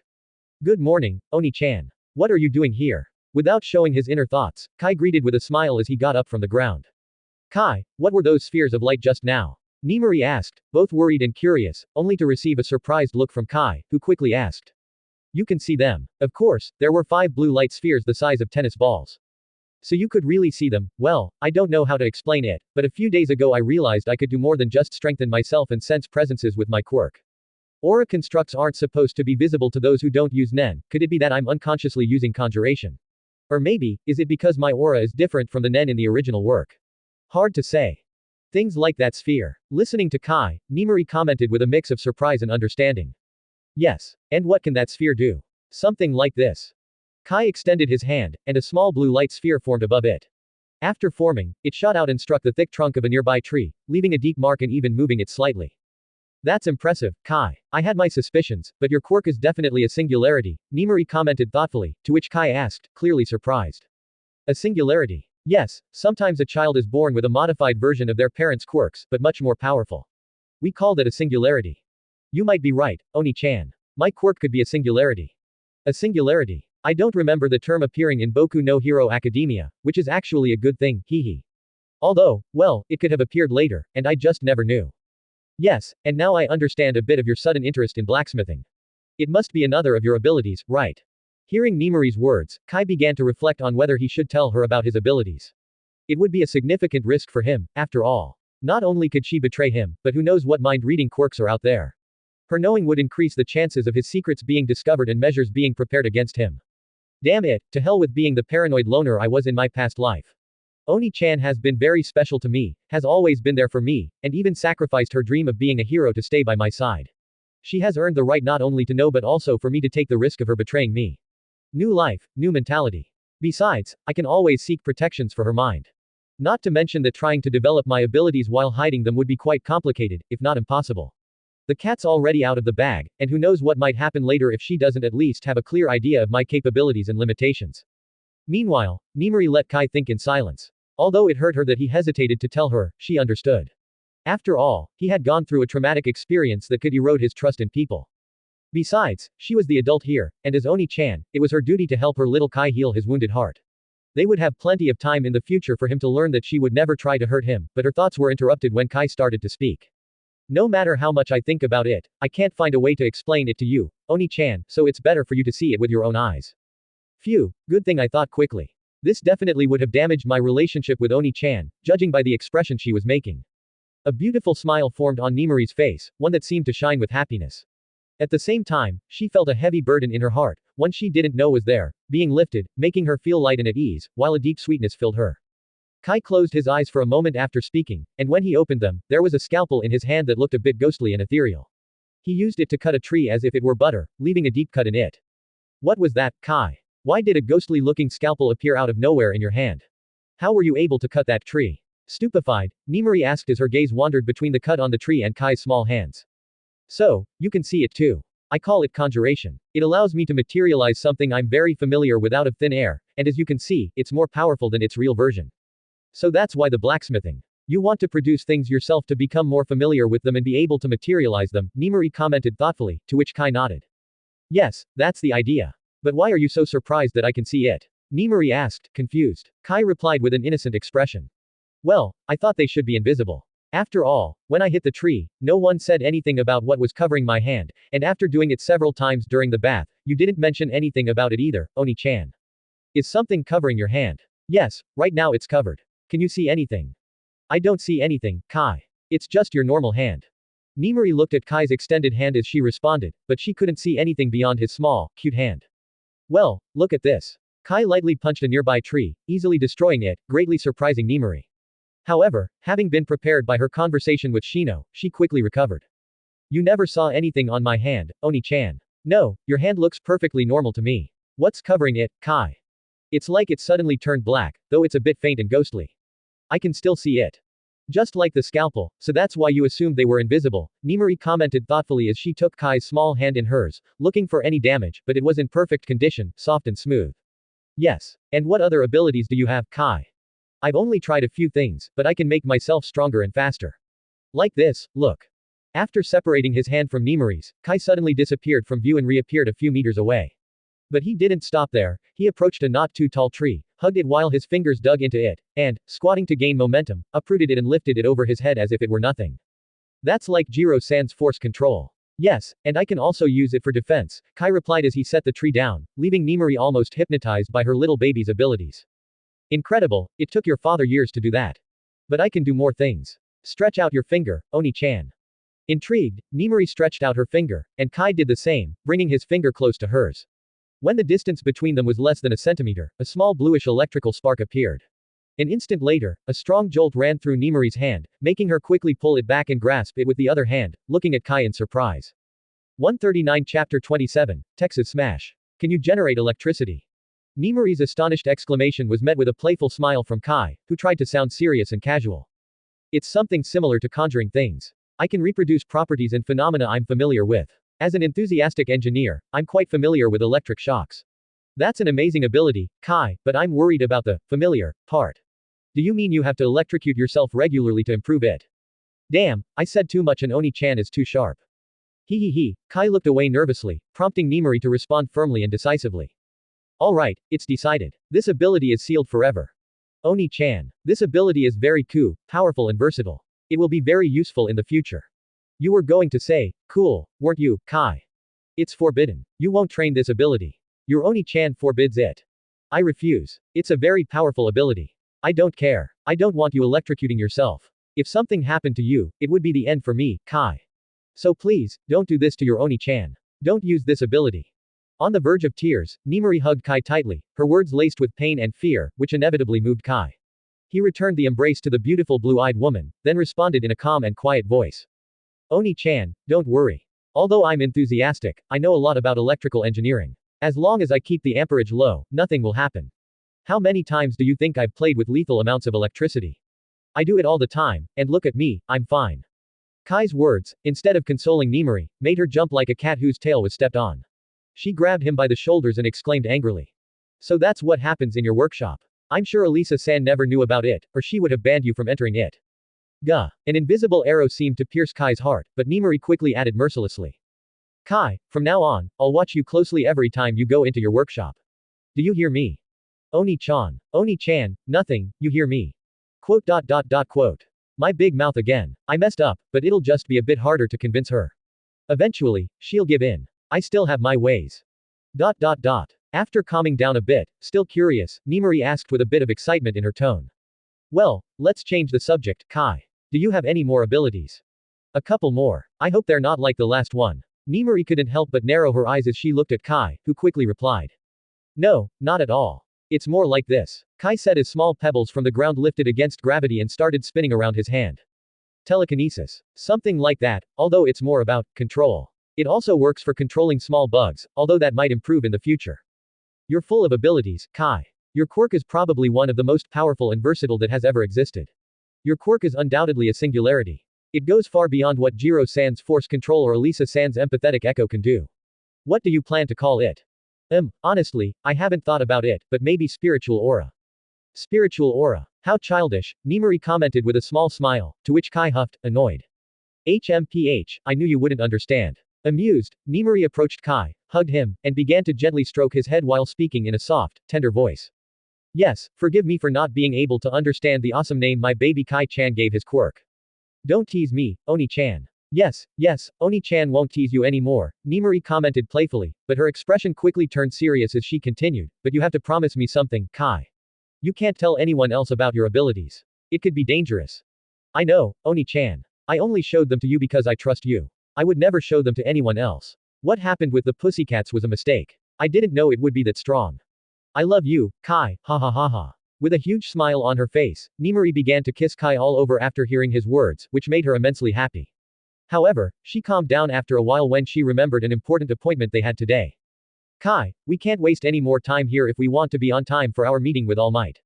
You're right, let's go. After looking at Nimari in surprise, Kai quickly responded and then hurried towards the house, causing the beautiful blue-eyed woman to shake her head in amusement as she followed him, lost in thought. Kai is much more impressive than Shino thought. From now on, I must be even more careful with his education. After all, being so special can easily go to his head, one of Elisa-san's greatest fears. Therefore, I must not allow something like that to happen at any cost. A few hours later, in a slightly wooded area on the outskirts of the city, Nimari could be seen dressed in a simple short-sleeved black blouse and a pair of blue jeans, looking at her watch somewhat worriedly, with little Kai by her side, dressed in a black sports outfit and an anxious expression on his face. Will he come? Kai asked, looking around, to which Nimari replied in a somewhat helpless tone. He will come. It's just that he is the symbol of peace, a busy man, so it's normal for him to be a little late. But we've been waiting for 30 minutes. Well, he is a busy man. A while later, as the blue-eyed pair was about to leave, a gust of wind landed near them, and from it emerged a man over 2 meters tall, incredibly muscular, with blonde hair forming what looked like 2 antennae in the front, dressed in a simple short-sleeved white shirt and brown pants, with a belt featuring a prominent buckle. I am here. Upon arrival, All Might greeted with his iconic phrase, to which Nimari responded with a slight bow, quickly followed by Kai. It's a pleasure to see you again, All Might. A pleasure, All Might. Likewise, Kayama-san, Kai Shonen. I apologize for the delay, there was a little problem on the way here, but it's been resolved. Don't worry, we didn't wait long, Nimari replied courteously while Kai just rolled his eyes. After all, if he didn't really want to see All Might's punch, he would have left 45 minutes ago. That's a relief. But let's get to it. You wanted to see one of my punches at full strength, right, Kai Shonen? Yes, that's right. Don't hold back, or it would lose its meaning as a reference. With visibly excited eyes, Kai replied, trying to sound calm, which brought a smile to the faces of the other two present. Alright then. Let's head a bit into the forest to avoid any issues. I know this area and have used it for training a few times. After nodding in agreement, Nimari and Kai quickly followed All Might until they reached a large cliff from which the sea could be seen in the distance. Well, Kai Shonen, pay close attention. This is one of my punches at 100%. After his announcement, All Might pulled back his arm and then unleashed a blindingly fast punch. Kai could barely follow it thanks to his haki, which warned him in time, allowing him to strengthen his eyes and brain with all his might. Texas Smash. The power unleashed by All Might's punch was beyond anything Kai could have imagined. The blow literally released a cannon of air that shot forward, leaving a deep crater in the ground and reaching the sea, splitting it in two as if Moses himself had done it. Is there really someone capable of almost killing this human-shaped beast? This world is insane. After delivering his punch, All Might turned to look at Kai to see his reaction, wondering what face the boy would make after witnessing his true power. After all, he had seen all kinds of expressions from those who had witnessed his true power: despair, fear, acceptance, hatred, indifference, idolatry, and even defiance. But despite that, it was the first time All Might saw someone smile the way Kai did. It wasn't exactly the first time he had seen someone smile at his display of power, but Kai's smile was different. His smile expressed excitement, determination, and most strangely, expectation. What did you think, Kai Shonen? All Might asked, somewhat curious, to which the boy responded a bit excitedly. Really impressive, much more than I expected. You are definitely number one, All Might. Ha ha ha, I'm glad to hear that, but unfortunately, I must leave now. Duty calls. Of course, see you later, and thank you very much for fulfilling my request. It really means a lot to me. After a courteous farewell from Nimari and Kai, All Might left with a leap, leaving behind a powerful gust of wind that tousled the hair of the blue-eyed pair. Nimari quickly approached Kai, then asked, a bit worried that All Might's monstrous power might have demoralized him. What do you think of what you saw, Kai? It was truly impressive, his power is really overwhelming, but definitely not unattainable. I know that in a few years, I can do something like that, Kai responded in a serious tone, making Nimari smile, both amused and somewhat proud. Oh, do you have that much confidence? A little, but don't worry, Oni-chan, you'll see. Then I'll be waiting to see it. Nimari believed it had been good for All Might to show Kai his power because by seeing the summit, Kai would realize that no matter how special he was, there was always someone better, which would prevent him from becoming arrogant about his powerful quirk, one of her greatest fears. Well, Kai, it's time to go home. Sure, let's go, Oni-chan. Nimari and Kai headed home while the latter reflected deeply on how he should train from now on to maximize his abilities. As a first step, I must master the aura techniques En, Ken, Shu, Ko, etc. I also need to work on the different categories, but even though I have some ideas for training the normal ones, I have no idea what to do with specialist or if I can even generate a specialist Hatsu. Although being able to use all the categories might be my specialist Hatsu, which is quite possible. For the moment, it's better to put it aside until I come up with something. As for Haki, although it will be a bit more complicated because I'll need a partner for observation Haki, I also need to master it and try to reach its advanced states, if they exist, especially future sight, which will be a key part of my arsenal. Additionally, I need to somehow verify if I have Conqueror's Haki or not. The problem is that I can't think of any way to check it since, as far as I remember, it awakens in high-stress situations, something I don't feel like experiencing right now. 139 Chapter 28, Protect Me. On a seldom-traveled road, a beautiful gray 5-door truck could be seen, moving along the pavement at a constant speed that was neither too fast nor too slow, allowing the occupants to enjoy a comfortable and relaxing ride. In the passenger seat of the truck sat Kai, lost in his thoughts as he gazed out the window, his mind wandering between training methods for his quirk and the most effective way he could unleash a power comparable to the monstrous punch All Might had demonstrated. The problem with matching the monstrous all might wasn't really the power of the punch itself, even if it was a 100% punch, something he doubted after all, as he could recall impressive feats done with Nen, like Ubijan's Big Bang Impact. The real issue was the speed with which All Might had delivered that punch. No need to charge up, no time to react, nothing. He simply wanted to throw an apocalyptic punch, and he did. This only showed that if the symbol of peace wanted to, he could release several punches of that level in quick succession and still maintain a prolonged fight. Maybe the best way will be to combine advanced armament Haki with Nen enhancement. That way, I might not need to charge the attack. Though if I had Conqueror's Haki. Kai's thoughts were abruptly interrupted when he suddenly felt two presences, one significantly larger than the other, approaching rapidly from the sky in what seemed to be a free fall. This led him to mentally calculate the trajectory, concluding moments later that a collision was inevitable. With a swift movement, Kai grabbed the steering wheel with one hand and turned it sharply, taking the driver, Nemuri, completely by surprise. She turned to look at the blue-eyed boy, her eyes wide with panic. Kai, what do you think you're? Nemuri couldn't finish her sentence when suddenly a loud impact sounded just a few meters from the truck, and the abrupt movement it caused made it easy to assume that if Kai hadn't moved the truck in time, they would have undoubtedly been crushed. Oni-chan, accelerate. They're coming for us. Without giving Nemuri time to process the chaotic events, Kai pressed one of Nemuri's legs down forcefully, causing the truck to accelerate abruptly while he tried to maintain the direction with his other hand on the wheel. But shortly after, Nemuri showed her years of experience as a hero, taking control of the wheel again while exclaiming in a serious and focused tone. I got it, Kai. Let me know if they attack. Kai quickly nodded and released Nemuri's leg and the wheel, but moments later he shouted in alarm. Turn left. It jumped up. Skillfully, Nemuri turned left at Kai's warning, just before a powerful blow struck the road to the right of the truck, raising a large cloud of dust, while a grotesque and distorted voice shouted with evident rage. Don't move, pray. As Nemuri sped down the road, leaving the unknown attacker behind, Kai quickly tried to look at the attackers, managing to see through the dust a gigantic humanoid figure holding something that looked like a human in one of its hands, the other presence. It's going to throw itself to the left. Sensing the intentions of the enormous figure, Kai quickly warned, simultaneously, intensifying his brain and eyes with all he could, allowing Nemuri to narrowly dodge the figure that shot out at extreme speed, leaving only a simple blurred stain in sight. Thanks to intensifying his eyes and brain, Kai managed to clearly see the attacker, who appeared to be a strange female ogre, with an exaggeratedly muscular and grotesque body that must have been at least 3 meters tall. She had pale green skin, protruding fangs from her enormous mouth, and long, messy, light brown hair.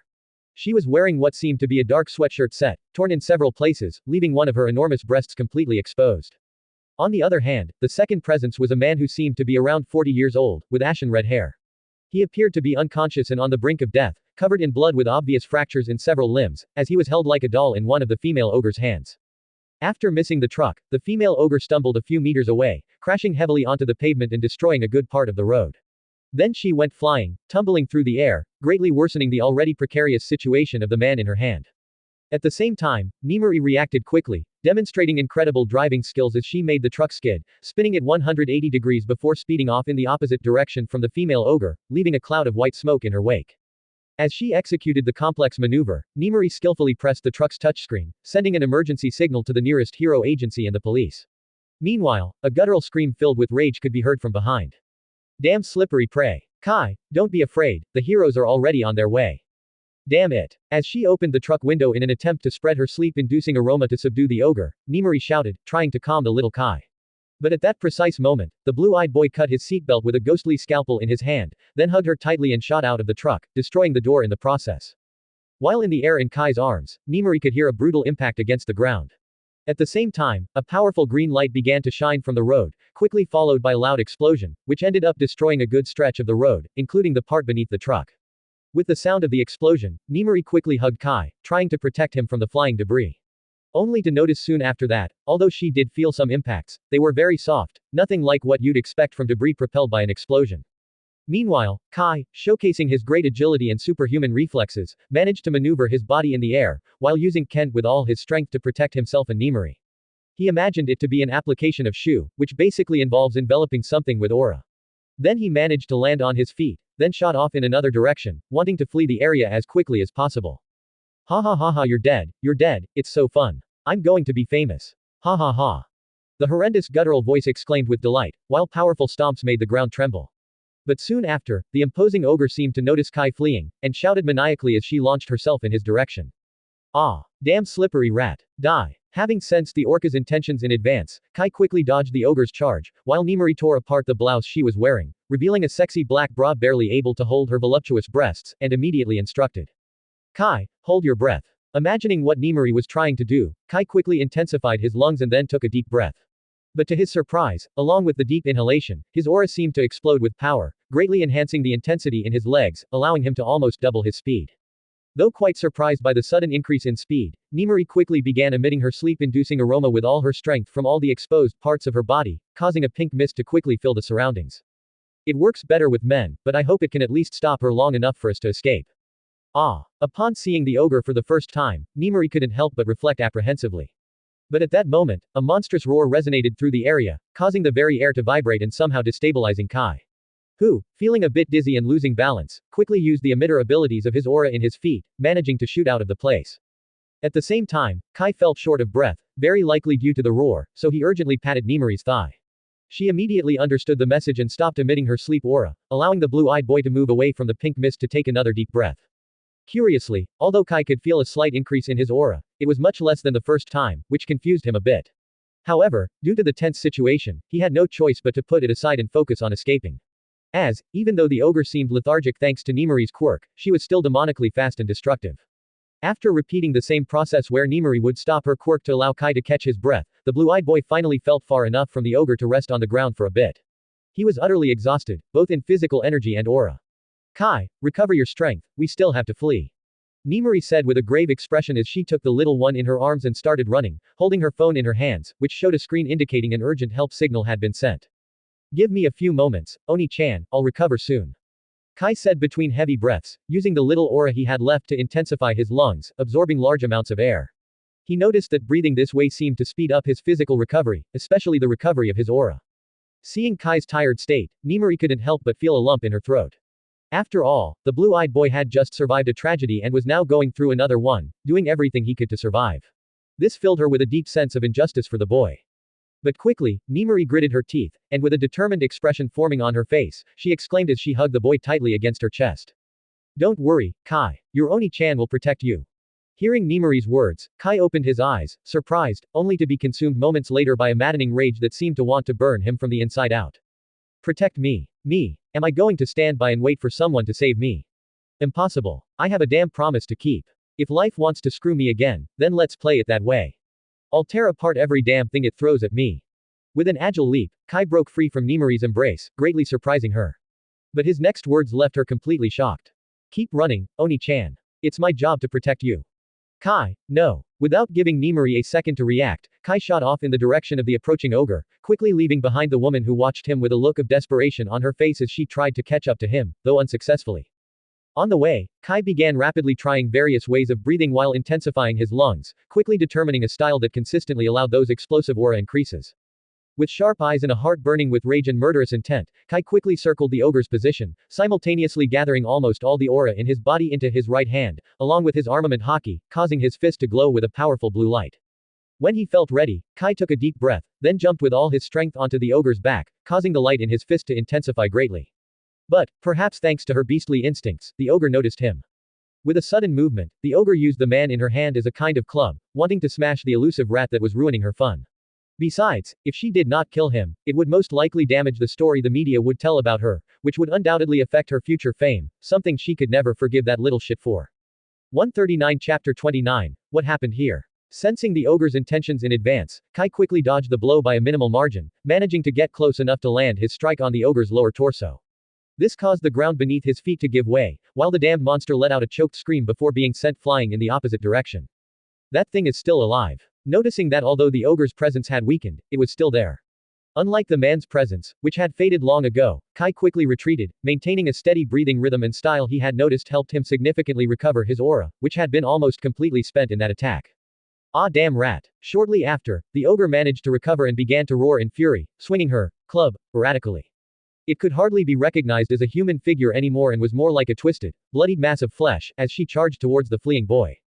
On his part, Kai, who had managed to recover a small portion of his aura thanks to the improvised breathing exercises he had discovered, quickly changed tactics. He used the aura to primarily intensify his lungs and then his legs while focusing on the aura of his mini-self, which seemed to be in much better condition than his own. Meanwhile, enraged at not being able to catch Kai, the ogre started throwing rocks and trees she could uproot along the way.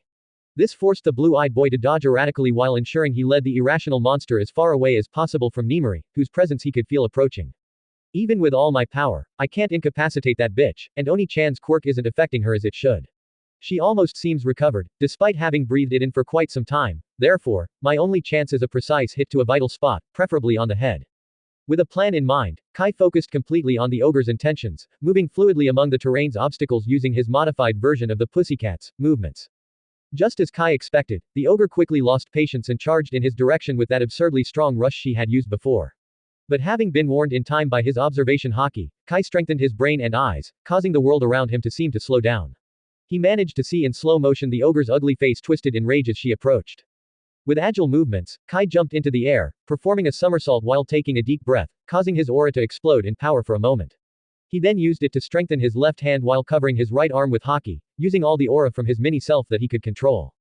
Having perfectly calculated the ogre's speed, when Kai reached the highest point of his jump, he was right above the monster's head. With a quick movement, he grabbed her rough hair, using it like reins, landing moments later with his feet on the ogre's massive shoulders while delivering a precise punch to the beast's temple. At the moment of impact, the ogre's head jerked violently, undoubtedly causing significant damage to her neck. She then began to fall slowly to the ground, clearly stunned. But Kai didn't stop hitting, managing to land 3 more blows, all in the exact same spot on the temple, before the ogre hit the ground. Just before the ogre touched the ground, Kai jumped off her back, landing a few meters away as the powerful crash from the ogre's fall made the ground tremble. But not willing to take any chances, Kai kept his attention on her voice, which seemed to weaken and shrink a bit but didn't disappear. She's not dead. Determined to make sure, Kai quickly reinforced his fist with the little Haki and aura he had left. As large amounts of smoke began to rise from the ogre's body, Kai sensed a presence approaching rapidly from the sky. Moments later, a powerful blaze landed in front of him. From the flames emerged a tall, muscular man with red hair, wearing a dark suit lit by flames on his shoulders, hips, and boots. His face was covered by flames forming a mask, and he had a fiery beard. Arriving at the scene with his usual imposing attitude, the man looked at the evidently agitated blue-eyed boy with a dangerous look in his eyes, then turned to a woman with brown hair lying on the ground, her body bearing several wounds, especially on one side in her head, appearing unconscious. With an analytical gaze, Endeavor focused his turquoise eyes on the boy before speaking in a firm tone, ready to unleash his flames at any movement. What happened here? Without taking his eyes off the boy, Endeavor approached the woman, and shortly after, a barrier of flames covered her while he sent a message requesting assistance. I need medical assistance and reinforcements. I have an injured woman and a boy about 5 years old who seem to have been attacked, but I see no trace of an active attacker. Meanwhile, Kai stared intently at Endeavor. After all, he recognized him, not just from his memories in this life, but also from those of his past life, which caused a strong derealization attack. However, thanks to the tense situation, he was able to remain stable. The crazy flame guy. I remember that flame beard. If I'm not mistaken, he's a powerful pro-hero and the father of an Avenger emo. The problem is, I only remember him as a bastard who doesn't listen to reason. Locked in a staring contest with the boy who didn't respond and just looked at him with a dangerous glint in his eyes, Endeavor spoke in a firm tone. Don't worry, kid. I'm here to help. I just need you to tell me what happened here. Calming down a bit, Kai took a few deep breaths to recover, then spoke in a serious tone, trying to conceal the flood of conflicting emotions he was experiencing. That woman used to be a 3-meter-tall female ogre, super strong and fast. She was also carrying a man in one of her hands. I don't know why, but she suddenly attacked us when we were on our way home and started yelling that she wanted to be famous or something. Were you with anyone else? Endeavor couldn't help but be a bit surprised by the story but quickly asked. Yes, my older sister. But since I'm faster, I left her in a safe place and lured the ogre here, so she's a bit far away. Endeavor couldn't help but notice the boy's legs trembling a bit, though the boy quickly tensed his leg muscles, forcing them to stop. He couldn't help but comment. You're quite brave for doing something like that. I just did what I had to do. I understand, but how did the woman end up in that state? I hit her several times until she ended up like that. Endeavor's eyes widened a bit in surprise, but he quickly asked about something that had caught his attention. You said the woman had a man in her arms. Where is he? I don't know. At some point, he went flying. I don't think he's still alive. The ogre used him as a club. A bit disturbed not only by the image the boy described but also by the fact that the boy could comment on it in a serious and firm tone, Endeavor looked around, noticing the evident destruction indicative of someone with super strength. He quickly added. I understand. Medical help is on the way. Try not to move much, you might be injured. Once my colleagues arrive, we'll go find your sister. All right. After thinking for a moment, Kai agreed. After all, he didn't have many other options. It was clear that the flame man didn't fully believe him and wanted to keep him close in case he was the culprit. Plus, Kai didn't have much aura or Haki left to escape or fight. On the other hand, Nimari, perhaps following the trail of destruction, was rapidly approaching him, while he still couldn't sense the presence of the heroes, colleagues. So his best option was to recover as quickly as possible and reunite with Nimari, to be able to escape more easily if things went south. While Endeavor analyzed the boy who sat on the ground and closed his eyes, he tried to visualize the events in his mind, quickly concluding that if the boy was telling the truth, his quirk would be quite impressive to allow him to damage someone with the power to cause the destruction he saw around him. Some time later, a tearful and visibly panicked Nimari arrived at full speed to where Kai was. Upon seeing him, she couldn't help but scream in a heart-wrenching voice as she ran toward him, completely disregarding the state of her clothes or the presence of the flame hero. Kai. Hearing Nimari's scream, Kai quickly approached her, only to be hugged tightly as she cried and almost pleaded in a tone filled with relief, fear, and desperation. Please, Kai, don't ever do this to me again. If something were to happen to you, I would die. You're all I have left, please, please. I beg you. Feeling a bit guilty, Kai remained silent and hugged the woman of divine beauty who had repeatedly shown that she loved him, not daring to apologize or promise anything since he knew that something like this could very likely happen again. Shortly after, Kai felt several presences approaching rapidly, which turned out to be several vehicles and ambulances. Paramedics quickly got out of the ambulances and began to administer first aid to the female ogre, now a normal woman. Meanwhile, several heroes emerged from the vehicles. After listening to Endeavor's instructions, they quickly dispersed in different directions, while several police officers who had arrived at the scene approached Endeavor to speak with him. At the same time, several paramedics approached Kai and Nimari and checked their conditions, quickly concluding that they did not have any serious injuries. After giving them a couple of blankets, they started to examine their conditions in more detail using the ambulance equipment. Soon, several police officers approached the ambulance, with Endeavor at the forefront. Among them, Kai couldn't help but notice one of the officers, who was literally a cat walking on two legs. This inevitably brought to mind images of the cat officer arguing with the police chief he had met some time ago. Miss, we would like to ask you some questions, is that alright? The one who spoke was an average-looking man with black hair and eyes, wearing a business suit under a light brown trench coat and a hat. That's fine, Nimari replied, a bit calmer now, in a soothing voice while making sure to cover herself well with the blanket, avoiding being seen without her blouse. First, I'd like to know your name, the man asked, taking a small notepad from his pocket, to which Nimari responded seriously. My name is Kayama Nimari, but until recently, I was also known as Midnight. Everyone present, including the young detective and Endeavor, looked at Nimari in surprise. After all, the R-18 hero was well known enough for everyone to recognize her. There were even a couple of fans among the police officers, but the problem was that her modest and serious demeanor was entirely different from her hero image. 139 Chapter 30. Do you want to be a hero, Ka? Recovering from the surprise, the young detective spoke in a serious yet cordial tone. It's a pleasure to meet the renowned Midnight. It really is a surprise, after all, there are many rumors about your retirement. I did retire. Now I have important things I need to protect. Nimari extended her arm and embraced little Kai, who seemed lost in his thoughts, while a warm, almost maternal smile appeared on her beautiful face. I understand. At some point, we all find something we want to protect. The young detective commented with a tone combining surprise and understanding, but quickly regained his composure and continued. By the way, Kayama-san, my name is Naomasa Tsukauchi, it's a pleasure. The pleasure is mine, Nimari responded while taking Kai and placing him on her lap, causing the blue-eyed boy to look at her, but upon seeing her expression, he wisely chose to remain silent and got lost in his thoughts again. Well, Kayama-san, I would like you to tell me a bit about the events. Well, actually, I don't really know what happened. Initially, we were just on our way home when that woman suddenly attacked us. We tried to escape in different ways, but she never stopped following us, to the point where we lost our truck during the chase. Although I must say, her transformation quirk was quite formidable. It gave her super strength and a strange ability to cause energy explosions, and she could also reach an absurdly explosive speed. But she's probably not very accustomed to the power of her quirk because if she had used it correctly, we wouldn't be here.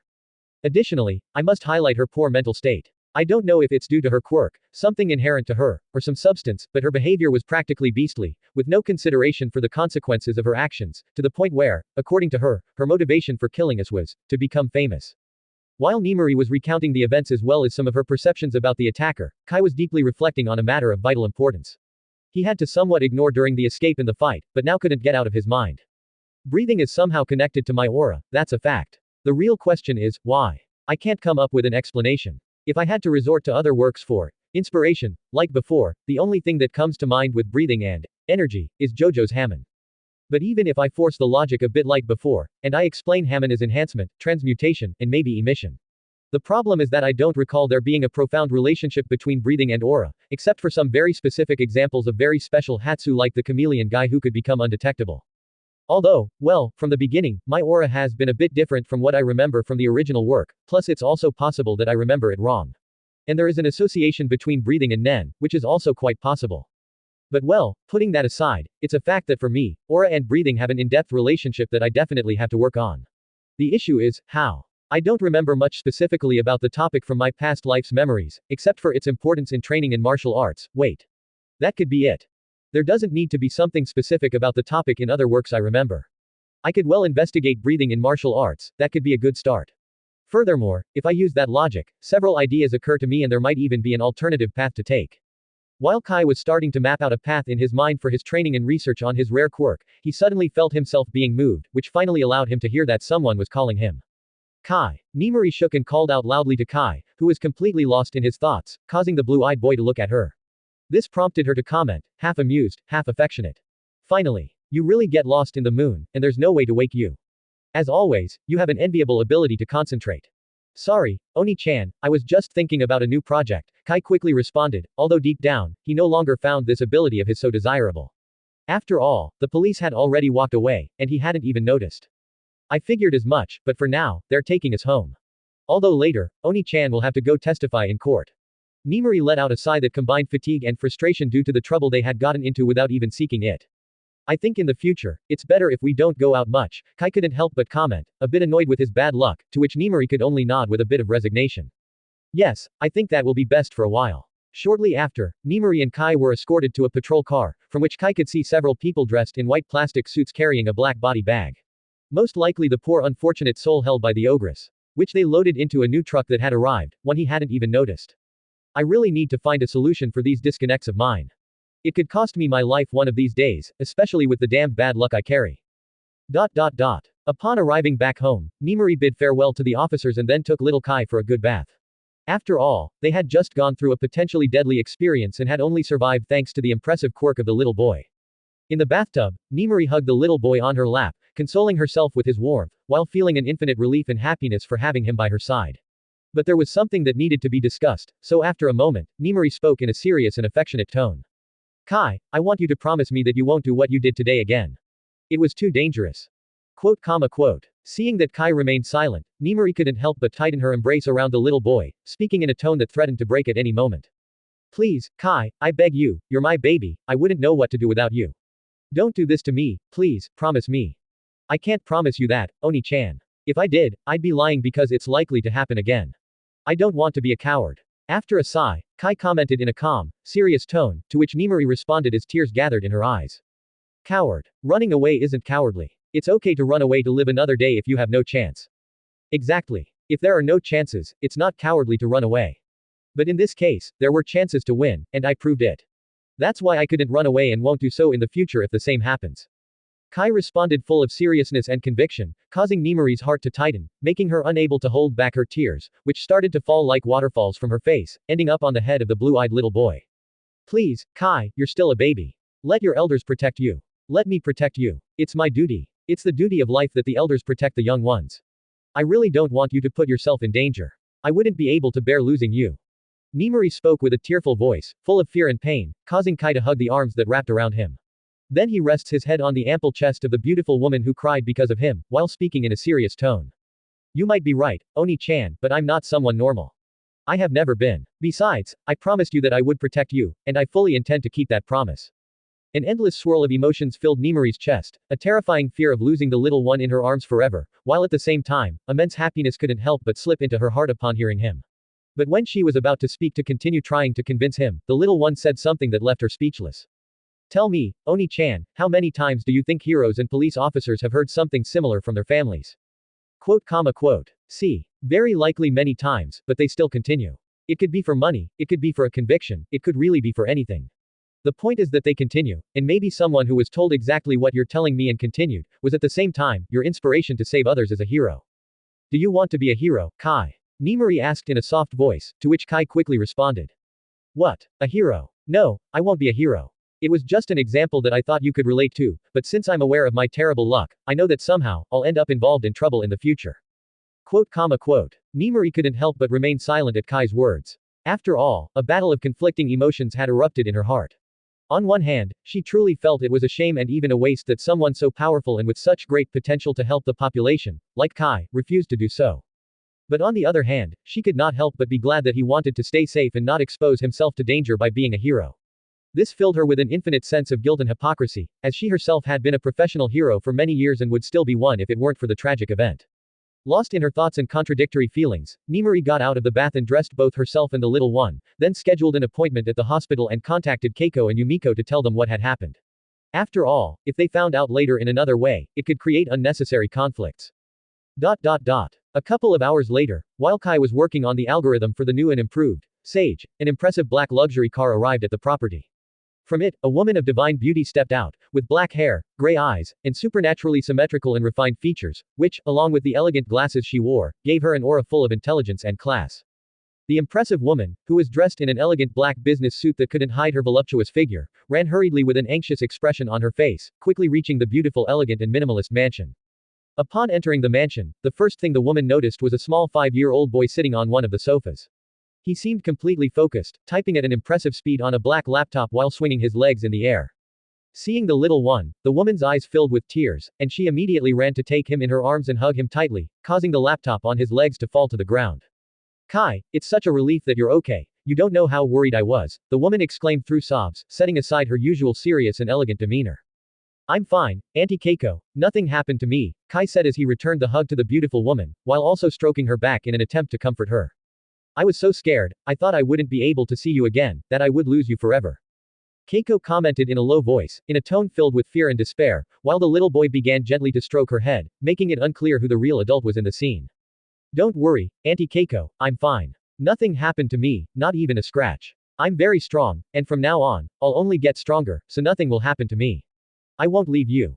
Keiko was indeed a very curious case. In public, she was an intelligent, strong woman who always had everything under control, like an unmovable pillar, unwilling to show the slightest weakness, even in front of little Momo.